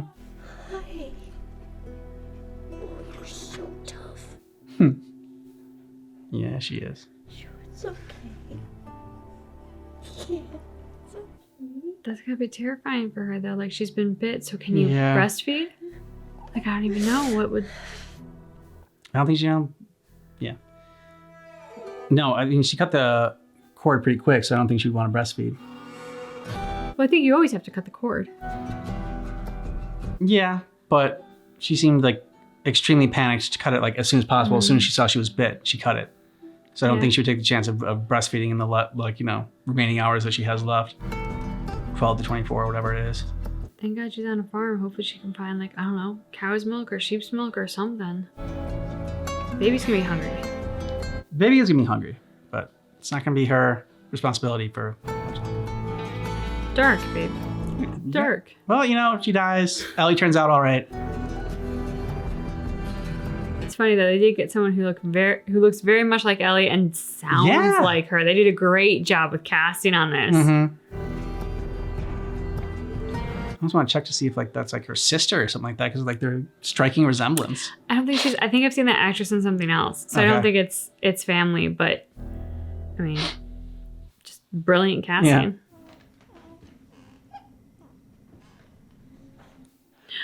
Yeah. Oh God. She needs to be fed, and I didn't want to nurse her. You gotta feed her soon. Mm-hmm.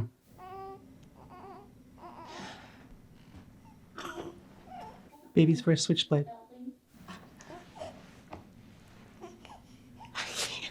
It's fitting for Ellie. Mm-hmm.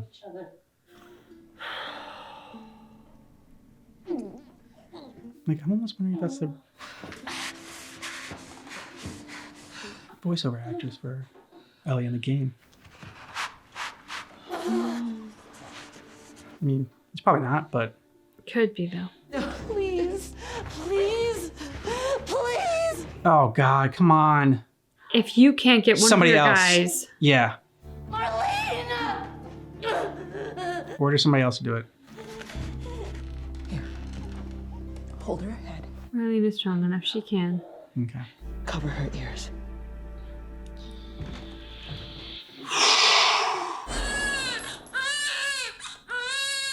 Way to cover her ears, dude. What a great job showing us knowing where this episode has got to go, though. Mm. Yeah, I know, kid. That hurt your ears. Oh, cool. Have you ever played this? It's a word game. Oh.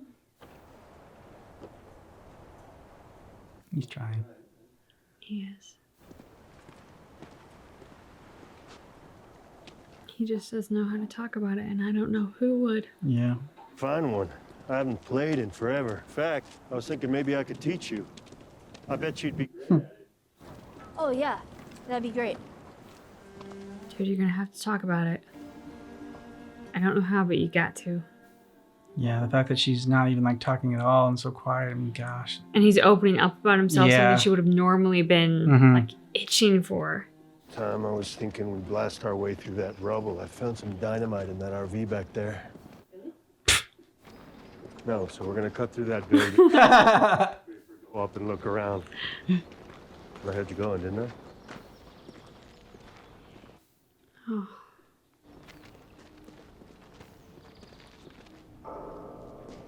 Dude, you have to talk to her. He's been trying. I mean, but it's, He doesn't know how. yeah. He's not really trying or not trying. He doesn't know how. No way up. Like he's trying to connect with her, Mhm. but he's not trying to talk about it. If I get you up there, you can drop that ladder down. Then we'll go through that way. Come on, I'll give you a boost. I love that they did that. Mm-hmm. Did you hear what I... Yeah.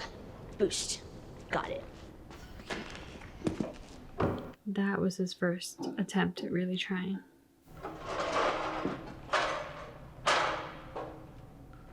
Whoa. Oh, Jesus. It's okay, dude. She's She's excited and happy for once. but he's terrified. He's so terrified of anything happening to her. Yeah.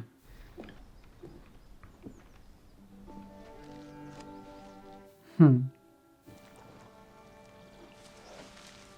What are you doing? Eating it. Can you hurry up? Like from Jurassic Park.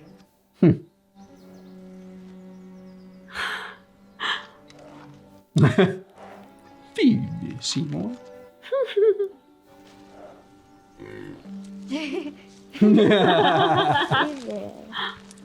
Their tongues are so blue. What is a group of giraffe called again? Someone told us in the comments, but I forgot. I know, right? It's not a flock or a herd. Is it everything you hoped for? Got its ups and downs. You can't deny that view. And when we're done, we'll go wherever you want. Tommy's, sheep ranch.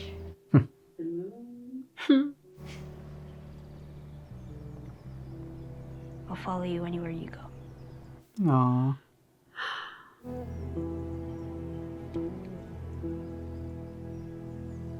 Damn it, they're gonna make me cry already with just that speech.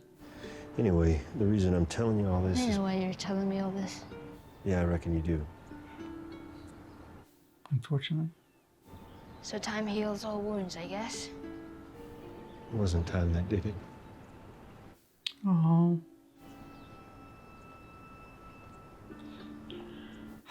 Oh, God damn it, Last of Us.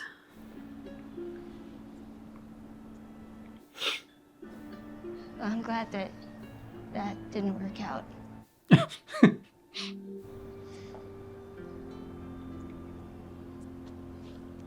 Oh. We should probably get going. Yeah. Damn you, Pedro Pascal.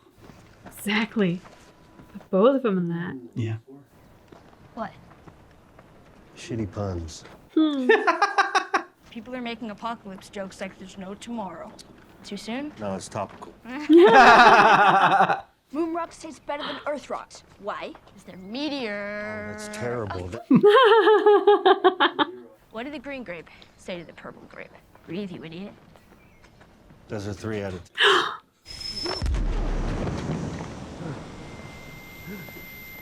No, you fucksticks.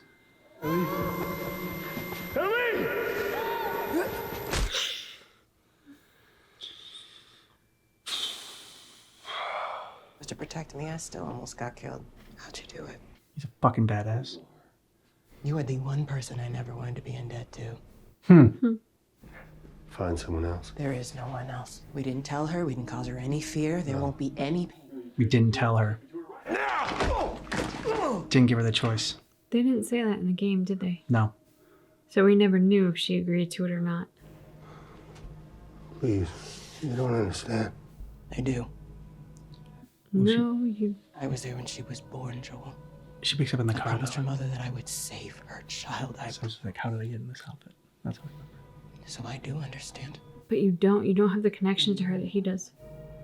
I'm sorry. I have no other choice. There's Always a choice. I do. Oh.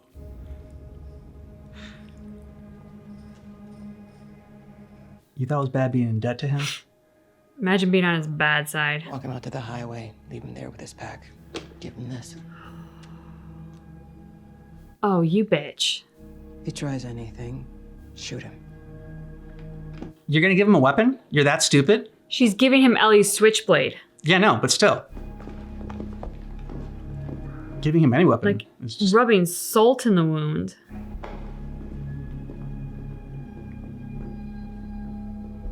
You don't get it. You had a relationship with the mother. You didn't have a relationship with Ellie. He has a relationship with Ellie. Searching for the...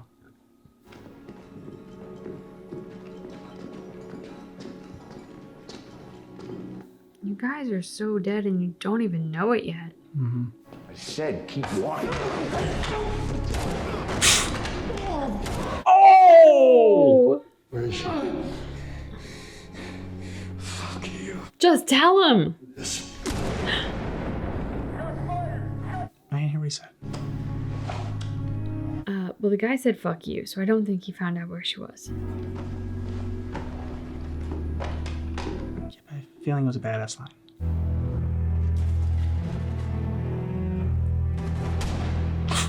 Oh. Look at his fucking face. No, you have to kill him.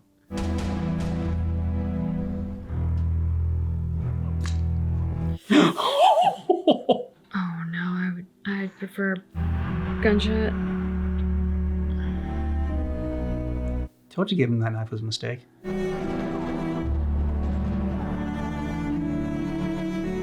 love how they have music and like turn the sound effects down. I was just thinking, I was like, okay, so now I see how you're gonna make it 43 minutes. Because this is going much faster than in the game. With the music up and the sound effects down, it has the same emotional impact. Pediatric. Oh, you sons of bitches. How did you get in here? I said unhook her. I won't let you take her. I was gonna say, a scalpel versus a gun? Turn around.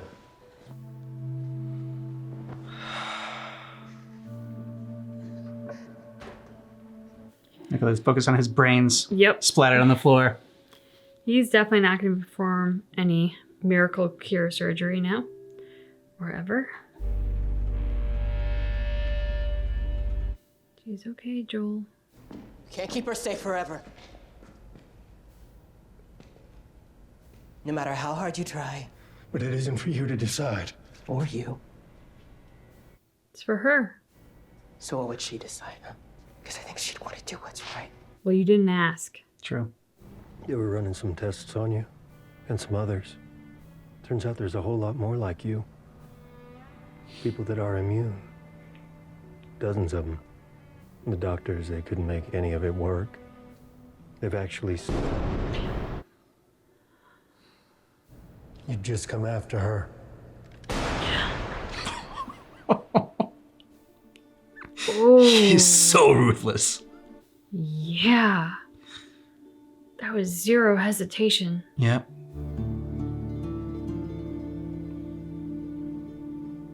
But he's right. Mm-hmm. They would come after her. It's a pretty drive.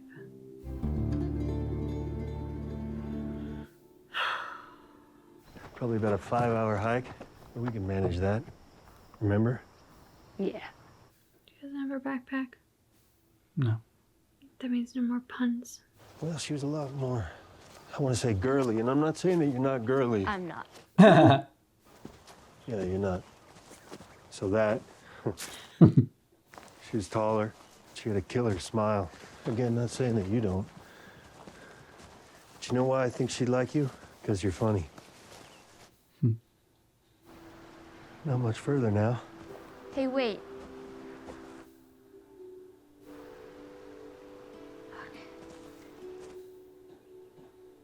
Be all poetic and just lose our minds together.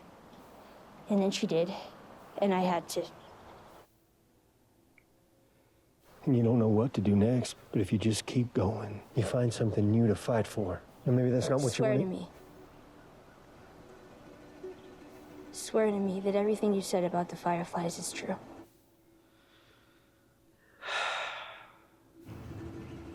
I swear. Okay. Okay, so that was a pretty I mean, almost, word for word, shot for shot adaptation of the game for the ending there and everything. And yeah, I loved the moment with, it's something that we all, as the story unfolds, and Ellie heals Joel. But just to hear Pedro Pascal say it and like that little exchange between him and Ellie, Pedro Pascal and Bella Ramsey were just great in that moment. This was flawless. And I came into it as a skeptic, which I shouldn't have been. Like, they've guided us on this journey of this season perfectly so far, and I should have trusted them going into it, but I was a skeptic as to how they could wrap it up. And one of my biggest fears was that the giraffe scene in particular is what they were going to cut. Because I'm like, yeah, oh, it's going to be expensive to get giraffes, or the CGI is going to look like crap. So I kind of thought in all the big action stuff that they were going to have to pack into this final episode, I was afraid that was going to be what they sacrificed. And that they were going to try to, like, I don't know, jerry-rig that poignant moment somewhere else into the episode that was going to be, like, rushed or not given the full weight that it deserved. But they didn't. And that makes my heart happy. They gave that moment the full weight that it deserves. The fact that we finally see Ellie smile for the first time after what she's been through. Yeah. And I loved the struggle of this episode for Joel. Like, going in, kicking ass, taking names, rescuing her from the hospital was way easier than trying to bridge the hurt that she's just been through in the last episode. I mean, I think collectively, us as an audience, when the last episode ends and Pedro Pascal just hugs her and says, "It's okay, baby girl," like, we all melt. I mean, that, especially him calling her baby girl, just something about that. Like, Pedro Pascal was masterful. Bella Ramsey was masterful. They ripped out our hearts. They had it in the palm of their hand, and they could manipulate it any which way they wanted to. And they kept it there for this episode, too. The fact that, I think in general, guys talking to girls about things like their periods and whatnot is awkward enough. I would imagine, like, a father for his daughter, like, if, like, those are one of those things where, like, it's like, go talk to your mother. Like, I don't deal in the girl stuff. Like, go talk to your mom. So for single dads of daughters, it is particularly challenging, I think, to try to dabble in that world. I can't imagine trying to dabble in the world of your daughter almost being raped. That is so beyond the pale for what I think hopefully most of us have any experience or knowledge in. And I think they just did a great job with that tiptoeing dance of trying to talk around something, trying to give someone who's been through a trauma space while also trying to let them know that you're here for them. And that's not an easy thing to navigate. And I feel like they did a great job doing that on both the part of Bella Ramsey and Pedro Pascal. Yeah, and then finally leading up to that moment with Pedro Pascal and Bella Ramsey, where after all the different tactics that Joel was trying, he finally gets to the point of opening up about his own trauma and his own past that he didn't want to talk about at all, that he always avoid it. And, at that one point in the bedroom scene where he's just like, let's just, or I think it was even before the bedroom scene, when he was just like, okay, like, don't bring up Tess ever. Like, our past is a past. Like, I don't talk about my past. You don't talk about your past. I want to just leave it at that. And then saying, to her that he's not, she's not Bella, that Ellie's not his daughter. And then open up that moment and talk about his, own like attempted suicide because he couldn't deal with the trauma of it all. And that this guy who is so strong, who is, just been through so much and just seems like, nothing can break him. Nothing can get to him. That he wasn't like that. And then having that be the thing, having that along with him telling Ellie truly how much she means to him is what brings her out of it, out of it, and she's able to tell the jokes again, and she's a little bit more herself. Yeah, like you said, it was just masterfully done. There's so much to talk about in this episode, so I want to move on to other things, but I do still have to go back to that because I think you brought up a really great point, which is, we all have a perception of every other person in our lives that we know. Mm-hmm. But none of us ever fully live that life, fully walk in those shoes. None of us ever fully know the story of what's going on with another person. Yeah. And so you rightfully point out the perception we all have of Joel is he is this badass, like, I don't give a crap, guns blazing, like, I'm going to go in there and I'm going to fix shit kind of guy, which he is. But part of how he got to this point is because he hit the lowest point a human can get to, which is, I don't see the point in living. I have literally lost everything and I do not see the point. Mm-hmm. And I think they did a really great job with that. One, because I think to get someone to share with you, you often have to share. We talk about, like, I think as a society, you have to spend money to make money. Yes, but also, like, to get trust with people, you have to show trust. You have to open up to others to get them to trust you and open up to you as well. And I think Ellie finally got across the threshold of family, which I personally think she's been over that threshold for a while with Joel. But she finally got far enough over that he realized he had to share with her first and open up to her first.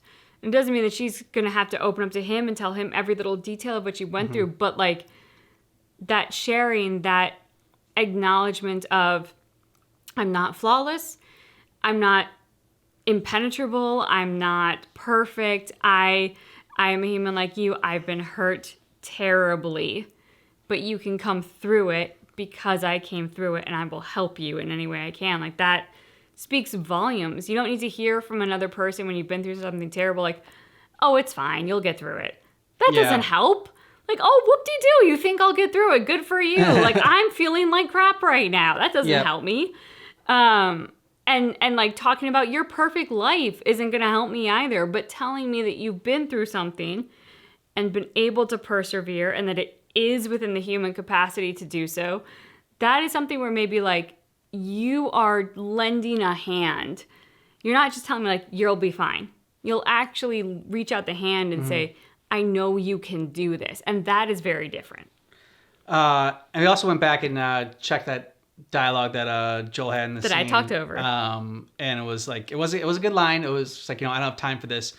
And that was, I liked that line because, Joel had tortured people before and, could like get the information out of him if he wanted to. But I like the fact, like, I don't have time for this. The no music or the music and no real, like, playing down the sound effects and just the look and determination on Pedro Pascal's face as he's going through this and taking no mercy and no prisoners and no, He let the nurses live. I like that he did it the same way I did it in the game, where you shoot the doctor right in the face, and then you let the nurses, go. You don't shoot them because they're not a threat, and they're not, trying to, threaten you with a scalpel or whatever, or coming after you. But I do love the fact that, like, because you were expecting us to go back and hear this, like, super badass line, which from Hollywood we expect. Mm-hmm. And yes, that is what Hollywood often delivers. But the line was actually more badass because it was authentic to the moment. Yep. Pedro Pascal didn't have time for this shit. He needed to find Ellie. And anybody in those given circumstances would not have time for this shit. We don't have time for a great line. We don't have time. Ellie's being prepped for surgery. We don't have time. And what made it so badass was the fact that it was real. Yeah. That was a real line. It wasn't Hollywood trying to be clever. It wasn't them trying to plug some great commercial spot. It was genuine to the moment. And that's what made it awesome. And we had asked like what a group of giraffes was called in our gameplay for The Last of Us. And so someone had told us that it was a tower of giraffes. Which I forgot in the moment. Yeah, we both forgot about it. And like, that's just so perfect. That's such a great name for a group of giraffes, a tower of giraffes. I mean, any giraffe is a tower, really. So it works for all of them. Yep. I do wonder if the giraffe in this was Stanley from the Santa Monica Hills. We went to this... There's a winery in the Santa Monica Hills that actually has some... Malibu, I think, yeah. Some exotic animals from past movies who are living the like good old retired life in the Santa Monica Hills. And they do actually have a giraffe that you can go and feed. Yeah. So that's why I was just like, oh, I wonder if like he came out of retirement for The Last of Us. Apparently he didn't. And that was just my fantasy. No, it was definitely Stanley. I think it was. Yeah, I recognize his spots. That was him. The big thing about this episode that I love, which we haven't even started to touch on yet, is the moral dilemma that is the end of this episode. Yeah. Which is Marlene thinking of the greater good, putting the greater good first, and saying, I didn't want to scare her. I prepped her for surgery. She doesn't know anything. It's going to be fine. And Joel saying, essentially, F the greater good. Yeah. That is now my daughter. For all intents and purposes, that is my daughter. And no, I will kill, shoot, maim, whatever to get her back to safety. Which is a moral dilemma. I mean, and it's one that Ellie, I am sure, in season 2 is going to wrestle with. We have not played Last of Us Part 2, the game. But I'm sure that's going to come up because at the end of the episode, she says, swear you didn't lie to me, which we all know he did. So we all know this is going to come up because Ellie is the only one in this situation who had absolutely no choice. Exactly. And she's the only one who deserved a choice. Yes, Ellie said that she wanted this to be something, and she didn't want to. She wanted to see it through, but she didn't know what seeing it through meant. She didn't know that seeing it through meant giving her life and everything. So because she talks about afterwards, like after this, we'll go anywhere. We'll do whatever you want. Like as soon as I just finish this, as if it's like just giving a simple blood draw. We'll go anywhere. You pick, Joel. It's fine. I really like the end there. Joel holding Ellie, just like he was holding his daughter when she was taken from him, and now he's not going to let it happen again. He's not going to let someone take his daughter from him again. And and so I mean, I get it from Joel's perspective. You get it from Marlene's perspective, and it would have been really interesting to see what Ellie would have chosen. If given the chance to, the opportunity. I mean, essentially, both Joel and Marlene are right in their arguments and in their perspectives. But they are both fundamentally wrong in the fact that they never gave Ellie the choice. They, like any two parents, are deciding what is best for the child when, while that is, yes, true of a child... When you get to a mid to late teenager who is deciding to sacrifice their life, I like to think that's the kid's perspective. Yeah. I like to think it's their choice. It is not either parent's. That kid gets to make that call. And I like the opening scene, and the justification of it all, like being why she was immune because she had always had cordyceps in her or whatever. So I thought that was cool. I thought that was a nice addition. Yeah, and it does make me wonder. I mean, obviously Joel's thing was a big lie about like, oh, there are many more, whatever. Yeah. But it does make me wonder, okay, I mean, obviously being pregnant at the end of the world is probably about one of the worst circumstances you can be in. Yeah. But I do wonder about any other. Like, it's hard to imagine that just one person in the end of the world successfully delivered a child at that time with everything going on and with a bite. Like there's just so much going on that to think that could only happen to one person. At the same time, the given circumstances are pretty phenomenal. One child who was delivered right after a bite, but before the mother. I mean, like, there's also a lot of circumstances that say that no baby ever should have survived that. And that's also valid.